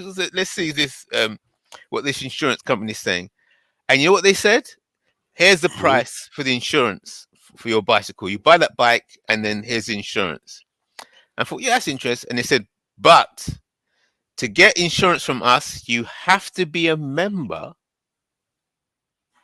of a cycling club. Did you catch the depth of that? That's a bit In crazy, order to because get people can insure phones now. They can insure almost anything now. right. So Even which goes back TV. to what you were saying, that you're saying that the insurance market is not developed yet. So what is a highly developed insurance market? A highly developed insurance market means that you can insure the slightest thing, the smallest of things. Yeah. And a backward, undeveloped society, they can only insure large things, which like ships, like you said. That's true. I think that's where we have not even come close to like some of the petty stuff they insure here. You can insure a headphone, all those Beats headphone, you can insure it. You can insure your mobile phone, your laptop. And there's a website, you just go select something that will tell you, okay, put the price of the stuff, put the item, and they'll give you a quote how much you need to pay to insure it for a year, 2 years. And even on Amazon, if you want to buy stuff these days, sometimes they will just put a potential insurance cover on it. If you want to buy stuff under $50, they will insure it. They don't care what it is. They Yeah. will insure it. So to just give you that extra peace of mind and also make money for the insurance company too. So it Phew. gives people general peace of mind that when they buy stuff, if the stuff gets damaged, they can have it replaced, not by buying it all over again, but you pay, it's just the insurance premium that you pay for it. So it's quite useful to an extent. Yeah. And those insurance companies, so even though you're saying for small items you can get insured, but if everybody's spending, if you got 40 million people paying uh $1 a month,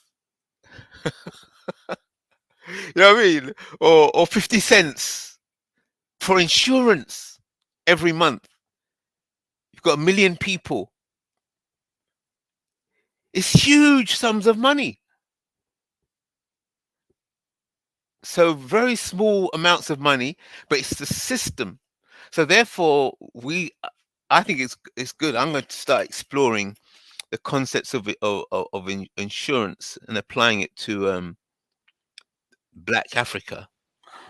Yeah, I think yeah, that's just one angle. I get for me anyway. Given where we are right now, I guess every little helps to move things forward.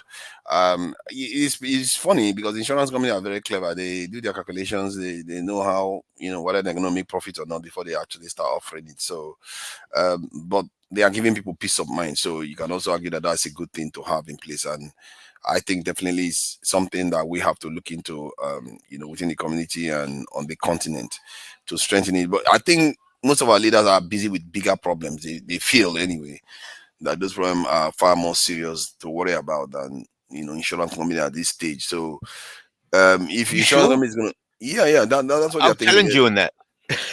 They are It's a worrying about power delusion to supply. In think the there's. case of Nigeria, they are worrying about power supply, security, and economic issues. They don't necessarily tie insurance to. I mean, they don't necessarily tie those things to. If you have better insurance, maybe to encourage people to do more business, more money comes in for power companies and all the Exactly. That's rest. the point I was about to So, attack you on. I was going to about to mm, challenge you on that. You're mm. saying you're worried about more important things than insurance, and I'm about to challenge you and say, hey, there is nothing more important than insurance. No, to be fair, there are Let's things that are more let's important than back and insurance, forth. though. How can What we put what? insurance first? Security, this thing, Hold it there. Hold it there. yeah, You're saying security is more important than insurance. Think yes, about what you just said there. yes, Security more important than insurance. yes, by far. People have to be safe and Security stable is before they insurance can in get itself. insurance. What's the relationship between security and insurance? Because if you're going to secure a place, that's going to cost money. Yes, so Hmm. you're investing in a security and the likelihood of something going wrong. So what is the Hmm. relationship between insurance companies and security? I mean, uh, like I the can slave trade. I can explain that. I think it's quite Go on then. simple because insurance company have a kind of what they call boundary conditions that they use to calculate the chances of people claiming insurance.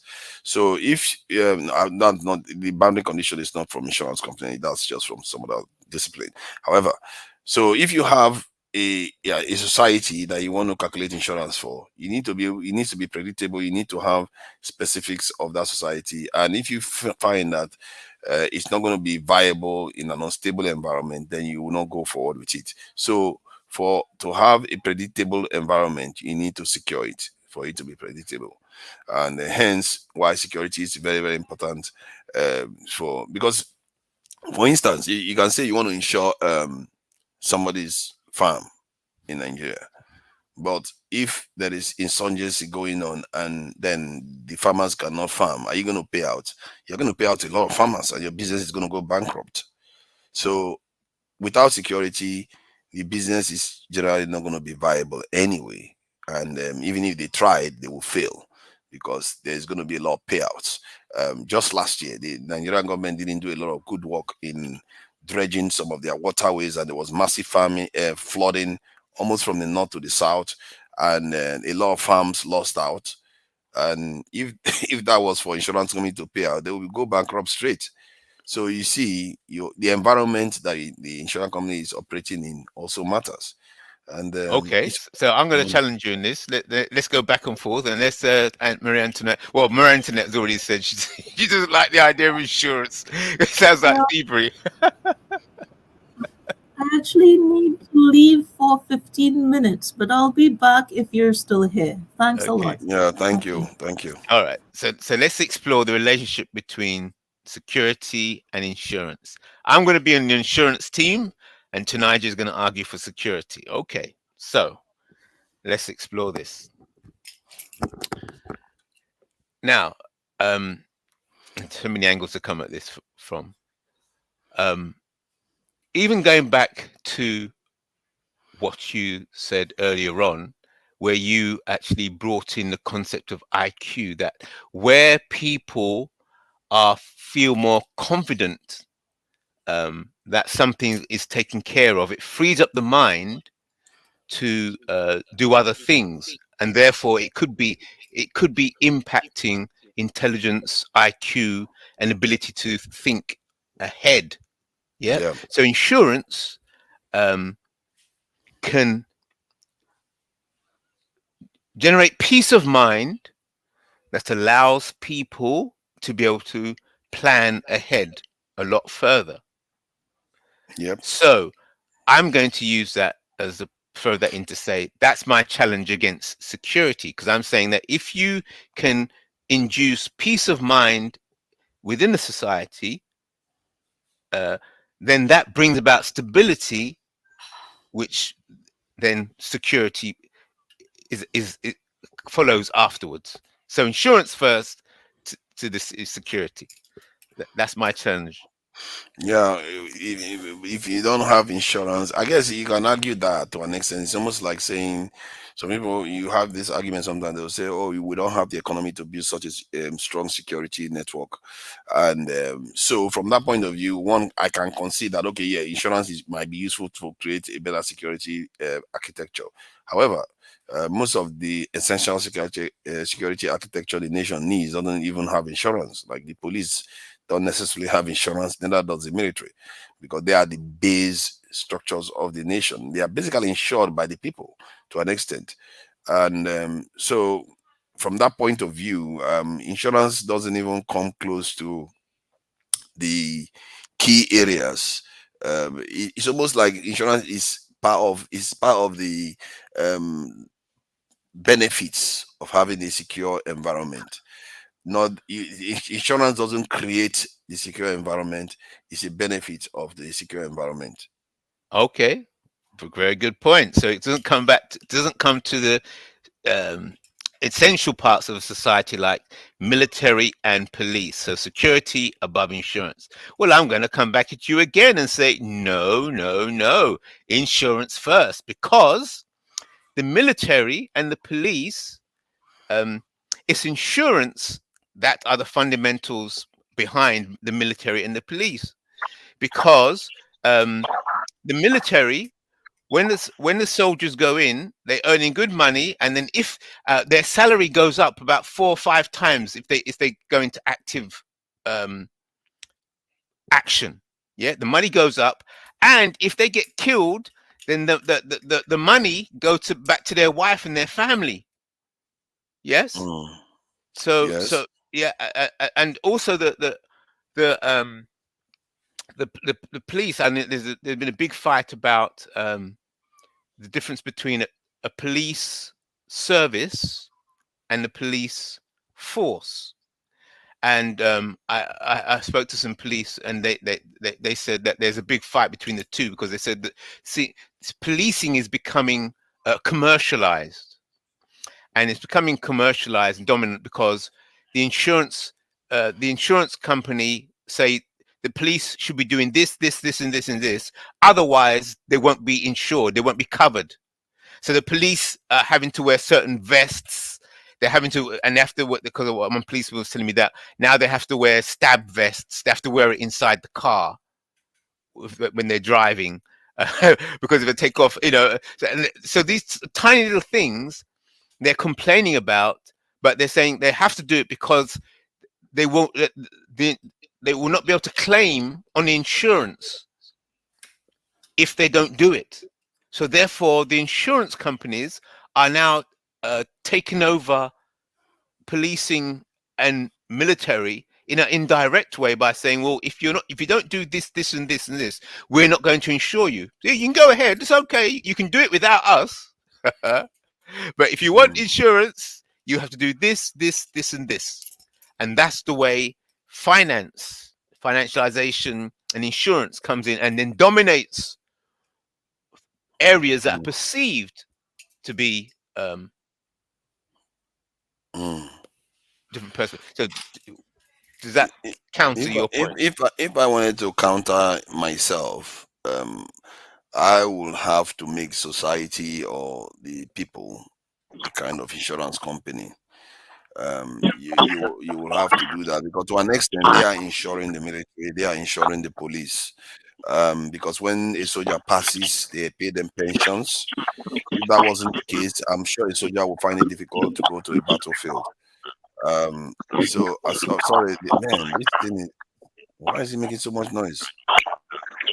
Mush, I think Mush is yeah, I need to mute him. Yeah. So you can argue that the people are creating a kind of insurance for some of these institutions like the police, the military, in short, all the security infrastructure of the nation. Because when something happens to them, you find that they have pensions, they pay out to their families, they do all those things, which is a form of insurance, really. And it's not so. Is it so dissimilar to the everyday insurance companies that we have? It's not so dissimilar. People need peace of mind to an extent before they can afford to take risks for take risks in general. So because these soldiers have that peace of mind that the nation is going to take care of them, they are willing to take more risk, just like a driver can take more risk knowing that his car is insured, that whatever happens to the car, it will be fine. And so yeah, you can, if you put it that way, then you can say, okay, yeah, insurance is also good for security. You see what I mean? It's also good for security of a society. But that said, anyway, by and large, people don't associate what the government does for the military, the police, and or the security institutions as a form of insurance. They just see it as compensation for work done. You see what I mean? Yes, So, that's right. And so I'm not sure one can necessarily call that insurance, but that's why I chose to say that insurance companies are not of high priority to African countries, because they prefer to build all the other key instruments of state before they worry about insurance, because most of even their democracy is shaky. In the case of Nigeria, we don't have power supply, so they don't see insurance as an important instrument. I take your point. Insurance is important, actually, and to some of all these things, it's subtle, but it's there. Yes. That importance is there, and it may be part of the that aspect that is needed to complete the the reality that we want to create of these institutions functioning properly, and power companies stay on, our refineries actually working. And that's another thing. Nigeria has 4 refineries, they break down. If I was Nigeria, I will contract the insurance of those industry, the Nigeria refinery, to a foreign entity, like in the US or this thing, so that if our refineries break down, they are responsible for it. They will have to come and fix it. And any damage we incur is on them. So you see what I mean? So there are some certain things you could do smartly, but I think as a nation, we have not done things in a smart way. There are, you can find things in Nigeria. Yes, it might cost you a lot to keep those instruments on, and those this thing. I mean, those companies or establishments open. It might cost you a lot to insure it overseas, but better to insure it than run the risk of it collapsing completely. But I don't think they will cover you anyway. I don't think anybody, any sensible person internationally will want to say, you know what, we are going to insure the Nigerian DC refineries, because they can't, they are not the ones running the company. Nigerian, what if the managers of the company completely run into the ground? And then there's corruption everywhere and people are stealing the components of the company. Then no international company will be able to cover that. It will be too tedious for them to realistically do. So from that point of view, insurance may not be that important. And this is the beauty. If like now, if I was involved in an insurance company, I will have an interest in the security of that nation, because the more secure the nation is, the less people will claim the insurance. Exactly. That's right. So I have an interest in it. So there's benefit to having insurance companies around. It's a And state of mind. Yes. yeah, And so therefore, listen to what you're saying and combine what I'm saying. You have, by developing the insurance market, by developing a Black African insurance market, you are indirectly developing the society, the whole country, the nation. Without it doesn't appear directly. People don't see it, but because people should see insurance as a side issue, but it's actually the fundamentals of the structure, the economy, because it deals, it impacts on the way people feel towards each other. That's true. That's true. It does have an impact. It might, if you are measuring it, it might be up to 5 to 10% impact on how people, maybe even more. In some areas, how people think and operate within that structure. And I Yes. also like the idea that insurance companies have an interest in keeping the nation secure. Yes. So I also like that idea. So you can see why it's good to encourage them to be part of any society, because it's in their interest for the society to function okay. It's when things go wrong that they have to pay money out. Yes. So that So is they quite want to good. keep stability. They want to keep society. So Yeah. therefore, insurance is very closely related to trust and interest and society, that the invisible aspects Yeah. of a society. You know, everybody talks business because you see the ship coming, you can see the crates, you see the barrels of oil. These are all things that you can see. But once you start moving into insurance and trust and it's the invisible. So people just they downplay the value, are not Yeah. realizing that the real power is in the invisible. It's The things you don't untangible. expect. I'm not even sure I've thought about it from the point of view that it can be that significant or strategic. Because from what we are talking about right now, it seems insurance company is more strategic than I gave it credit for. Because generally, you saw how Dr. Marie Antoinette responded at first. Her instinct Yes. is that insurance company are dirty players. Exactly.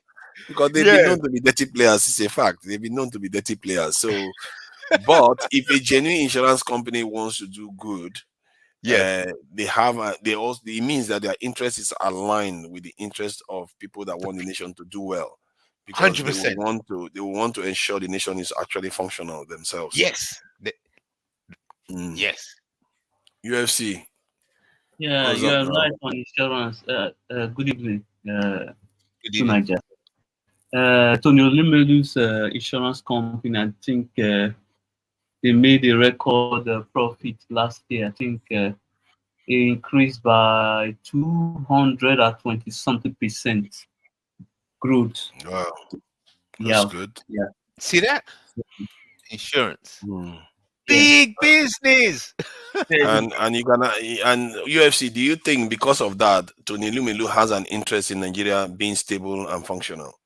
Because if Nigeria is not, he will have to pay out more money. But I think, yes, it is, because we look at it, those guys have so much assets in the country. So I believe they want stability. The people that normally cause problem in Nigeria, they have nothing there. If you really dig and do your investigation, they have nothing in Nigeria. That's why they can cause trouble. Those that really have a lot to lose, they want peace in the country. Actually, if you look at it, I don't think someone Right. like Dangote will want war or conflict in Nigeria. I don't think so. Right. Yeah, he will Yeah. not. Who is going to buy cement in Thank wartime? you. Thank you very much. That is a very, very discouraging environment to build to build it. That nobody that would be hard now. So Yeah. yeah, clearly this is why sometimes it's good to think about these things from this point perspective, to start recognizing some of the industries that actually benefit from a stable society. And so insurance, I believe, is one of them.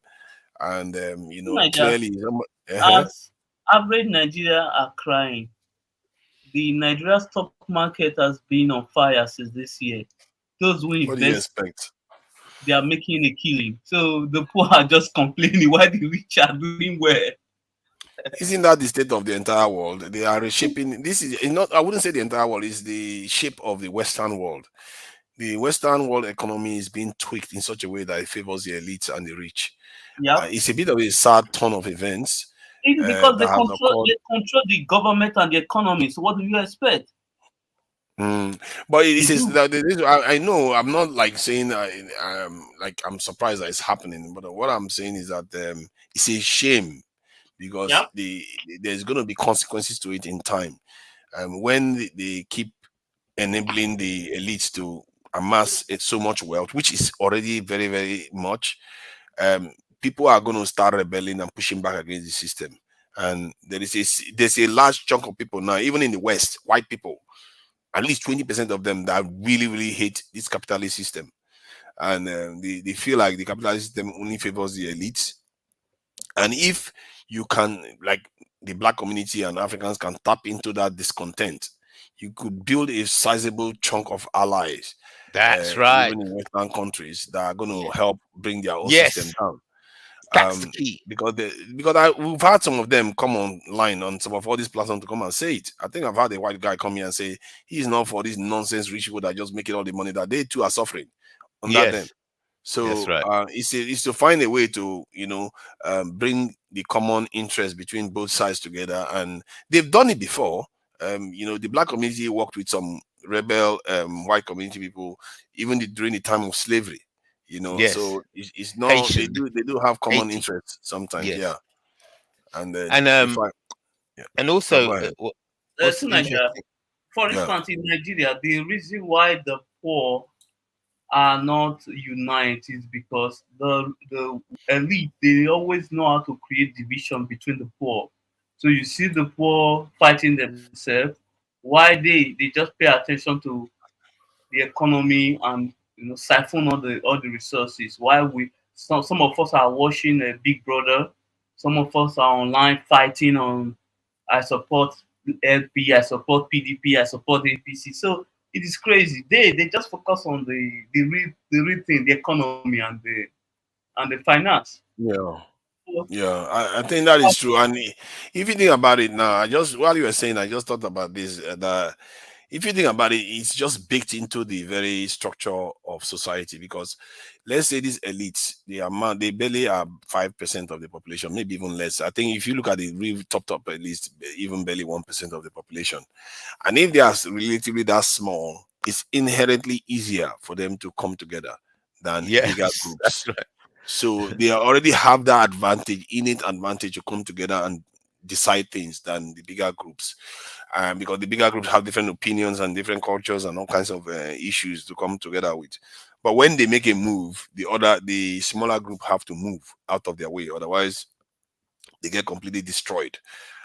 You see these cases like in the case of the ancient Russia, when they destroyed I think the Romanov this the family royal this thing, and the French did similar. In the UK they did a little bit, but they stopped halfway. They did behead their king here. So you can see a situation whereby if elites go too far, the people will be like, enough is enough.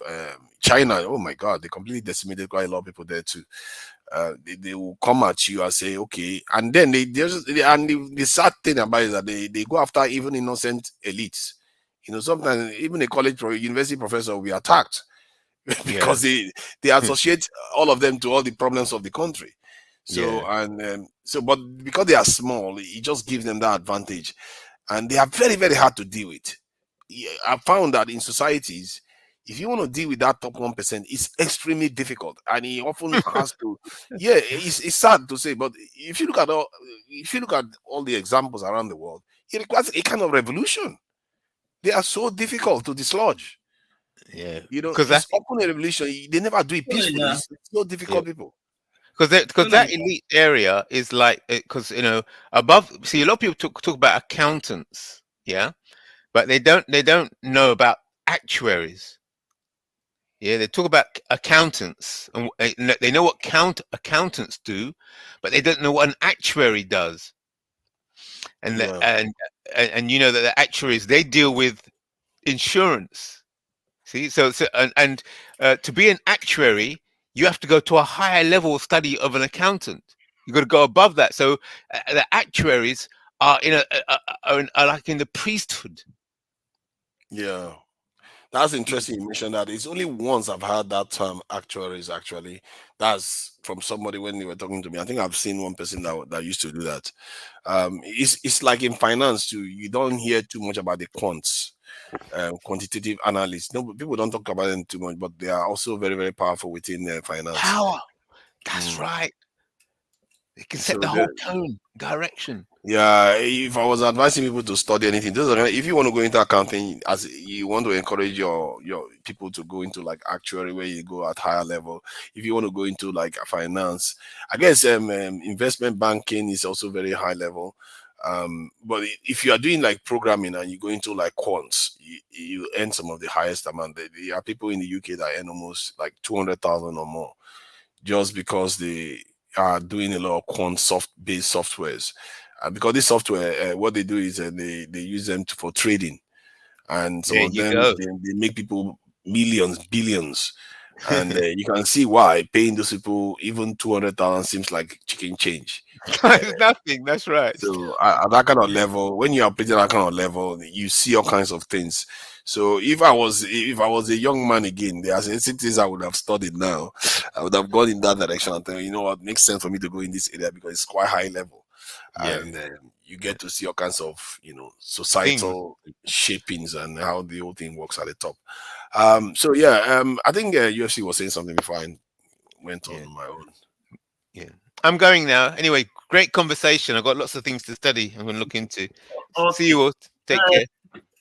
To Nigeria. All right, all What I right. want to say is Thank you for coming in there. IC3. as individual Nigerian, we can make a lot of change. Currently, there's a guy online now. That guy have done a lot more than NAFDAC have done in Nigeria. That guy takes time to do verification. People are now sending him a lot of information. You see, there are a lot of business who are unregistered with NAFDAC, and these people are making products, selling it to people. You understand me?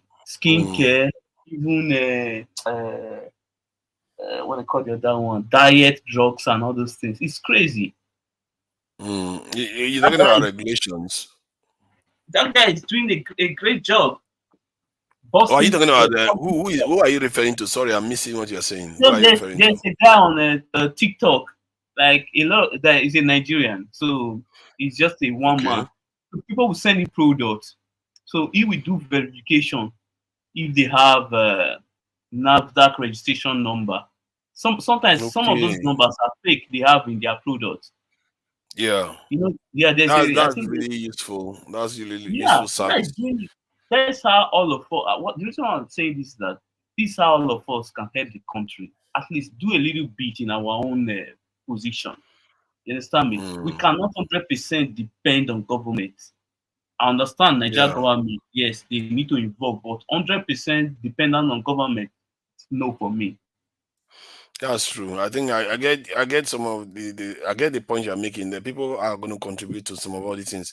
I think part of the reason why most people don't do these things is because even if he's doing all that, is not everybody knows him. The scale is not very. It's not a lot. To Now Nigeria, you just mentioned it to me. I didn't know him before. to So Nigeria, yeah, go ahead. Yeah. I listened to yes that decision by the court. Mm, See, there's some people like lawyers. They are on TV saying that the judgment is against public opinion. I don't understand why people think that public opinion should decide court ruling. I don't. Let me ask you this question: should public opinion decide court ruling? No, clearly not. I don't think that most people, at least the ones I've listened to anyway, are saying that. Most of them are giving reasons why the judges may be wrong, and I think in time there will be more and more details that will be coming out, because I'm there's some waiting hold for on. them to. Yeah. There's one logical thing that the judge said that was Yeah. not. It seemed like it made sense at the time, but when you think about it again, it's not good. Like when he talked about the 25% stuff, that the Abuja citizens are not special. The Abuja citizens are not special. Then why? No. Hold on Too now. That's fact. They are not. Hold on now. Okay, they are not special. Then why don't you make it that every state has to have 25% then?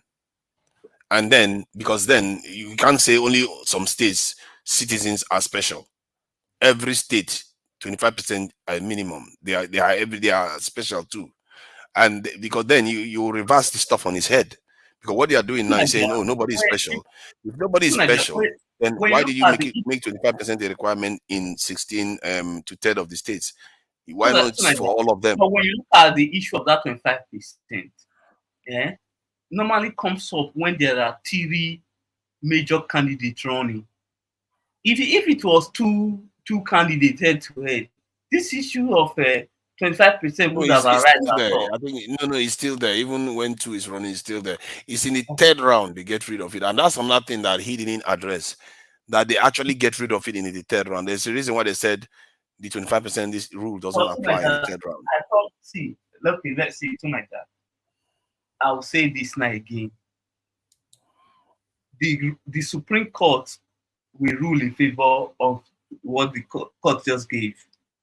I promise you that now. So people should not depend on that 25%, because it doesn't make sense. There is no special state The in only reason Nigeria. why the Supreme Court may do that is because, from what I gather, you're not allowed to bring in more evidence. It doesn't mean that the ruling is correct. There's a lot of issues with that ruling, and don't be 200% sure. And the Supreme Court You will going to notice, agree with. Sorry. Don't be 100% sure. Because it took a lot of leap, and you can tell these judges are biased. It's crazy, actually, how biased. Hold on now. Let me say what I want to say. Let me finish. Go ahead. You have to hear. You can't pretend as if you didn't hear that judge being biased, and Yeah, she he's was not loud. Yeah, I'm not going to lie. She was loud. all of It them, wasn't all of loud. them. She was just biased. You can't be reading sentences like that and leave people thinking that you are fair. You are being Let level-headed. me tell you something. This judge know what is going on online. If you listen to them, they will measure social media attacks and all those things. Exactly. So hold on. Let's see. Yeah. What when you see one thing you tend to get in Nigeria in this political atmosphere that I've witnessed is that the people that are attacking the ones online, when they say that, they are referring to the obedience. And secondly, when they look at it, attacking somebody online and attacking people on the ground, which one is worse? And then even the ones that you are saying they are attacking online, that's the only way they can express themselves, and you make it look like they are worse than the people that are actually killing people on Let the me tell you ground. something. If you have a case in court, it is wrong for you to post judges' pictures and be giving them warning. It is wrong to do it. They are saying Allow them to all do eyes on the judge. judiciary. They didn't give anybody any kind of warning. They are talking about all eyes on the See, judiciary. How is that I'm not lying here. a If you threat? go, I don't know, are you on Twitter? Mm-hmm. Do you follow Yeah, different? I don't Okay, follow did you see Twitter pictures too of much. judges there? Did you see people Yeah, posting pictures see, of judges? hold on. Even if there are picture of judges, that is their training. Judges are designed to make this decision dispassionately of Yeah, anything. but It's their job. you that have issue in court, you don't need to be posting the See, pictures and be no, putting warning you signs can't that do that we are in watching you. We America. are watching Hold you. on, What does that mean? In America, you see, Yeah, you say you want a good country and you expect yeah. professionals to be dispassionately and apolitically, especially. But yet you can see these judges are political, and Okay, let me which ask is you very one very thing. sad. Which is a very Have very you sad ever thing to seen see. any Democrat supporter post the pictures of this Oh thing, yeah. judge, and be You've not heard warning them. about Clarence Thomas all the time. You've not heard about there are many. Oh my God, Jesus Christ! This one they named their No, name. they That's why I know that criticize them. Clarence Thomas No, this name. they criticize them, but you don't see anyone posting their picture and be putting warning sign there. None. They've I've done not it seen anyone. all. They've done it Okay. all. Maybe Even worse. in the dark web, but Oh my I'm not. God! How can you not know that? How can I'm in the UK? I know their names. George, I think it was his name. The one. Yeah, Judge Kavanaugh. I know Judge Kavanaugh. Yes. There are there's so many of them, and the way some of them were sworn in through dodgy parts, the one that are involved in sex. See, come on, man. American judges, they lambast them like crazy. Yeah, And yet, when they are passing a judgment, hold on, when they are passing a judgment, they don't say this one is ridiculous, misadventure, this, that. Jesus Christ. But with come on, I get it. But with the way, if you really listen, the Peter Obi lawyers, they didn't really. I said it earlier. I said, which state did Obi one that that the result was changed? I asked this question before, but no one give me answer. See, the one in Rivers State, it was established even by BBC from this thing, established that the numbers were forged. Rivers State is clear. Yeah, but you just asked a straight question. Like if you didn't know about Rivers State, then you ask the question again. When it comes to the election, I agree that Rivers State was not there. Yeah, but just because the others are not proven doesn't mean it's not there. And my concern, my criticism of the Labour Party is that I don't think if the judge is correct that is the case they made a poor case. So it doesn't mean they don't have a case, but they made a poor case. They did. Everyone knew. See the judge. Is he not this guy from this one of the lawyers from Edo State? Is he Mike this thing? That guy is always not everyone knew. The people that that said he made a poor case, they were saying it even before they actually presented even one witness or any documentation. They were saying it from the very beginning. They were looking at the prayers as even the biggest issues. I was like, but if they have evidence to back up what they are saying, then that should be fine. So the idea that the judge said that they didn't even bring any details of polling unit data and all those things, that's a problem. Okay, that can be true. Because what we heard was that you have to blame the Labour Party. Let's be honest here. We heard that Obi won the election. That's what everyone said. Then why is it that everyone no longer saying about he won the election, but it's other things everyone is pointing to. Okay, where are the votes? If you win the election, everyone have this original copy. Where are they to compare? See, didn't you hear the judge what he was saying? The judge said the documents that they presented didn't highlight the polling units and specific details that he was saying. He didn't say they didn't present documents. He said he was using a kind of technicalities to dismiss their evidence and their stuff that they submitted. And personally, I say if that is what Labour did, they didn't do a good job of it. They didn't do a good job at all. They didn't do a good job of it because I've seen a case where Tinubu and Osinbajo, I don't know what election that they were involved in, but they televised this stuff online. They showed it online, and they went into a lot of I wish I can pull that video because I'm going to be doing an analysis on this judgment. Forensic analysis of those votes. Do you know where that video is? Can I get a hold of that video? I really need to see that video. If you search it on YouTube, you'll find it. Yeah. I've tried finding it. I can't find it. I can't find it for the life of me. What is the name? Do you have any title on it that you can remember? Because I'm trying to find that video. If you want to do analysis, that's what I would say. If Labour, if you want to win this election, that's the kind of level you need to get to. Osinbajo election petitioner litigation something. I don't know. Okay, let me see. Because it would be good to find that video because that sets a good standard. And if that standard, the P2B case didn't even rise close to that standard in terms of trying to prove that you win an election. Also, you need to remove Tinubu's name. I think Osinbajo was the lead counsel. So just use Osinbajo to search for it instead of Osinbajo election what? Petition or fight or something. Yeah, petition litigation or something like that. Okay, petition Investigation. Yeah, because if one can find that video, because I asked myself You that are I'm right. sure the Labour I Party. saw the video. I think I saw the video one time like that. You are right. I've seen it. I think on interview. Yes, he said it on interview. You are right. You He was on stage presenting exactly how this happened. Like he yes. talked That's about why how I said Tinubu I went to saw it. London to get You police are not people lying. to. Yeah, You I are not couldn't lying. believe it when I saw it. I was like, wow, that You is are right. quite something to behold. You are not lying. I've come across that the same thing you are talking about. You are not lying at all. How they defended the Lagos. This thing. I think it no. I think it was they were. I think is it for Lagos or for Atiku. You know Atiku ran for ANC way back as presidential Mm. candidate. I don't know if it was that case or Lagos governor. That's, I don't know. Yeah, Osibanjo. Yeah. I don't know what his name. Osin Banjo. Okay, so I'm trying to Yeah. locate that video. Yeah, because he was on stage presenting it. I think Tinubu was sitting there when he was making that speech, and he went into details explaining it. I don't know why that speech is so tricky to come by.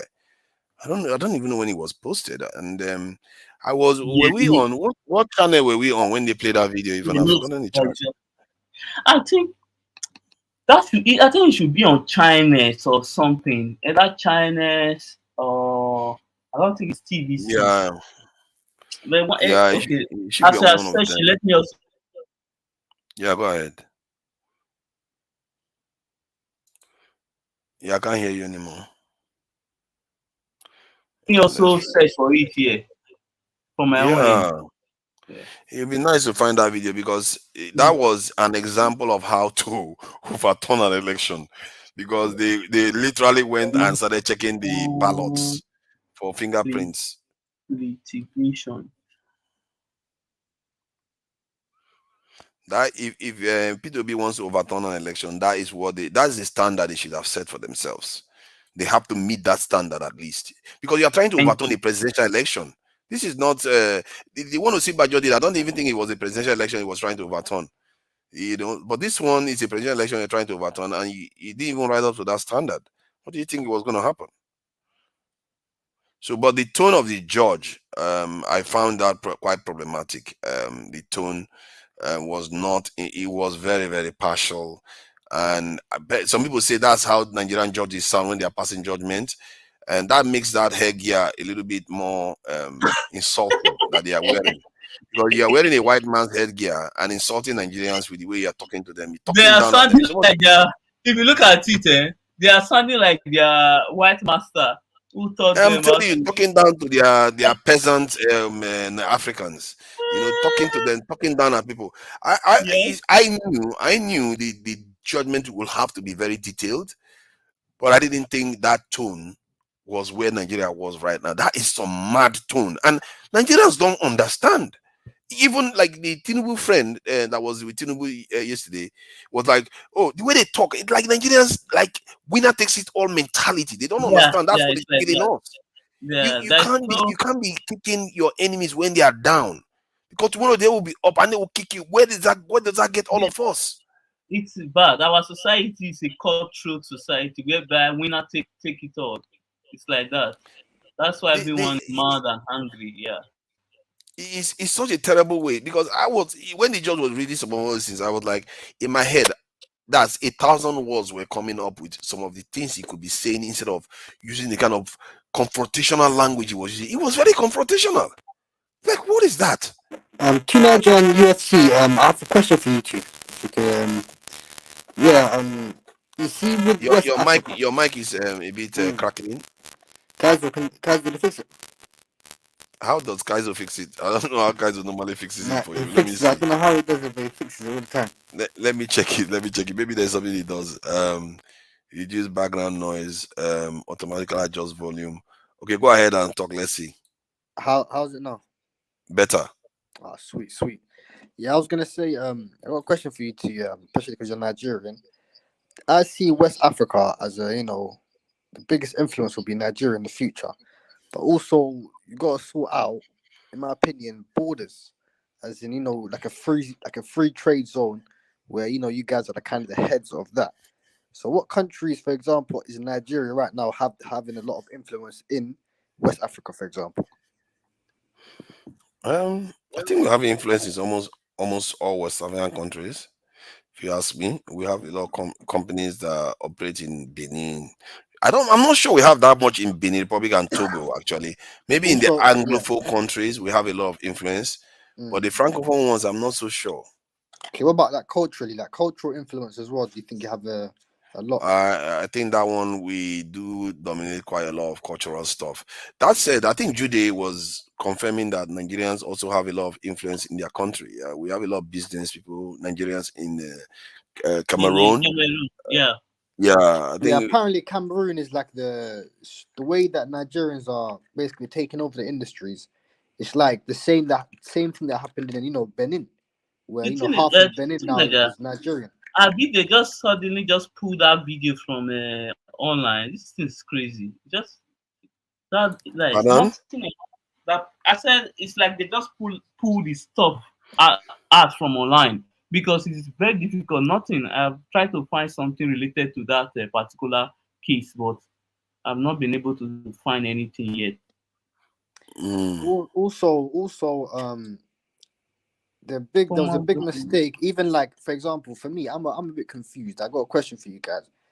Ethiopia right now is going through since 2020 till now, there's been going through a civil war where it's the worst war in the 21st century, and they got accepted into BRICS, where Nigeria, a fairly stable country, has a lot of population, never got accepted into the BRICS when Ethiopia is basically way less Nigeria unstable. did not apply to join. That's what the vice president Ah, said. So I think I would believe the vice president. Yeah. okay, yeah. If they never apply, that makes sense, man. 'Cause I was gonna say, like, Yeah. how does that make sense? Why?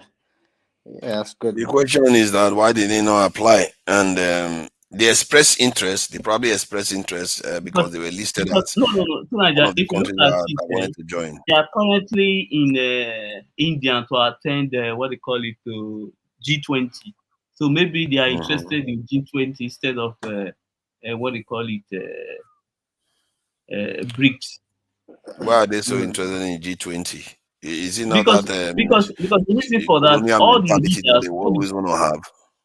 all the private sector leaders, all of them went, like the heavyweight, the owner of a floater wave, the Can somebody tell Dangote. me one advantage of being part of G20 that is inherent in being a member? Because I know now that India advocated that African Union joins the G20 group, and they also advocated, I think maybe Nigeria too, and a few other countries also individually become members. The question is, what is the benefit from being a member that will be accorded to you by default? Because we are Mm. members of the UN, it doesn't do us any good at all. So we have to be careful because these our I leaders believe are it. like Yeah. their colonial mentality is out of control. Yeah, it's another for me. G20, I see it as it's gonna be like those type of systems where it will hold you back more than actually push you forward. Where there'll be a lot of things that you have to like when you go, there's a lot of things. For example, what are the criterias like for what's a nation expected to do or not to do when joining Exactly. G20? Because you can't just sign up to stuff when there's no real benefit for you. We sign up to the International Criminal Court. What is it? Is it for us? Is that court just seems to be exist to jail African leaders? Not you don't see them carrying George Bush or any other people. Then we join the UN. We just join the UN, and while the 5 permanent members can decide whatever happens there, the same thing could happen. So you have to be careful when joining all these organizations. You have to ask, what is the benefit? Because they can tell you to join, but there's no real change in the status quo. It just remains the same. It's a fumble. And these are our leaders. They are some of the biggest traitors of all time. So you have to be careful when they tell you that they're joining this organization, that they are actually going there to actually change anything in material in Nigeria. You can have a situation whereby the G20 in the first 2 years of the pandemic, they gave themselves about $18 trillion of worth of loans. You will find a situation whereby African Union is part of the G20. They still don't get any reasonable share of that. So what is the point of being a member when you're just there to basically serve coffee. It's of no use. So we need to know what is inherent in being a member of G20. You know, like NATO countries now. If you are a member of NATO country and you are attacked, just is inherent in being a member of NATO country. If you're attacked, other NATO countries are supposed to come to your aid. Yeah. So we have to have a default benefit that comes into it, that comes from being part of G20. If there's no default benefit, then it's just a charade, really. There's no point. It's a waste of time. Yeah. Total waste of time. And that's something we don't ask some of these critical questions about. And I actually think if you are joining G20, you can join. If I'm not mistaken, there are some members of BRICS country that are also part of G20, if I'm not mistaken. So why not? India is part of G20. Why does India have a right access to everything, and Nigeria just sit there and like mumu or there or the first order, begging colonial powers constantly for scraps? We need to stop this nonsense that we do. India is part of G20. Did you stop them? Did that stop them from joining BRICS? They are one of the leading members in BRICS too. Even recently, I think currently, yeah, them and India have been having, I mean China have been having issue in their border. So Yeah, and they are still part of G20. See, they are even skirmishing with themselves, and they are still working in the same organization. You yeah, see how these people can work and chew gum at the same time. They can thank function you very much. even That's when what they have issues. black people, all we want to like people first before we work with them. And that's a big issue. Exactly. Yes, Why do you have to like anybody? I don't care about liking people. I care about what is in my interest. If that thank you. G20, I think that's something I'll probably review. We need to find out what the benefits are of joining G20 just by default, just by being there. It means when we join, that benefit is going to be there. And it shouldn't be in a way that they can just change the rules tomorrow after we join, because that's another thing they are very good at doing. Just like when they wanted to hand over to Mandela, they disarmed the country of nuclear technology. They are very, very good at doing these type of things. You have to, whenever you deal with the West, you have to watch out. They will tell you they are giving you something, but they're taking something else away from you. But It's so just Nigeria, as if you being their look at pattern. it, the United States don't like the Saudi, but because of Saudi have what they can benefit, they work with Saudi. It doesn't mean the United States personally they love Saudi government. They don't. But since they have, they can bring something to the table, they work with them. That's I how we think should do things. I think United States government don't love any. Let me put it this way. I don't know. You see, when we use racism, we use love, we use all this. We miss the point. These people don't care about any of those. Anything that Thank gives you. them You don't power is care. where they go. Is Yep. where the power is. It's not about their love is power, because they understand power gives their children a future. It Yep. allows them to operate freely. That's what they And give them understand. And and give them respect around the world. exactly, respect of everybody Yep. else. Yeah. Look at the countries that are in G20 now. Brazil, part of this in BRICS. India, part of BRICS. China, G20, China, part of BRICS. Yep. Ridiculous. You have BRICS nations. South Africa, part of BRICS. South Africa has been. Oh man, come on, man, come on. Don't even get me started. South Africa has been part of BRICS all this while. Where is Nigeria? Where is Nigeria? Man, or there. Our leadership is a key. Like, when you want to No, call so Nigeria, call if you them a look at name, or their leadership. no, so Nigeria, if you look at it, anything that will not benefit local business in Nigeria, really, they promise you the government won't like to involve themselves because it will hurt a lot of small business, like you know, in Nigeria. But at least Are you seriously sitting there trying to make an excuse for this but or we need the deadom that we have? we need competition. Okay, What are you talking about? See, hold on, are you telling hold me on. that our local businesses are doing better than the local businesses of any of No, these countries in G20? see, I want to ask you one question. Oh no, I want to say one thing now. Tinubu is currently in India. He met with Yes. one Indian that Indian, own this thing, what's the name? Handuja. yeah, where yes, they manufacture cars and all those things. But a lot of people were complaining that will affect innocent.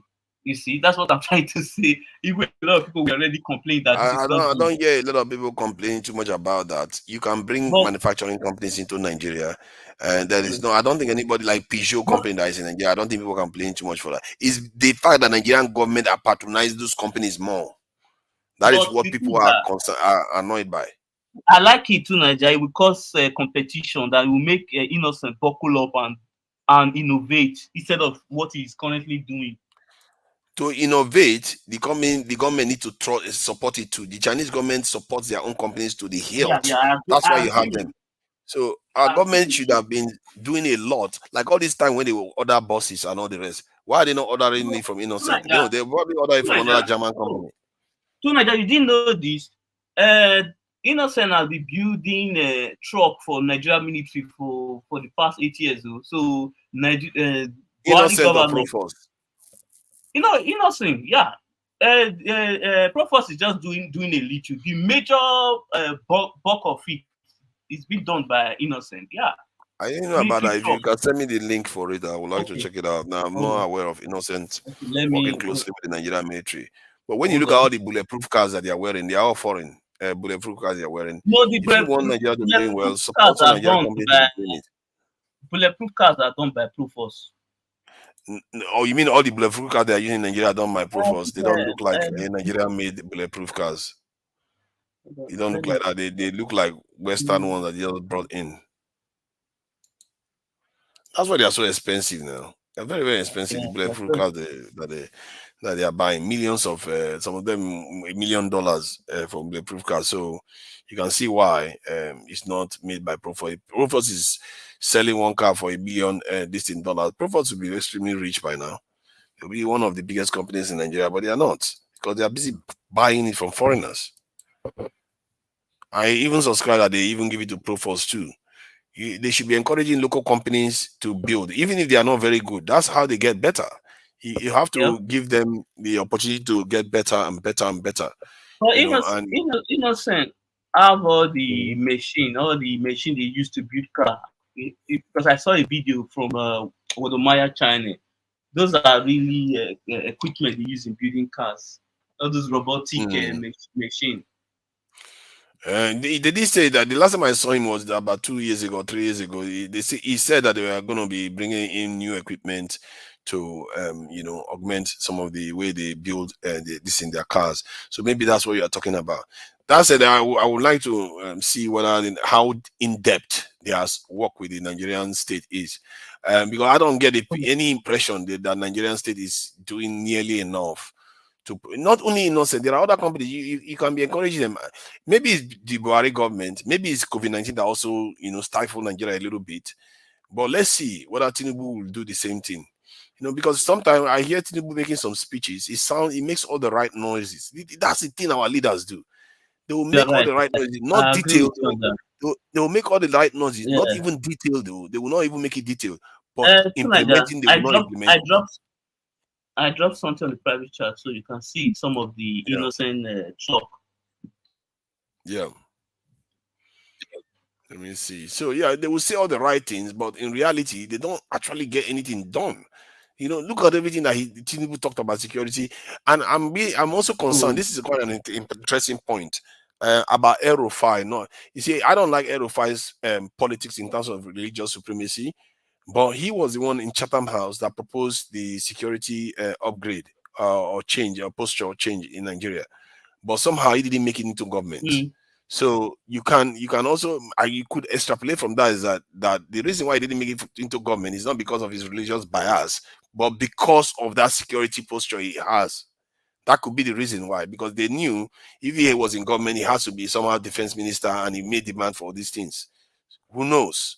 So Yeah, it's very odd that see, Aerofy is like Wiki. When they decide on any issue, they don't care whether the cabal will cry and want to collapse everywhere. They will do it.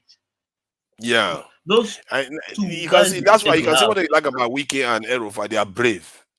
In the context of Nigeria, they are very, very brave. They They take are action. They don't care, and that's what the one thing you can say about yeah, them. And I worry that is security posture may be more of his undoing than his religious statement, because after all, some of all these our leader political appointees have made some incendiary statements themselves religiously. So, and that's a shame. And because Tinubu that he was talking about recruiting people into military, have you heard him say one word about it anymore? As a matter No, of fact, one of his most this memorable entire speeches where they were using to mock him was that Agbado and this thing that he said about recruiting soldiers. That's one of his memorable statements. And yet, not one word the moment he got into office about doing it. Not one word. Yep. Man, these leaders, my God, God help us. They will say all the right things, but when they go in there, they will not do it. They will just keep us dancing But again. have you seen this in the truck? So the guy is trying at least. It's But still I need loading. For some reason, the page is still loading like they don't want oh Nigerians to see progress. Let me see. Okay, I can see the trucks now. yeah. Yeah, I can see the trucks. Yeah. Yeah, if it's innocent that is manufactured in Nigeria, Army takes delivery of new innocent trucks. That's good. That's really good that they are doing this. They need to be doing more. How many? What year was it? Oh my God, that's a long time. Yeah, it's a long time. Fine. By now, you should be seeing massive numbers, but we are No, not seeing that. Nigeria military have a lot of truck, but apart from that, the other things that they bought is aircraft and every other thing. And innocent cannot manufacture aircraft now. Military or drone. So those are bought Yeah, sourced from outside the country. yeah. So Nigeria Eh, military got yeah. a lot of ban. I think they buy some from South Africa, some from Turkey. I think wait, Mm. they also I think they also The thing, deliver. Wait, they there's delivered what? a photo. They deliver some on new ones again, 2020 or so. Yeah, let me send you Mm. these particular ones look good. They look better than the one I sent you before. This modern, like Okay. this modern. Yeah, this modern look cool. Yeah, I like this one. This look good. I think you see they are upgrading. This one is very Yeah. good. It look good. Have you seen it? This looks better, but why are we not seeing more of these our reports openly then? Yeah, they look better Because no actually. They one are wants to. actually to do Because better. Nigerians don't like a positive news now. They won't tell you anything. Can you stop it? You don't stop blaming Nigerians for it. Are you not the one sharing it now? You know in Nigeria. Where are the good Because I Nigerians always sharing it? because I always pay attention to the positive news more than negative. All these enemies of progress. I always like to say people don't share anything. This one is quite good. I must say I do like the vehicles. If Innocent is doing this and Nigeria is making some progress marginally, and we need to carry on. We need to see. We need to explode with technological revolution. That is what Yep, Nigeria needs. hundred And percent. I support anyone that will build things in Nigeria. I will support that person 100%. I don't care where that person come from. mm, 100%. I think the Tinubu government is going to behave somewhat like the Jonathan, maybe, or like Osibanjo, those earlier Yeah, it's governments. more PDP. open. He's gonna behave more like PDP government. Let's put it that way, Yeah. than the APC that Buhari Buhari, ran. Buhari So is too ultra conservative. So yeah, so yeah, it's gonna behave more like that. But this is my problem. I fear that he may not even have as much leeway, but who knows? Because sometimes very little things can make all the difference. But my serious concern is that he's not going to put anything tangible in place that Nigerians can hold on to see, and say, Nigeria, this is what we have. if what he's trying to do, if the governors and other elite in the circle did not key into those ideas, my brother, nothing will happen. Will be like the It's country not will hard to be. key into any idea in Nigeria. The idea is not hard. The will is the problem. If you tell Let people me that say, you have an if they agenda to don't provide power, sorry, they let will me use key the into word it. Security, implementation. they will Yeah, if key they into don't it. implement some of those policies that are needed to set the country in the right path, nothing will happen. Hold on.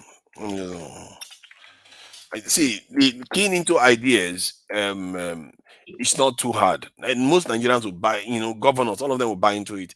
Is leadership that will be needed to ensure this is happen. I like his tone Hmm. wherever he goes in terms of you say, oh, come and do business in Nigeria. That is a good thing to be doing. Yeah. Bring people to al- Nigeria. But Also, you don't think discouraging people to taking business out of Nigeria and taking our people also, going out of Nigeria. Go also, ahead. also you need to cut costs. So that will encourage Nigeria. But see, you need to make Nigeria that, because a lot of people currently they don't believe in him. So he have a lot of work to do. He have to make people turn a lot of people to believers.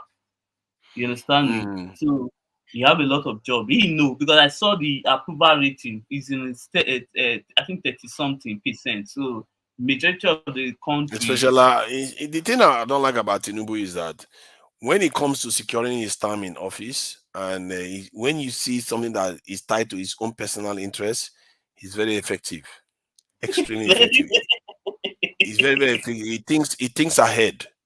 yeah. Look at the court case. How you can tell, like, that judge was sleeping with Tinubu. You feel like he woke up with Tinubu. They came to court. Like, all these bastards that are nagging my friend. You are going to get it today. Oh my God. That's how it feels. But Let me when tell it you comes to about the man. country, hold on now. But when it comes to the country, he went and removed fuel subsidy without thinking it through. How he's going to implement it. This is the nonsense you see from our leaders. Yeah, When it comes to their yeah, own personal thing, very effective. They think ahead.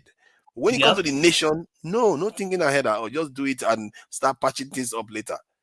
That's the So approach. Nigeria, So sorry, go ahead. one thing I also observe why sometimes policy don't work in Nigeria is because most of the elite of Nigeria, they are disconnected from the people. So they don't see. It's like all of them they live in a bubble. You understand me? So they are fully disconnected from the people. People you don't engage. It will be difficult for you to know what they are going through because you don't engage these people. You don't I live think around they them. know. I don't think they don't know. See, if they don't know, then why is it that they are very, very quick to react when something wants Because to happen to them? how many times the federal government have tried to deliver palliative? Do you think normally most of this palliative they get to the poor? They don't.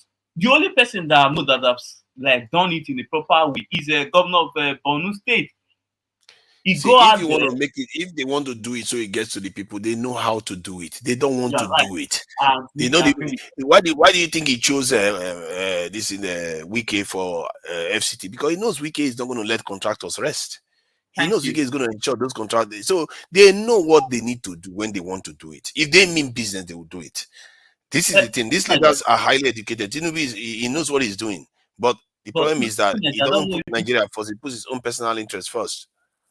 I don't know if you reason like the way I reason. I believe to fix Nigeria, you already said it. You need people like them Wiki who are a little bit like they have hot head and also they also know what to do. Because if you put people It like has Yossi always Banjo, needed people like that. It has, in all the countries that you see shining today, it yeah, took people with that kind of character. People that don't give ground, that don't have, they don't have time for nonsense. You have to be like that. Otherwise, society is not going to change. You're going to yeah, have the same similar situation because people are always going to complain. Whether you do it right or not, they will complain anyway. I've yeah, seen situation whereby you manage stuff well, you are being nice to everybody, but it leads to more chaos. yeah, He leads to you're more right. chaos, and they will hate you. Yeah. They hate you for it. At So the end, yes, at the end they hate you for it, you are right. But if you yeah, do they will it, hate you that you cause the chaos. But if you are strong, they will hate you. But if you deliver, aha, that is like later, 1-1 now. Yeah. you get all the glory later. Yeah. You are If right. anything, the best you might, if at worst you get 1-1. Let's say you do bad things and you didn't like them and you bulldoze people's houses or do whatever you need to do. Yeah, they will dislike you, but when you deliver on the greater good, then they will balance that out. So they will cancel each other at 1 point negative, 1 point positive. But when you're not organized, then they still criticize you anyway. Either way, you get criticized. That's the weirdest thing. When you're not organized, but you are lenient, they will criticize you. Then when you don't deliver, they criticize you on top of it. So double failure. You have double. There's no positive in it. So that's why people like Wike. Wike is crazy. He may be just as corrupt as everyone else, but he delivers some things. Yeah. That is why that balance is what people want to see in their politicians. And You know, our growth is too gradual. I And listened to sorry, I listened okay, to go what ahead, he go ahead. said. He said, I give Julius Berger all this contract because I don't want story. If they say it is 6 months to deliver this project, they deliver it. That's kind of that's kind I of really leader want I to want. know how many Nigerians own shares in Julius Berger. I really want to know because A this lot. amount of project they are getting in Nigeria is quite high, and we want those resources to be coming back to the country. Because if you Yeah, right. have your country, it's Uh, just like innocent. Can you imagine if foreigners own innocent? That is going to be terrible. owner of Blue, own Mm. some shares. The Lagos State also own shares. Like I think Lagos State own majority share in Julius Berger. Yeah, followed by this state, Benue. Yeah, Lagos State own the largest share in Julius Berger. yes, followed by Benue State. Where do you get all this information? If you can provide it, I will appreciate it too. Hold on. I'll show you. Hold on. That's really good if that's true. Yeah, hold on. So I'll send the link. yeah, that's a good thing.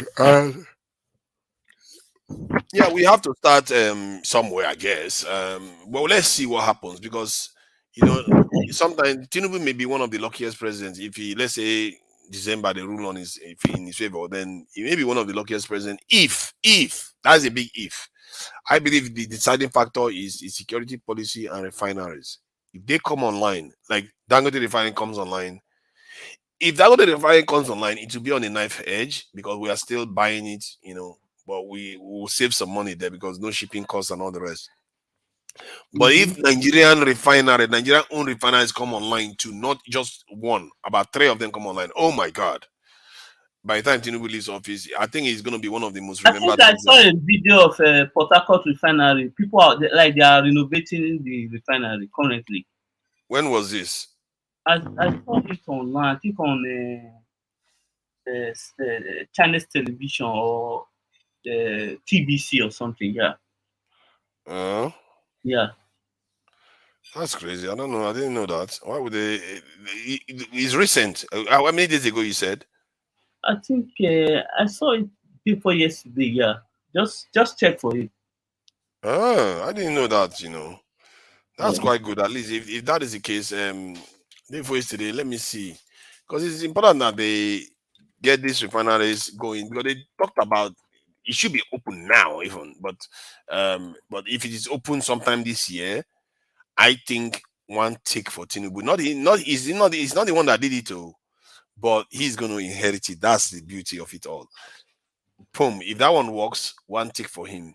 If Dangote comes online, I tell you, Tinubu policies, he will try, even if he tries to build China in the house, things are still going to walk through, because those two things matter a lot to the Nigerian economy itself.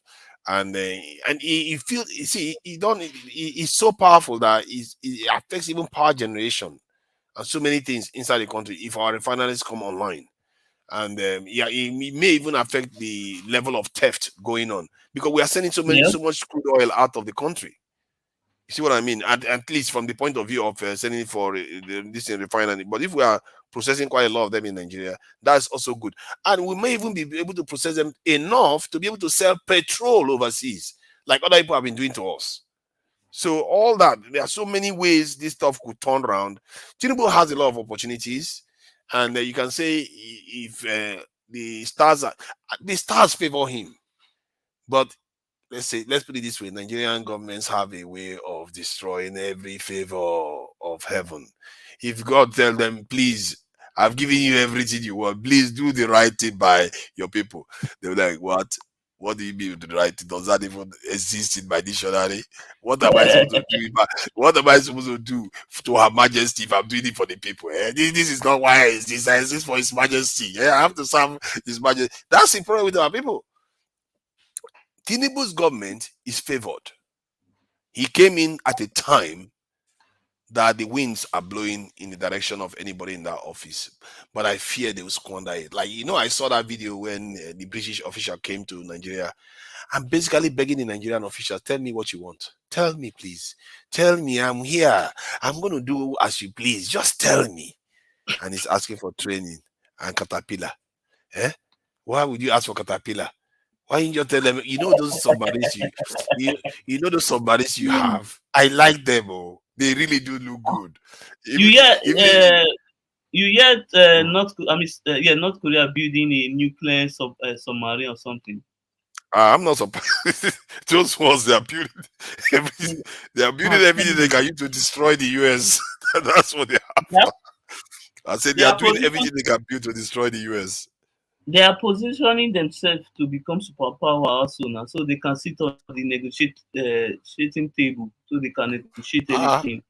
nobody's going to mess with North Korea. And I think North Korea is becoming a factor now because, from what Yep. I gather, North Korea could perform the duty of Wagner for China if China plays it right. North Korea could be their Wagner group, and North Korea could go out there and fulfill the will of China. If I were China, that's how I'm going to play it, because North Korea is one of those countries. Is a no nonsense country. America cannot invade them, so they can go support other countries to do whatever they want to do. And I think I gathered that they want to even sell ammunition to weapons to Russia too. So yeah, they are becoming that advanced. They are becoming that powerful. That's what happens when a leader says, you know what, well, no matter, even if we chew grass, we are going to build. We are not going to look back. And they never look back, and look at where they are now. It's crazy stuff, man. And our leader is our own chief of army staff is being begged by British officials. I could tell, man. That's why I said Tinubu, the omens favor him, just like the omens favor Nigerians in the 60s and 70s. But what did we do? We squandered the whole thing like Esau, sold ourselves away. And again, the omen is favoring Tinubu right now. He could choose to do a lot of great things that they will remember him like Lin Kuan Yew of Nigeria. He could, but would he? Big question. He has that Okay. opportunity. Wait, go to this. Hold on, I'll post it now. They said, that is the company, the European company own 49%. Then two states in Nigeria own the other percent. That's Which 51%. link are you sharing? It's only you that is Hold seeing on, it. Oh. hold on, hold on. Mm. I just dropped it. Okay. So European company own 49%. Wow, that's quite a big Yeah, chunk. So all yeah. this Then profit is going to European company. the two states, Benue and Lagos, own 51%. Yeah, Which one are Lagos? Benue State, Benue. Benue and Lagos. Wow, Benue involved in Julius Berger. I didn't know that. Yes, sir. Benue, Benue seems to be very quiet as a state, so they don't stand for anything other than Even yam. also, this guy also owns share the Michael Denuga, silent billionaire. And this is recent. This is current. These shares have not changed hands because they may No, have changed hands I over don't think time. so. The daughter is part of the board member of this thing. Oh, Yeah. let me see where they talked about shares. I can't see the shares You area scroll though. down. Just go Okay. down. Yeah, you'll be So is it scrolling. last? Oh, okay. Yeah. I have to scroll down to see it. Yeah. Yeah, All you right. see shareholders. You see 49% of the European company. Then you Is see, it Benfica Beggar AG? That doesn't sound like okay. Julius Beggar is different. Okay, let me look at Julius Beggar there. Gross profits, revenue, shares, market share. Okay, I have to scroll down for that even. Let's see. Reject cookies, business model, ownership. Julius Berger, this is 49% Nigerian. Julius Berger, 49% equity holdings. 49 ownership of the business. Okay. So I see 49. I don't see 51.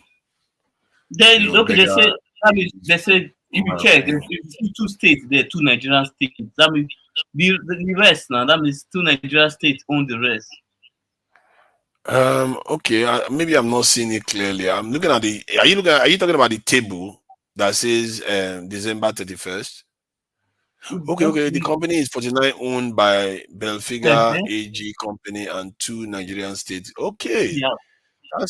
that's really good. That is real good. But 49% though, it's quite a large chunk that they've got. That's a large chunk. Yeah, But that's the you last see, one. the beauty of it is that at least on the ground, one can argue that the Nigerian government and the Nigerian NIA, this is where NIA comes in.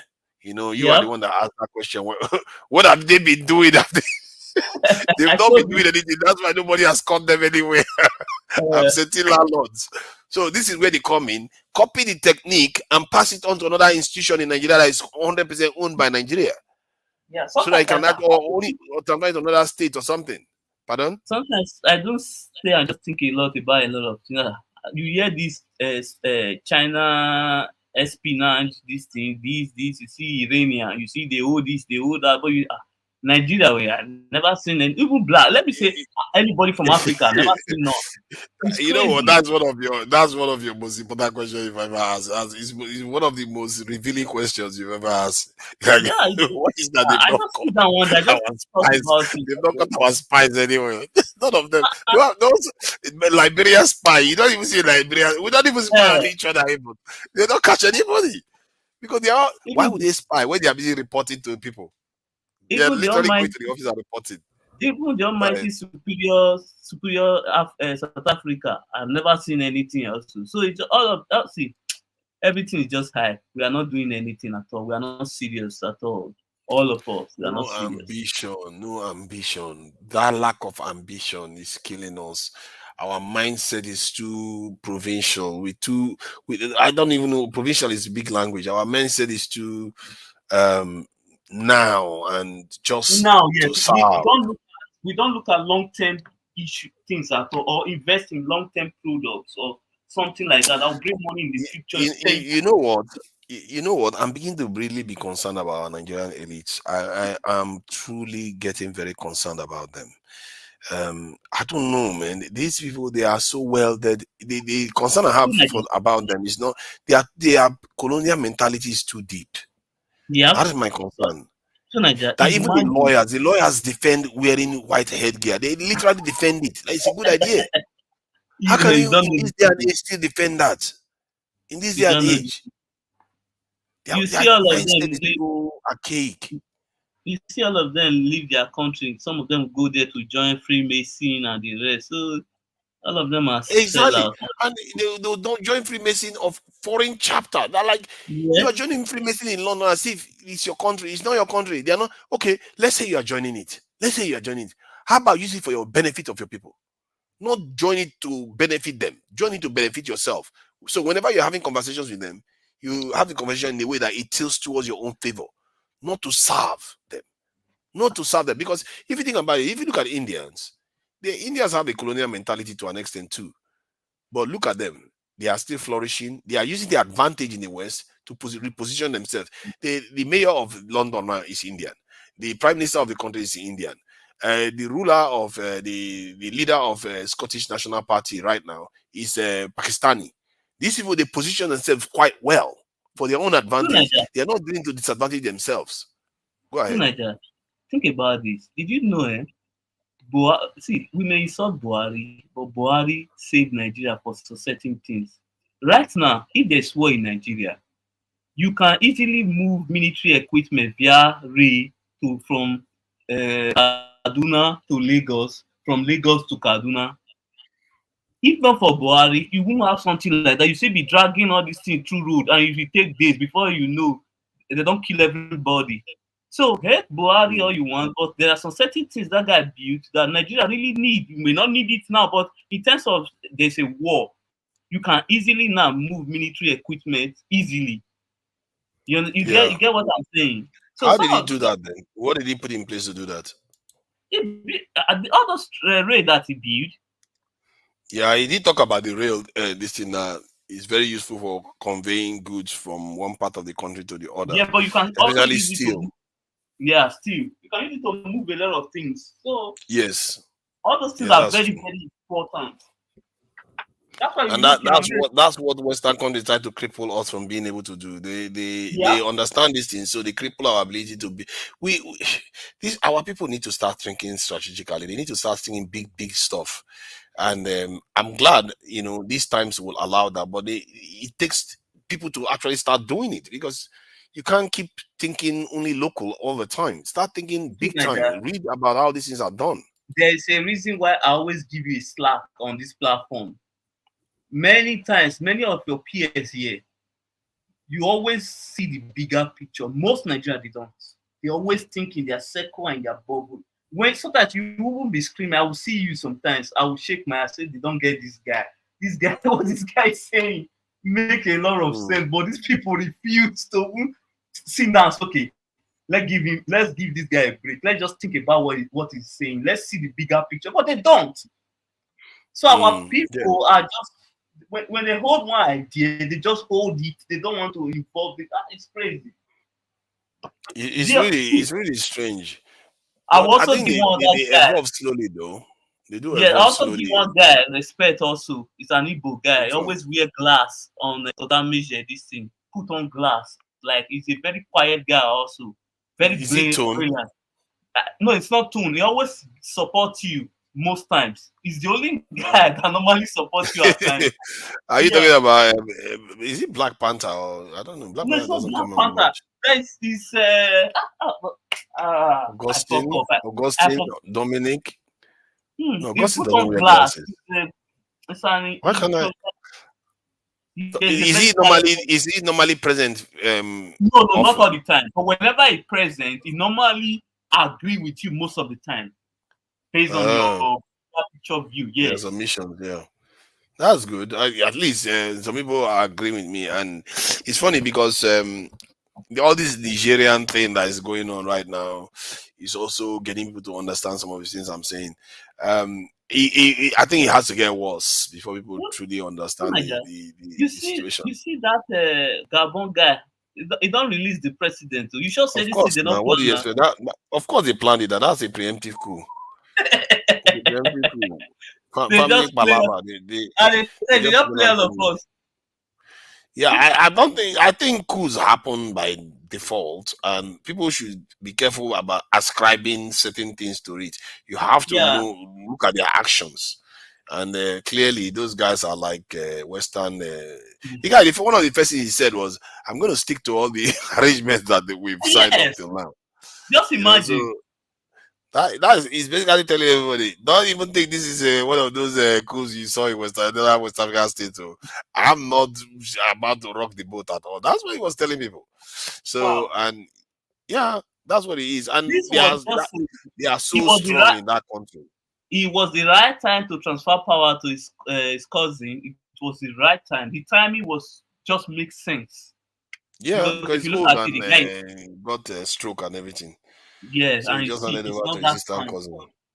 Yeah, it was a good move. Yeah, I just hope that by removing that guy, he too may spell trouble for himself by maybe inviting another coup. The Yeah. problem with that is that, you see, I just learned recently that the French also have some troops in the Chad Republic. So if they kick them out of Niger, they're going to go to Chad. You see, these African countries, my God, they are mad. What is wrong with these leaders? So like that. You didn't know of Chad? I know Chad existed, but I didn't think that because the way France is No, resisting what leaving I'm saying is that Niger, no, it's like they need a Chad. It's almost as if they don't have Chad.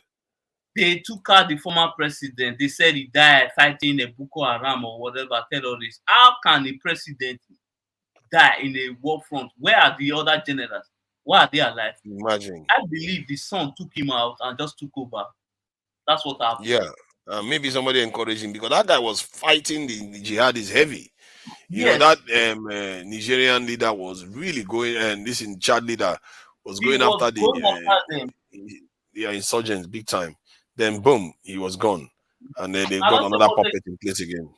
he was a good friend to Nigeria, always coming to Nigeria. Man, France is such a massive parasite. It's a massive parasite. Any African nation that sustains them, they need to remove those governments in office. They are massive parasites. They are killing the nation, man. They sit on the nation's head and not allow you to progress. You can never outpace France when you are like that, when you are under them. You can never outgrow them because everything you grow from, they are the one that gave it to you. It's crazy. I can't understand how African leaders can sign up to this for this long. It has to go. And this is one of the things Tinubu should be negotiating.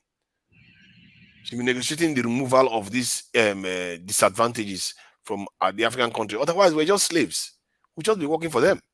Because if many of our African countries are serving foreigners, then to an extent, we too are serving them. Because even if, let's say, the English side is not even a kind of exploiting us, our resources are also going to these African nations too From there, it filters back to the French. So either way, their presence on the continent and the influence of France on the continent is affecting us. We like it or not, and it's just awful, just awful. You can't, if you when you look at the conditions, it's just like eternal damnation. You will never rise Yeah. eternally. No matter what you do, you can never outgrow France But by through doing Nigeria, what to they are save doing. those countries, they should be willing to build the private sector. If you look at it, most of these countries they don't have thriving private sector. But you Their can't. private Everything they you should, build is for them. yeah. Everything you build is for them. It's like everything is tied hooked to France. It's so bad. If you want to do anything, any strategic industry, which often is the base of this private sector, you have to give Forefather, people the first crack at it. forefather, forefather. I can't. I, What's going on, my lord? I'm good. I'm good. Poor father. That, that's what kids did. They get on that poor father. Poor father. Yeah, I saw you. I saw you on the Dr. David the other day. Now, nice one. Nice Yes, one. sir. Yes, sir. Yes, sir. I did Yeah. not want to intervene because um that's Nigeria on the ground you was talking about, and I wasn't that I didn't have the info to speak. You feel me? Yeah. Anyway, what I want to say is they got us by the balls, forefather. You feel me? I like to see the anger in you, especially to Niger, because sometimes sometimes I'm so angry at my brothers, and then I have to be like, damn, they can't see it. You feel me? But we are in this eye deep, like it's just our noses is above the water. Look at Nigeria. Nigeria has been captured since the military lost power. Mm, See me? Since the military lost power, Nigeria has been captured. That judgment that was passed the other day is a capture. mm, It is money playing over the people's demands, and it's a paper money that's coming from America. Listen, we all here trying to distinguish if we should like our enemies or hate our enemies. You feel me? We are here, especially goddamn Africa, because we in the West, we don't have no power. These people own everything, even in the Caribbean, they own these things, man. They own it practically. You feel me? It's only Africa can formulate its own autonomy up in this bitch as a black world.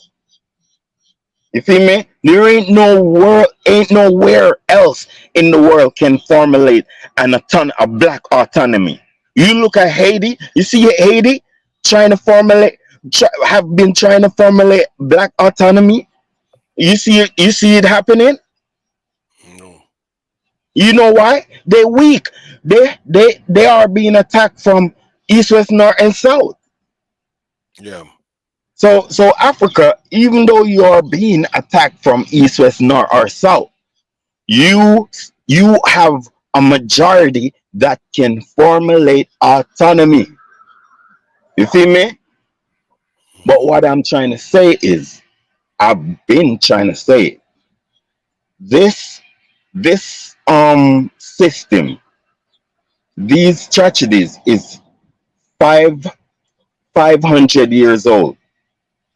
We can't be was born 27, 50 years ago and expect that we are the ones that gonna overthrow the system in terms of overthrowing the system.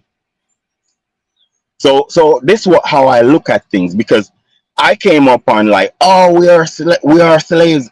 Oh, the chains have been gone, but we're still slaves.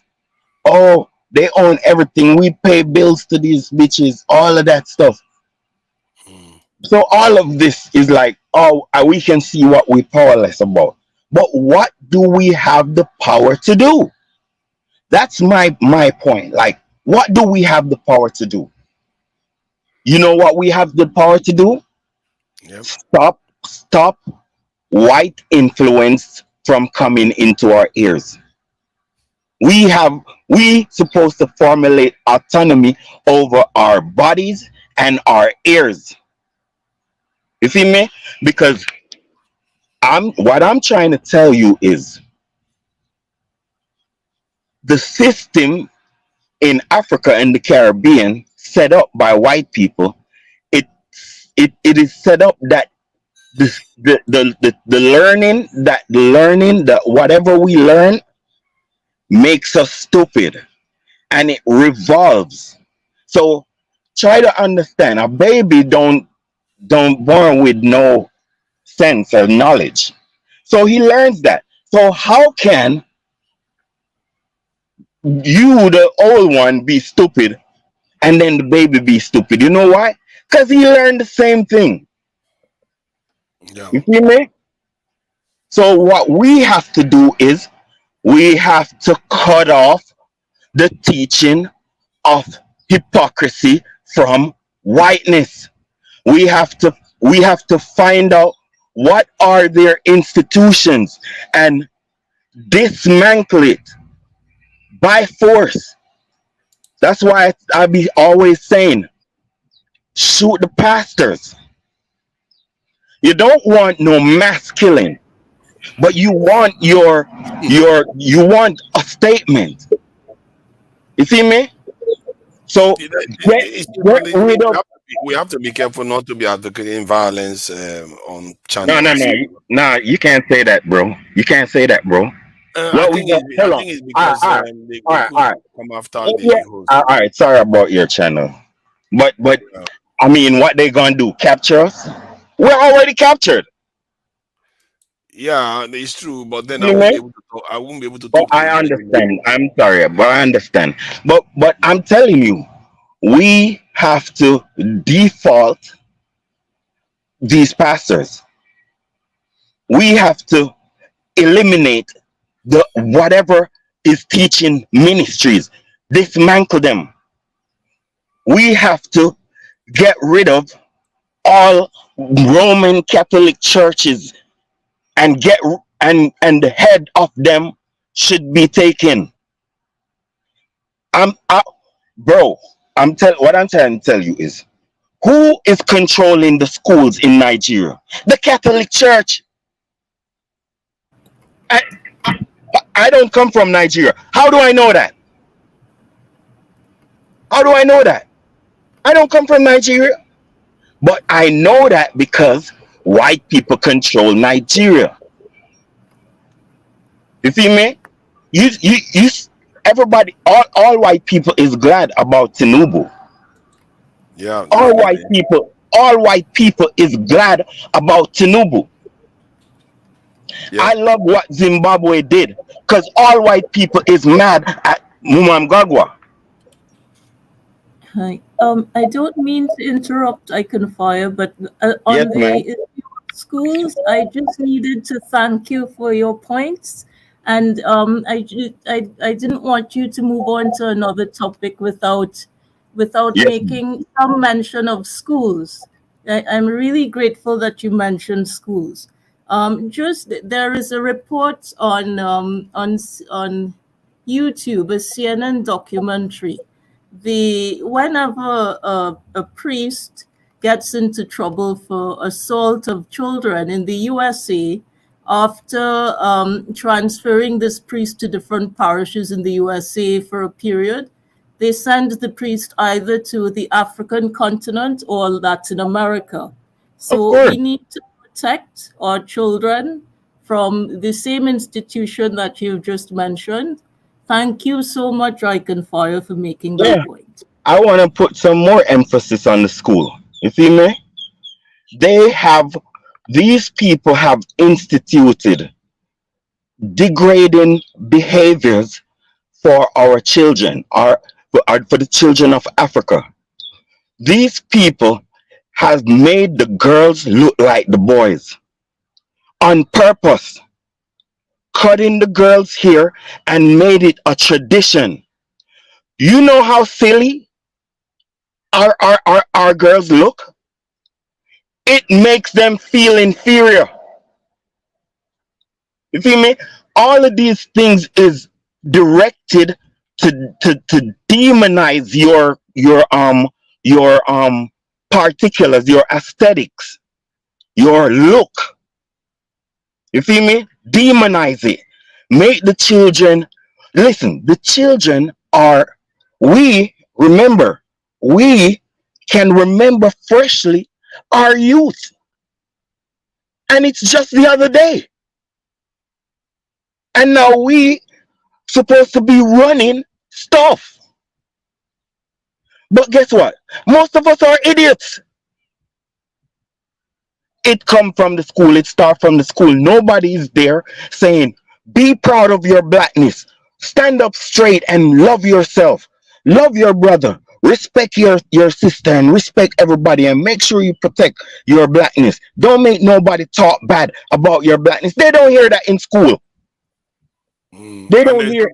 there's also a cultural aspect to this, where because I'm not sure they teach them at school that you should be craving Western stuff all the time, and but our leaders, have a Bro, cultural no, thing. no, it's subliminal, my youth. No, I agree Nobody with you. said, I'm just saying that nobody in there are school. other aspects to it, Yeah, because if you get rid of it at school, but the leaders are still going on to go to no, Western all countries, right. showing off their new cars and all the rest. Listen, listen. You see what I mean? Everything in life is psychology, bro. It's True. spiritual. Everything in life is spiritual. It's psychology. If you can straighten up the children, okay, in America or Jamaica, whatever, it's the 17-year-old to 25, 30, Yeah, but 29. yeah, Wait, yeah. wait, But wait, think about wait, it. man. But to train up the I'm children, you have to explaining have the something. will to do I'm that. explaining something. But who have the will must stand strong and your enforce your truth. Don't make nobody make intimidate your truth. Fight Yeah, for your but truth too. yeah, that's what I'm 'Cause saying. Now, I the wanna, person you that know what I wanna tell implement it you, bro? has to open their eyes first before Yeah, you can bro. implement You know what anything. I wanna tell you? These arrogant people, you have to stand up to them. They are, listen, it's like we have a 80% idiot rate in our black countries. Mm. A 80% idiot rate. That means everybody thinks they're smart. Nobody thinks they're idiots because they're all idiots. Hmm. So what are you gonna do? Stand up there and be arguing with a goddamn idiot talking about, oh, you not black or you not supposed to fight for black, although both of you black. I mean, like, you're not gonna argue. Don't argue. Force your black is the best. And you tell them in their faces, because I'm telling you, bro. I'm telling you, bro. If we, the conscious people, don't assume some sort of arrogance, force, and even die for this consciousness, it don't make no sense. Because I'm telling you, these people are ashamed. Go to all any random black people and try to talk consciousness with them. You might have to chain them up. You might go tell them about let's fight for Africa or let's talk about Africa stuff. Even in Africa, they'll disrespect you. You feel me? These things, we need to stop these things. But you have to stop it from the root. You have to get control of the ministries of education, or you got to use your brain in terms of find black conscious teachers and promote black conscious teachers. Make some event where you tell a teachers college that, like, okay, we have a car, if you pass black history or whatever, you get this car. We have to do something, bro, to stop this idiocracy from going on. If you pick any random negro in Ghana, Nigeria or Jamaica to be president, it's an idiot. We ain't ashamed of these things. It's a man that cannot make proper decision. That's who you gonna put there. A man that don't know anything about his history, so he's bound to make the same mistake. And that's how important history is. To have a president that don't know his history, to have judges that don't know their history. How can they judge you? How you gonna have judges that don't know history judging you, and he don't know his own self? You see what I'm saying? Yeah. Idiots. Who you think is making the who you think is this is making a shame of black people? The educated. It's not the uneducated. They don't have no power. So if we're in problems, it's the educated that's doing it. That means they are idiots. Sorry for doing that. Go ahead. Yeah, that's fine. I just feel like if some of all these things, what I find is in reality, implementing them requires people that have the mindset that has changed. According to Dr. Arikana, she was being interviewed in Nigeria recently, and they asked her what is the problem of African countries, and she said the mind is the problem.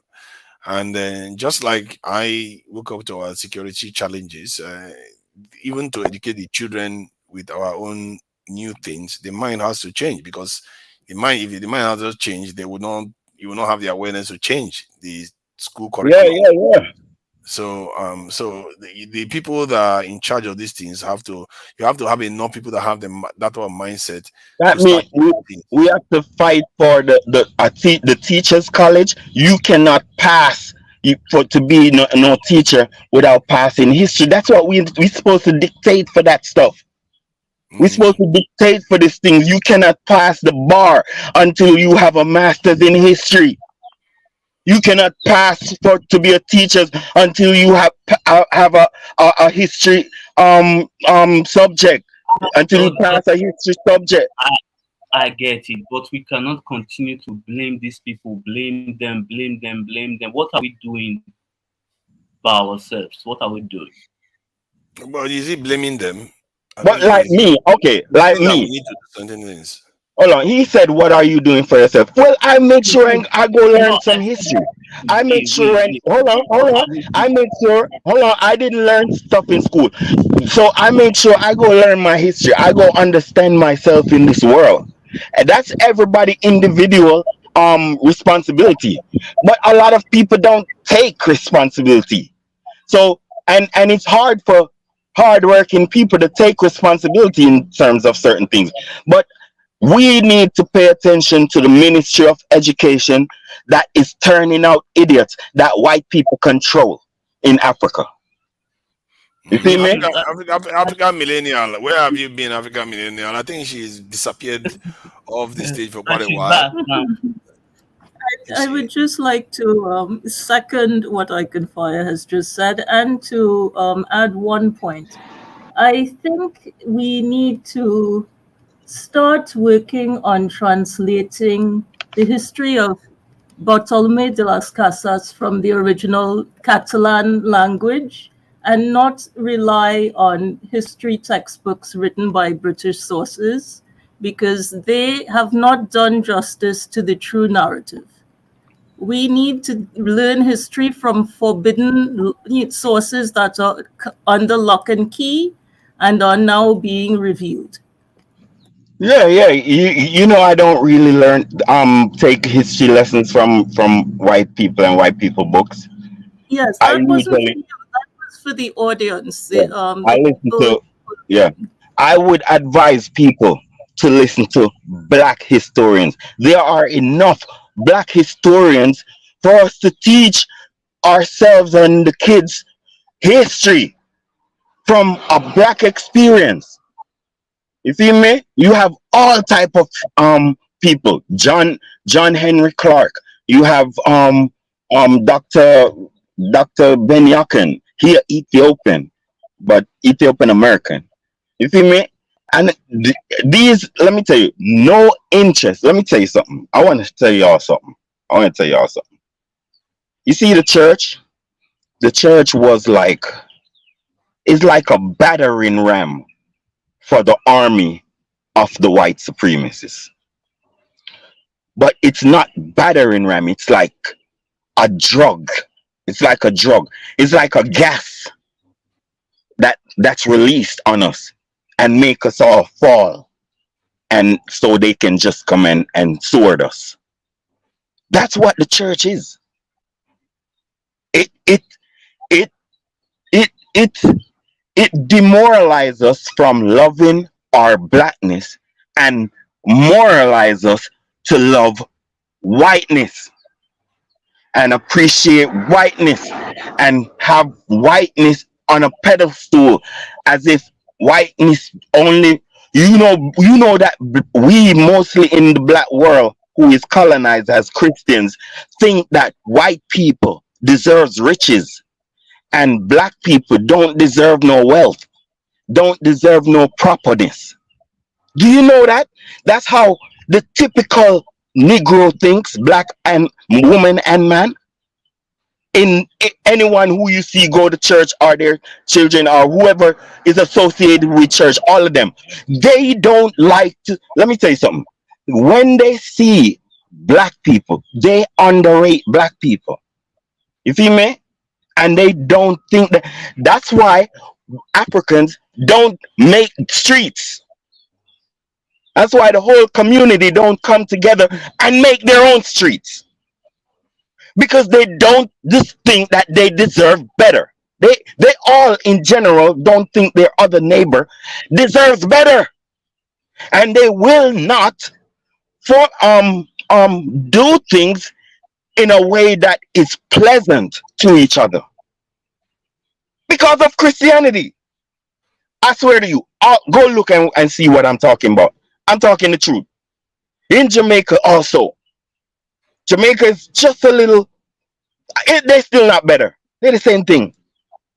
They don't like to see others in luxury, other black people. But they have no problem seeing white people in jacuzzi, swimming pool all day, every day.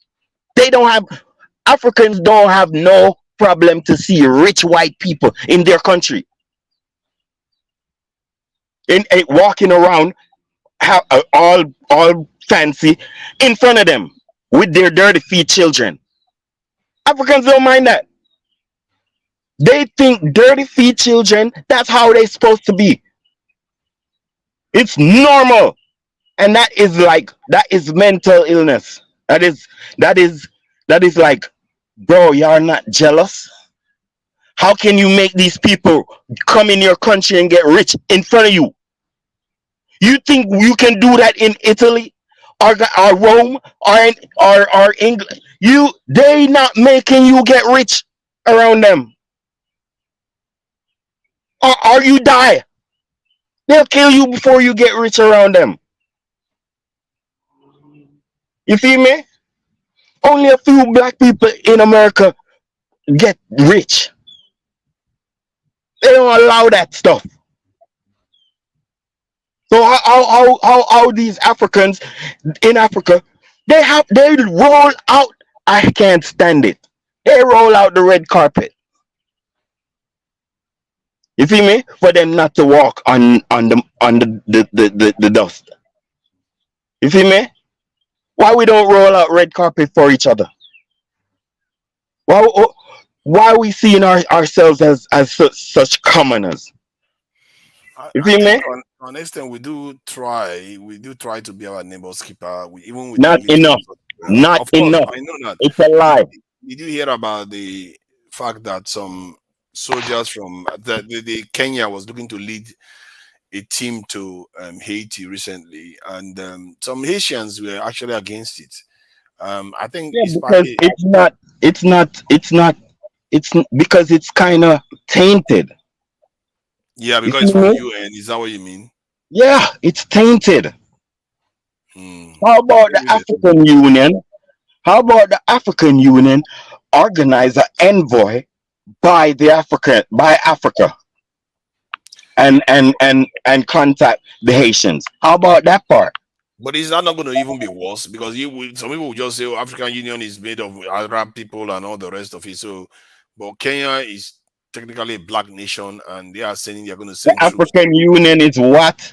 I ain't If, talking if, about some, that, man. people are going to complain the African Union is Arab and all the rest, why are you sending African Uh, the, Union? Why not send the listen, black the countries to come? African Union is respected as Africa. Okay. The African Union is respected as Africa all over the goddamn Caribbean.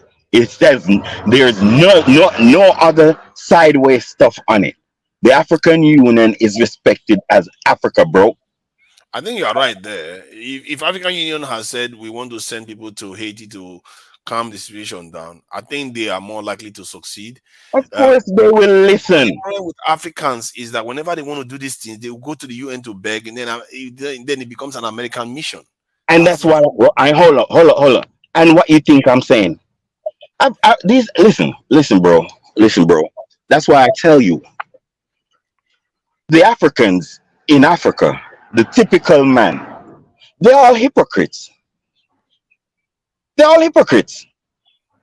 They want to help, they want help, but they don't want to give help. They want people to see them and respect them, but they don't really give respect, not to each other, because the African Union or Africa, the African countries in general, they do not reach out to the Caribbean. They have no contact with these other black people in the world. And and well, I see some little difference, but I don't like that stuff. Why are you paying so much attention to Europeans? Are they your goddamn brothers and sisters and mamas? What are they to you? Why are you? Why it seem like you're friends with Europeans? hmm I mean, like, I don't understand that shit. It's like this bosom body shit I see with African and goddamn Europe. I don't understand. I don't understand. And even if you friends with goddamn Europe, why you ain't fucking showing us the same attention? You would think so, Wh- isn't it? It's Yeah, crazy. why you ain't showing us the same attention? What individual African country president come to Africa, come to anywhere in the Caribbean 2 or 3, 4 times for the year? Where he is? Where is he? Even though Yeah. I appreciate the Exim Bank because they formulated a bank in Bahamas, in Barbados. You feel me? So Yeah. there is an Exim Bank in Barbados, Caribbean headquarters. God damn it! You feel me? So I love that. Africans are trying to work with the what they call it. They call it the CARICOM, isn't it? Yeah, but it's They are not, people in the bro. to. It's not good enough. We need to put on. I know. I know. We need to join. Well, this chain. What this fucking broken chain? It's like the Africans don't think it's a chain. First of all, the Caribbean. We can't push ourselves on you. We can't Mm. push up on you. You're a whole goddamn continent. You True. why you won't take the initiative to come there?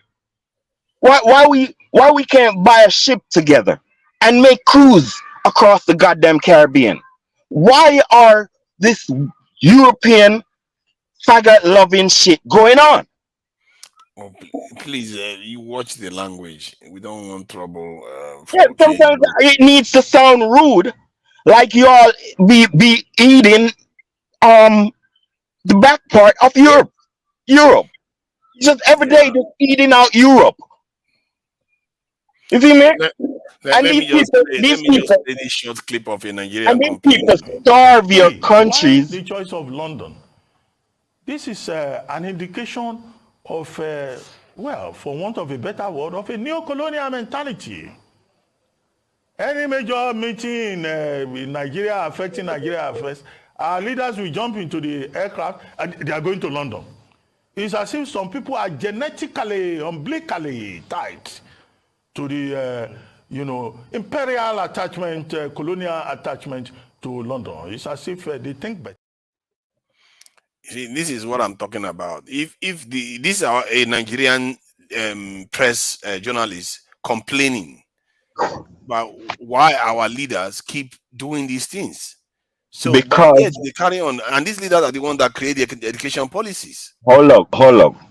These leaders was some pump belly little Negro when he was 5, suffering like a dog. Here, so we all have a hungry mentality, and we think that we gonna be hungry if we're not friends with the goddamn Europeans. We don't even want to bribe them. We don't even want to blackmail them. I see a lot of ways the African can blackmail the Europeans and get better friendship. But this whole bunch, if you busy eating out the back part of Europe, you won't know what's in the front. Yeah. You feel me? You're too busy around there because there are ways to blackmail Europe. It's easy. I, I'm telling you, Nigeria can can have the rights to Niger's uranium along with Niger. These people are not don't are not greedy. I mean, like, how come y'all so much thieves in Nigeria, but y'all ain't greedy? You ain't see the uranium as fucking as wealth. You don't see the control of uranium as wealth, as making Toniger, giving food to Niger people and Nigerians. You don't y'all don't see that. Toniger, you see, what I don't like here is that Africa is open for everybody, both the Caribbean and everybody. See, can you name one mining company owned by like black people? Is it like multinational company, mining company owned by any black person all over the world? Can I hear one? That's because we don't pay enough interest on each other, bro. We None. don't pay enough None. interest on each other. Africa is open to anybody. We cannot come here Yeah, and yeah. complain. What are you guys doing? See, the thing is that people claim they have all this knowledge. Yes, we get it. But what can you bring to the table? What can you bring to the table? The answer is nothing. So I I don't have my believe trade. I have my trade. I'm just an individual, but I have a trade, dude. I can teach African children some shit. talk loud and talk big. It doesn't change anything. We have to get things done. I'm talking to an audience, so I want people to hear what I'm saying because a lot of better It's people is not out it's, there it's than me. just gaslighting and just making noise. I just see noise. Yeah, I don't see just whatever you are You see, saying. I'm not expecting better from you because your president is Tinubu. Yeah, I don't care. You see me? So I'm not Don't expect expecting you anything. to speak All you better. got is just talk. You I see hate me? people. If I want to take you serious, huh? Minority in your country control the economy. So don't come here and be making noise here. If you don't It's a control the I- economy in your country, it's a don't come here and be making noise. it's an island. You put in too much respect It's on not that shit. like It's you an serious. island. You can just talk, no You can't action. talk about my country like it can compare to Nigeria. Nigeria, What are you guys doing? even though Okay. Nigeria is hold on, Let me even though Nigeria okay. is poor, Nigeria can take care of Jamaica because Jamaica is just 2 million people. So even though Nigeria is poor, Nigeria can take care of Jamaica Let me ask you one thing now. Nigeria have because they lithium. taking care of Hold 200 on. million people. Nigeria have lithium. If you move to Nigeria, you tell the Nigerian government you need license to mine those things. Do you think Nigerian government will reject you? The answer is no. You don't have the capital, you don't have the resources to do it. So don't come here and lecture people. Let those who have the money, who are serious, to go there and do those things. Most So of you're us a here, prostitute. we are doing right there. So you're a prostitute. Well, I don't You, understand. I don't think it's Talk neither here big or and there. talk loud doesn't change anything. Hold Just on, talk. You hold can on. talk crazy. It See, doesn't make any sense here. UFC are being a little yeah, bit too defensive. you are for the highest bidder, Because I'm bro. tired. Because all they got is just talk, no action. Nobody care What do you about mean? They are not. work, man. See, UFC first. You know where you started from. You started with they are blaming other people. I don't know why you do that. You know full well they are calling out a problem. If somebody's calling out a Then problem, he's what not is the saying they are blaming. solution? What is the He actually solution? talked about. You see, you are doing it What, again. Okay, see, hold the on. He talked solution. about solutions too. he talked about solutions too, we need and to you're start having a from go at us him. to see solutions. The way But he talked about solutions too. Are you deaf? He said about education system. He talked about all those things, but you're not listening. education will All you're not doing is change being anything. defensive. Education See, system Niger, will not Okay, change if you anything. it's just disagree with the because It will not solution, change because if you look at the education It's one system thing to all disagree over with the the world, it's solution. just Hold on school now. to It's one thing to disagree with the solution than to say that there's no solution. He provided solutions. Just say you don't disagree with the solutions instead of saying you. I think you are doing exactly what people all these people that pretend as if they are actually caring for the country. They'll you're say stop blaming Christian. Igbo people, stop blaming white You're, people. okay. you're What is the Christian. solution? Even Niger, when you hear the let solution, me you are tell you why disagreeing I with it. say hold on to Niger. Let me tell you why I He say those is a guys Christian. are serious. For instance, most of the tech company in Nigeria, guess who are the investors? The white people. Did you think there are no black people? Most of those guys that own those those tech infrastructure, they didn't discuss this idea with our fellow black people. Did they invest? The answer is no. We don't do Maybe they anything. didn't. Maybe they didn't. Maybe our people are busy trying to deal with other problems than worried about creating tech companies. Maybe that is the reason why. Wait, I can fire. Can I ask you a question? Are you pan Jamaica or pan African? African. African. Yeah, You I'm Pan African. why are you looking over Jamaica for Africa? Like, you talk about, Oh, that's easy. yeah, why is that? It's easy because um we want black black autonomous powerhouse. So Okay. it can protect little beanie Jamaica. So it don't even make sense talk about Jamaica because it's just an island of 2-3 million people. You feel me? Fine. I love my little island. But Africa is in high demand of being of being conscious or being better. And as far as I'm concerned, is for Africa to be better, it got to hear some of these sounds from me. Not from me, but these sounds from people. So I'm doing my part. This is work that I'm doing. Because I ain't come here and talking no okey doke with y'all. You feel me? And try to make y'all laugh like I'm a goddamn comedian. Too much of us is comedian and too much dancers. Feel me? Y'all too much dancers. Too much laughy. Too much cheese. Stop cheesing.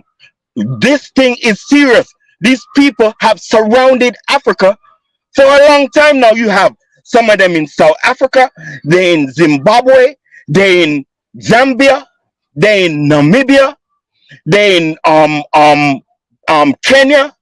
A whole bunch of them, like 10,000 each, 20,000. Some of them is 30,000 crackers, and they living better than all of you. They living better than all of you. Why are we promote? Why? Let me tell you something, man. Let me tell you something, all you people who are most of you are thieves. You feel me? And only practice thieves. Your mama, your daddy practice thievery and dishonesty to each other. You feel me? And you all would stay there and watch white people get rich.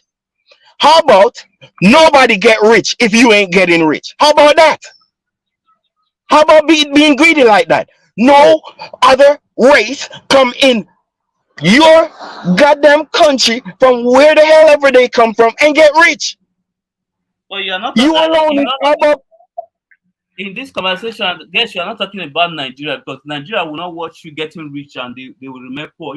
Individual Nigeria Nigeria. is a little better. To tell the truth, Nigeria is a little better because Nigeria, even though they love white people and all that, I don't see white people getting in the real infrastructure of Nigeria. I don't really see that, but I'm still not proud of them. How can you take the black people stuff and give to the slave master? It's slave selling. That's slave selling. I can fire, brother. Let me ask you a question. Do you think that black people in Africa can live with other races and thrive and not getting undermined by different races? Unless they poorer than you. You need to make them poorer than you. That's Nah, what I'm I can saying. tell you right now, the minorities are richer though in Africa. And that's the problem. And Africa can stop that. Um, um, default them. If you can't, listen, it's your place. They there. I Why? can. Why? How are Why you are gonna they do there? that? How are you gonna do that if they run the bank in all of Africa? Like, for example, in Kenya. Dispose of them and stay poor by yourself. You don't be there poor and they rich. Don't tolerate it. If you gonna be poor in your country, be poor in your country, but don't make no other race come there and be rich. I'm not. Do not tolerate that stuff. If they Yeah. rich and you poor, you gonna be their servants. Okay, okay, if that's the case, wait, hold up. Go to Jamaica and chase away all the Chinese, the Syrians, and all those people that own all of your shit, including the ports, all of your key infrastructure, bro. You black Nigerian Jamaicans are the poorest people in Jamaica, bro. What are you on about? You know, we can Google this shit. So what does that mean then? Hold on. Let's talk. Tell Let's this talk. man First of all, he wants to come all and right, speak. Can we Two can I all Niger, right. get stop body clapping, bro. Two Let me Niger, say something. you've been Hold here on, the whole hold on. time. Let people, let I'm other not people. here. I'm not here for people just shouting at people. I'm not here for that. We have Yeah, to hold on. To the but Ethiopian brother, your if country we fought for its can't just freedom. continue Hold each on, other. wait. Hold on. To the Ethiopian brother, your country. Hold on, your country, Ethiopia. Um, fought white people for their country. They wasn't allowing white people to take over their country. So Who I don't cares, know how bro? you gonna come here Go defending fight. that stuff. Okay, then You take that want me? inspiration. Wait. Take that inspiration and go fight in Jamaica. Go fight the Syrians, the Arabs, the Chinese, and all those people that own all your shit, bro. Stop talking shit We, here, bro. hold Pick up on, a May stick we I? are, first. and May that's I? what I'm trying to, Free. and This that's what man I'm is trying to this tell is you why that.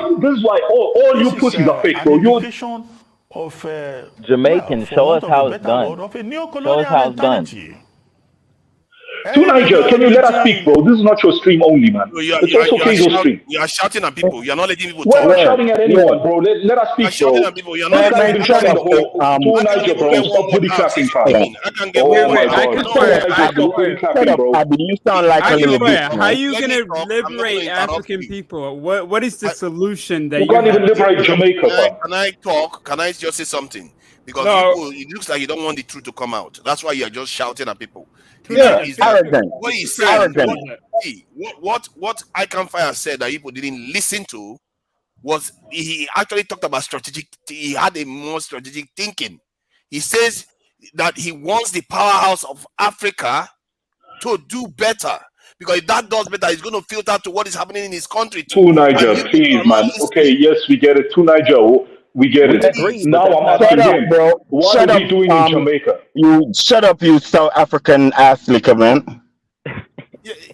No, Haiti What fought. is this? Haiti fought and Bro, defeated two okay, to world Niger, powers. it's okay for him What to good did it insult do me, them? but as soon as I say one thing, to Niger, bro, you see, this is why you can't run a stream. No, no, No, so this is why no, no no, one no. comes to your stream. Niggas come to If Keizo's he stream. insults you, you're allowed to speak as you want to speak. But you just came shouting at Okay, people. so That's what he I don't like. insults me and I shouldn't respond back. Because as No, soon no, as you I should respond back, he's going to start respond. You muting can me again. respond. I'm not stopping you from Okay, look responding. here. You started that. You started it. You Hotep, listen here, Hotep. Go to Jamaica, pick up a stick, and go fight the Chinese, the Syrians, and all those people who own all your key infrastructure and own your I whole am country. fighting in And Jamaica. then I once you am do fighting that, in you can Jamaica. speak to us. I am doing that. Bro, you're in America working on a construction site. Shut the fuck up, bro. This guy is Yeah, full of shit. but I've been doing that. We have You organizations in failed. Jamaica. If you've been I'm doing Rasta. that, you failed. So shut I'm up. No one Rasta. wants to listen to a failure. I'm Rasta. We have organizations in Jamaica, bro, doing the work. What are you talking? Yo, man said we have Rasta organizations. Yeah, you see, all you can do. Hold on. And they stop putting all those provocative pictures, man. Come on. You Okay, just okay, keep okay, Yeah, okay, okay, okay, Tunisia. yeah, Okay, okay. ridicule. You try to ridicule each other. That's all we do. Sit there and ridicule each other. Meanwhile, Tigray is getting armed by United States to fight against your people. Could I Okay, just bro. speak? Tigray's dead. Even very still, I'd rather be allied with Americans than you. Shut the fuck up. Can we may I allow make the lady one speak, please? may I Stop make the ridicule. one very brief observation, please. One thing I've noticed about Jamaica, not the Rastafarians, the Christians. Any Christian denomination in Jamaica always takes the strictest brand of that particular denomination with harsh rules and uh, they prevent themselves from any type of critical thinking. There is Yes. just conformity and following of rules. It doesn't matter what denomination it is. If they choose the Seventh Day Adventist denomination, they make sure they choose the school of thought that is the most oppressive Yeah. and that does not allow for any type of argument as to Yeah. the So, reasons so behind that doing means certain things, so that and means that they're is just why like Africans, right? They're just like Africans then. they Yo, you guys know Hold up. that Rastafarians are getting suppressed in Doctor, can I UK. ask you a They're getting question? suppressed. Yeah. Go Doctor, can I ahead. ask you a question? I am Who's the aware god? Who's the god of The these? lady is not finished. The lady is not Who's the finished. Jesus figure of the Rastas? The lady is not finished.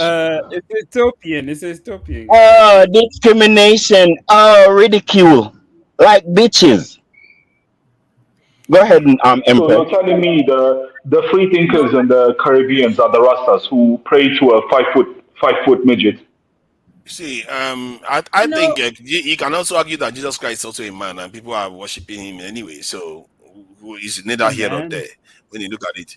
Yeah, If you, Jesus Christ also existed, like Rasta, Haile Selassie. So, what's the difference? You might as well, when you criticize the Rastafarians, you might as well criticize the Christians too, because they no, didn't no, say no, Jesus no, no. Christ fell from the sky.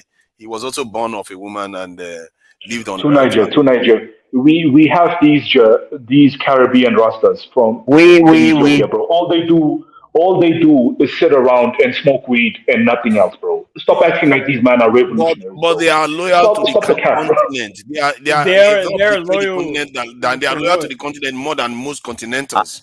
hey, So hey, hey, hey, hey, hey. Can, all can, Oh, can, he. can we Oh, can we he's talk to Caucasian.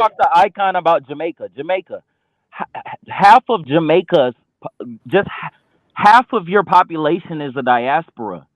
What is happening to where that money isn't coming back? More of you are diasporans than Africans, percentage wise, right? That's mostly the I'm American asking. countries. No, What? no, no. What I'm Why is what I'm that a asking question? is how come the Chinese have come in, even though you have so many Jamaican diaspora, half your population almost is a diaspora. They live in the UK, the United States, all You of know these why they developed leave nations. the country? Let me Because the finish. Let me finish. circumstance. They're making U.S. dollars. They're making U.S. dollars. They're making pounds. They're making euros. Where is that money going? Is that money going back to Jamaica? Because there's not that many people to feed over there. They Okay. literally everybody could take a piece of their paycheck in the diaspora and feed one person in Jamaica one Brother, time. All brother, right. That's if you fact. look at the All right. Jamaican economy, That's fact. diasporans And make refer to up this, please, 20% because of we don't talk Jamaicans' about economy. stats. We only Oh, you talk want me about to? we don't talk Yeah, about that was a contracts or question. anything. We I we Was that only a come here and question? complain. I No, Was we am that a only come here aware. question? and complain. Tell me, Icon, tell me more about Jamaica. You speak Yeah, more yeah. about Are you an yeah, you American? speak about Africa, and that's fine, right? I Are get you? it. Are And you He's I an agree African with American? you. American. Africa needs to do better, right? But Are tell me you an what American? Jamaica's doing. Are Tell me you an what American? please I'm allow an African. Mex I'm an Flex Talk Uh, to African, but I finish. grew up in America. Yes. all right. Let me say something. You feel Okay. me? Really answer my point. Really I address my want. point. Yeah. So I want y'all to have a broader way of thinking, right? We all colonized people. You feel me? Jamaica is an island. An island most likely can't hardly survive without the mainland. You feel me? So that's why I think so much of us is in America because it's the closest land, bigger land with bigger population, richer than us. You feel me? So that's why we all here. You feel me? But it's just 2-3 million people. So I would say it's a very small economy to Hey, Ghana. Icon. Wait, wait, wait, wait, wait, wait, wait. It's a very small economy to Ghana.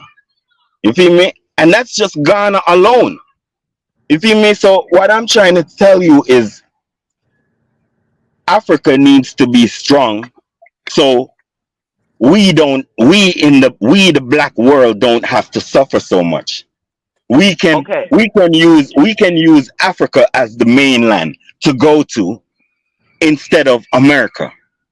I get what you're That's saying, what. but Icon, you have people who left your island a generation, 2 generations ago at most. And it's So what? just as many as the people that live on the island. They live on a But, mainland in yeah. America. What So are what? they So doing? you're not Icon, making any argument, man. Icon, I meet Jamaicans all That the was time. a I good don't fit. hear them talking about building But Jamaica at all. nobody don't Period. pay no Tunaja, attention. Nobody Tunaja, not I so. don't Well, see he's them not talk saying about it at Jamaica is all. not great. I don't know what Hold gets on, you hold guys on. saying about Tunaja. Jamaica and Okay, one at about. a time, please. Wait, Tunaja, You know, and Tunaja. I'm just trying to use an example, Yeah, but Icon, because this yeah, is an but anomaly. yeah, but Half of Okay, your but okay, okay, population hold okay. on, is hold Let on, okay. hold on, diaspora, One like mic, hold one on. mic, Ronaldo. one mic. Let me just announce one Yeah, rule that I wait, like wait, to keep. wait, to Niger. All this Hold on. I guy, can't this fire. You have to wait. You have to wait. Hold on. See, one rule that I have Wait, is that Tunaja. One while second, there is, Tunaja. hold on. I thought I wanted to make an Someone said, Hey, announcement. hey, yeah, hey, just someone two said in the Niger, comments, two UK Niger. is So an island and they took over the everybody can world. just talk mute about them, Africa. just I'm mute fine with them. that. But that's a But bit let's talk different. about Jamaica too. I get what he's Bro, saying. Let's okay, talk you about have, Jamaica. Hold on now. Please let okay, me bro, just. calm down. I want to announce Tunaja, we just something want else. to rebuff, I yes, want to Tunaja, announce we just want to something else. rebuff what Icon said once. He I said know, because but they're an island.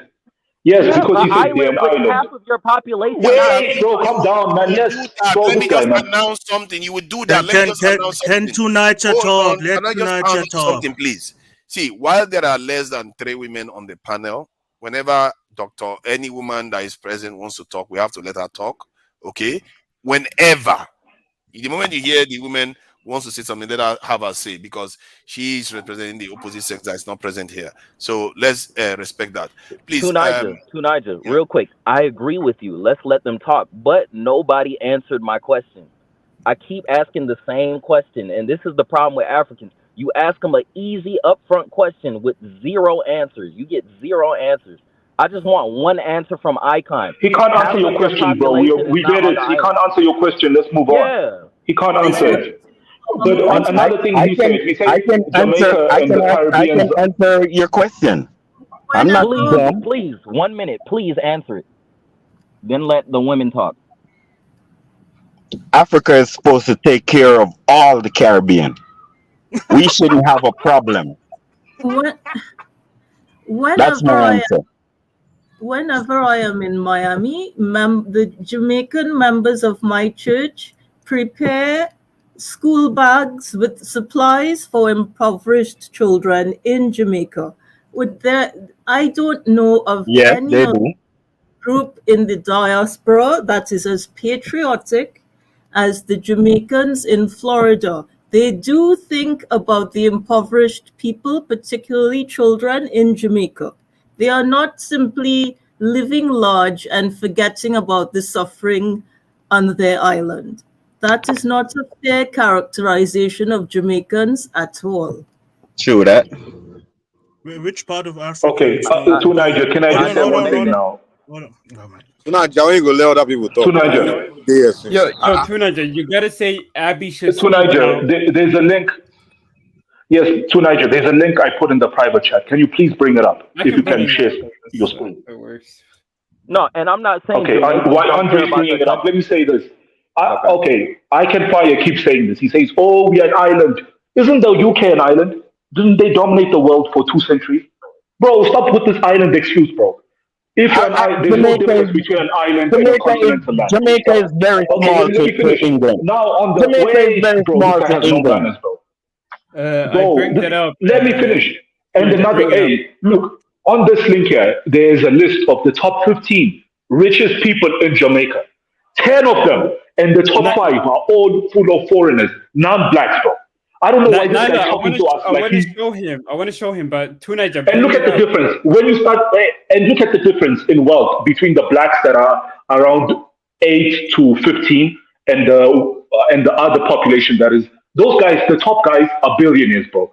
When you get to the blacks, the richest person in Jamaica who's black is Usain Bolt with 90 million. The rich and the other top five, they're all billionaires. Look at the difference in wealth gap. This guy talking to us like, oh, you guys are hoes. You're the number one prostitute, bro. Go pick up the stick in Jamaica and stop telling us what to do. Do it in your own country, bro. But let's be fair, though, man. I can never came here to big up Jamaica, though, man. He never came to say the Jamaicans know better than the African. He never said any of that, to be frank. So Yo, Mike, he said because you have foreign investors, you're being a hoe. He said because you have foreign investors from richer countries, that's prostitution. But he's saying it from the point of view that he wants our people to be owning more stuff. Why do you always read it the wrong way? No, it's a difference. You know what my point is? You know what my point is? Let me tell you. You know what my point is? You know what my point is? How come Africa is begging like Jamaica? Well, how come Jamaica's begging? That's my point. Because Jamaica has more people that left its island. It's an island, you dumbass. Period. By percentage. It's an island, you crazy fool. Half your population. We don't have no. We have any beef with Jamaica. Do we have votes? Hold on. Do we? Hold on. Just say it's a small country, not. Is Jamaica known to have votes? Where's the Hold on. So it's Gambia. Hold on. So it's Gambia, and Gambia does better than Jamaica. Stop it tonight. Yo, Jamaica. No, Ghana doesn't do better than Jamaica. Where did he get that garbage from? This guy, I don't know. You just say stuff. Can you please Jamaica has a large diaspora. There's rich Jamaicans that left Jamaica, right? So what? None of them came back to become the richest Jamaican. It's all Lebanese. It's Syrians, it's Chinese. Oh, Jamaica is an island. Nobody don't care. I'm not done. Don't forget the Indians. Yeah, Indians, whatever. But what I'm saying is this: nobody don't care about no island, bro. Let me finish. See, you're gonna get emotional, but you're gonna miss my point. I'm not emotional. I'm straight. All right, let me finish then. If you're not emotional, let me finish. So my point is, when Jamaica is not important, how can foreigners make billions on your island? Wait, look at that. The richest guy is white. Yeah. So it's not even just that, right? The Jamaicans and the diaspora. What I'm asking is, I know they care about their country. I'm sure that's but not there are what black I'm saying. people among them, though. But what are they doing? No. What are they doing when 50% of their population lives in developed nations making money in these countries? They're making foreign exchange. Where is that foreign exchange going? Is it going to Jamaica to build industry? Like, what is it going to? Because Jamaica, like you said, is small. So Jamaica should be the example for us then. If you have half your population that's left the country that's making foreign exchange. For you know what I'm saying? That's what I'm saying. I'm asking. This is a real question, Icon. That's a fake you're question. Abroad, right? Icon, you're abroad, right? You act like abroad, Jamaica is a rich island. Icon, do you have any projects with other Jamaicans? Do you have any projects with other Jamaicans in the diaspora? I'm assuming you live in the diaspora. No. Yeah, and I'm not going to criticize you for that, but all I'm saying is why. I just want to know why. Just like how you're asking Africans why. I think Fire never said Jamaica was perfect. That's because I never said that. Jamaica was perfect, though. No, I never said it was about perfect. See, you guys are missing the point. He's saying that Africa should be the example, and I'm countering it with saying that Jamaica should be the example. Hold on, talkative dude. You're from Liberia, right? No, I'm not from Liberia. He's from Libya. Yeah, I'm not from Liberia. Yeah, but this is what I'm trying to say. This is what I'm trying to say. This is what I'm trying to say, right? I know y'all feel some type of way about the circumstances of my conversation. You feel me? But there's no need to feel no type of way. The reason why I'm speaking this way is I know y'all don't want to hear me talk either. You feel me? But y'all gonna shut up and let me speak. You feel me? Because I stop interrupting y'all. I let y'all talk. You feel me? But let me tell you this. You feel me? I don't talk petty. I don't talk petty stuff. You feel me? Talking about Jamaica is petty. You feel me? Because Jamaica is just an island. You all have a major responsibility to Africa to free Africa from white people. Africa don't need to survive from nobody. Jamaica is an island. We need to survive from the surroundings.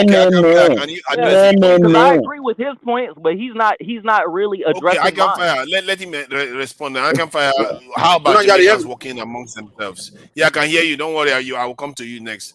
I can fire. Tell us what some of the work Jamaicans are doing amongst themselves. I think that's what Flex Stop is trying to highlight. Yeah, or does that consciousness exist amongst Jamaicans? Like, answer that. And if it's fine, if it doesn't, but I just need an answer. That's all.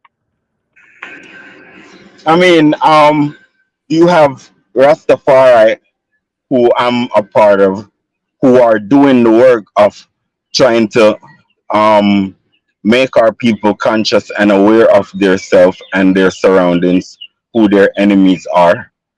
So you have a great amount of people that don't understand themselves from Jamaica. They're the majority.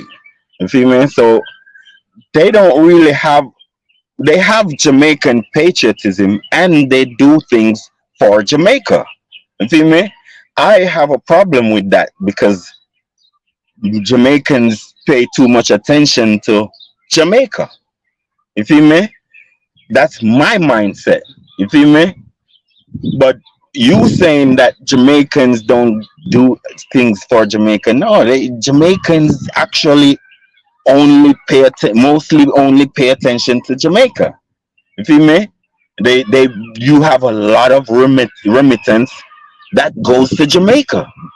You feel me?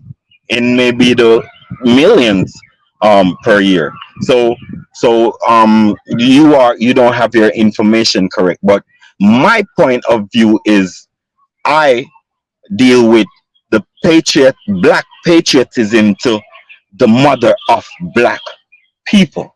You see me? And my concentration is if if if there is a demise of Africa, all of us is done for in the rest of the world as black people because we have we have limited autonomy.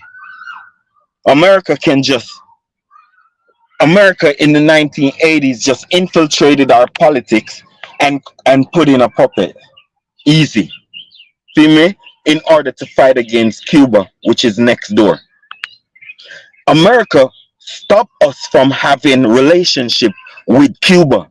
What did power did we have as a couple million people to a people of at that time maybe 280 million people. You understand? So what I'm trying to say to you is we the Caribbean is sort of we. See they invaded Cuba they invaded Cuba and they invaded Haiti in 1921 and stole a lot of gold from Haiti. You feel me? So, hey, everybody's saying, hey, Haiti is poor, but who the hell made them poor? Do you understand this logic? Oh, Jamaica is poor, but who the hell made us poor?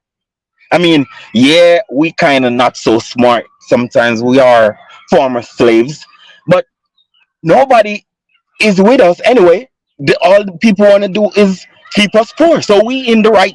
So what I'm trying to tell you is that's why I put so much focus on Africa because we want Africa to be a world power also. Like Europe is a world power. China is a world power. And and Russia is a world power. You feel me? Australia and the United States is a I can world power. let me just add something to support some of the points you are making. You see, Okay. Jamaica's economy indicates that GDP per capita is 5,000 something, which is about twice that of Nigeria. And if Jamaican economy was like the Nigerian economy, that It's in not terms of 5,000 US dollar. It's not 5,000 US. hold on. In terms of the population of the country, Nigeria, let's say the population of Jamaica was like Nigeria, and they are performing as they are performing right now, the economy will be almost $1 trillion economy. So in terms of the economy, it's not doing too badly. And for me, as a nation, Jamaica stands out as producing some of the most ardent Pan-Africanists how the unconditional Pan-Africanist behavior. Because you can say that Africa has not done anything for them, but look at how loyal they are to the continent. At least the Rastafarians in the country. So To one Niger, name the cannot. largest Jamaican industrialist. How am I supposed to know that? They are a population of about 2 point something million. Jesus Christ. You said not to white man. Yeah, he's probably a white guy because white people are in those countries and generally control most of the top institutions of these nations. Even in Haiti, the same thing is happening there. But it doesn't mean that there are no black people that controls Is that a resources. reason for And ridicule? and it's not as acute as the South African one. It's not as acute as the South African one. So that is the difference between Jamaica and But many of these other nations. I can fire one thing I want to tell you, like I Yes, understand. Snake Man. Good, Snake Man. I'm on your side. I'm on your side. No, you're not. Understand? I But am. go I ahead. am. I am. I am. I'm not. But I'm not on the side of delusional Pan African. Like Africa must get its shit together. I understand, sir. Right Yeah. now, there is things happening in the West African region. Like, and I don't ask any of you fake Pan Africans to come there and help those who try to free themselves from the French occupation, because I know you are cowards by nature. So let us say they free themselves, and now the conflict is over, and they can focus on building. So Now, because it's not. hold Hold on, on, too hold on. nice. I'm not done. I'm not done. I'm done. Now that they're done building, Yeah, yeah. Could it be that those African nations that freed themselves, that are Pan African and all the thing, will focus first of liberating. First of all, focus first on building their own country up and then liberating the continent before they concentrate on Jamaica and Ireland. Can you That's why accept I'm it? joining. That's why I'm in the fight. Oh, Right, my but phone can is you dead. accept My that? phone dead. My phone is dead. So okay, now but can you accept that in the entire priority of the continent, that Jamaica is way, way, way, way, way in the back, like literally. Has Icon been to Africa? I'm just asking. I mean, he's such a sturdy Pan African. I would expect Icon to be the minister of war for some of those coup generals. Like literally, I can fire next to those generals. But I know he will not be a part of the liberation of Africa. Like this is a separate thing. Yeah, but I don't understand. Sometimes we get too defensive and just attacking each other for no reason. Look at UFC that is talking about Nigeria doing very well. The moment anybody says anything, boom, it becomes defensive and start attacking them. What is that? The guy, what is that all about? You are supposed to be together Let and me bringing people explain to together, you. not attacking each other. Let me explain to you. See, these guys, they are in the diaspora. They claim they have this talent and idea and all this thing. But where are the talent and the investment? If they come with the talent and investment to Nigeria, will Nigeria reject them? The But answer is but no. that's not what he said. Why would you just make that up? Because That is all the they do is astounding just thing I find weird. I don't see Too them much. competing in contract in Nigeria. It's just talk. I don't like talk. We want to Too see much. action. Where are the diasporans? Hold on. Where are the diasporans You armies? cannot find these people. The Where are diasporan their army. where are their Where is it? construction companies? Where are these things? Hold on, he is basically thinking strategically. He's saying that if you Then look he at would it's like, be hold right on now. now in the Can Coop I land. finish my point, please? It's like saying some of the islands in the Caribbean or other islands where you have Chinese people, where are they? Why are they not coming to China to develop? It's like he is thinking strategically. He knows that Africa is where the heart beats of the community. So if he's saying that he wants us to do better, just like we say Black South Africans should do better. If Lozi comes back and start attacking, I like me now. I say, what are you talking about? I We are want you not to do better. attacking him. We are Two attacking his Niger. lordship. Two We are Niger. basically no I'm not. reflection.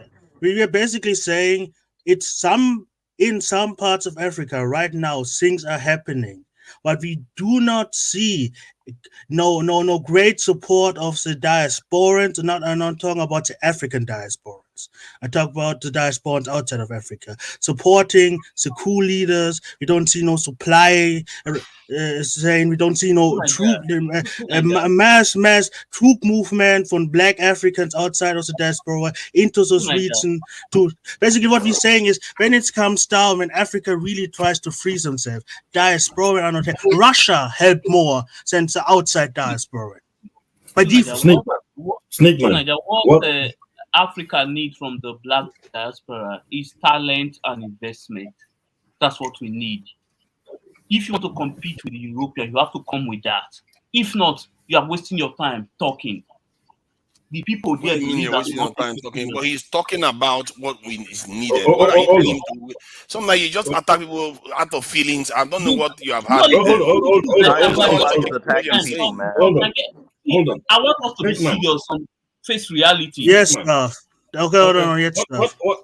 You can criticize I Can Fire for fighting or not, but what I Can Fire has established or said is that the benefit of Africa or the growth of Africa, even if it's done by his person or not, will reverberate and benefit Jamaican or other black diasporans around the world. I'm not denying that. I'm not denying that. What I'm saying is that right now, what he's only talking right now, he could help, but he does not. He waits till it's done. Is he not spending time here? Are you paying him to be here for free? He's spending time here, trying to tell us some of the things that he is experiencing from his own point of view and what needs to be done on the continent. No one right now into Cool Lands is interested in what we have to say right here. No one. Who told you that? Do you deny that could be a motivation for him to want Pan-African in our Yes, for him. That's why I say for him. But for the rest of us, No, hold on. Yeah, Snake Man, sometimes you come up with random statements. He may be not on the ground, but do you deny that what could be an incentive for him that Africa should be better is going to be good for him. It's good for him. It's good for him. It's good for him. And that's why that's what motivates him. It's good for him, and that's and that's just my point. It's good for him. For him. But it's good for him, man, but it's also good for us. What are you? Good for us, good for him. But who's us? To come with the talent and the investment. Nigerians, Africans. He was never in Nigeria. How is that a mystery for you? This guy, man. If you hold on. Was Arkham Fire ever in Nigeria? He's a black man. He's from the continent. What else do you want? That is not an answer. Was he ever in Nigeria? No, Nigeria was just created how many years ago? Africa existed well before that. So was he ever in Nigeria? No, he was never in Nigeria. So how can't he have Nigeria? Because he wants the continent to do better. That's what he's saying. He's saying through education. Yes, that's my thing too, Niger. But the difference is I don't say, oh, now because I do my things, that means that as a Chadian, the Chadian must step up. He must be 100% more supportive. What I'm saying is, okay, I do my things the way I do. You do your things the way I do. We can cooperate.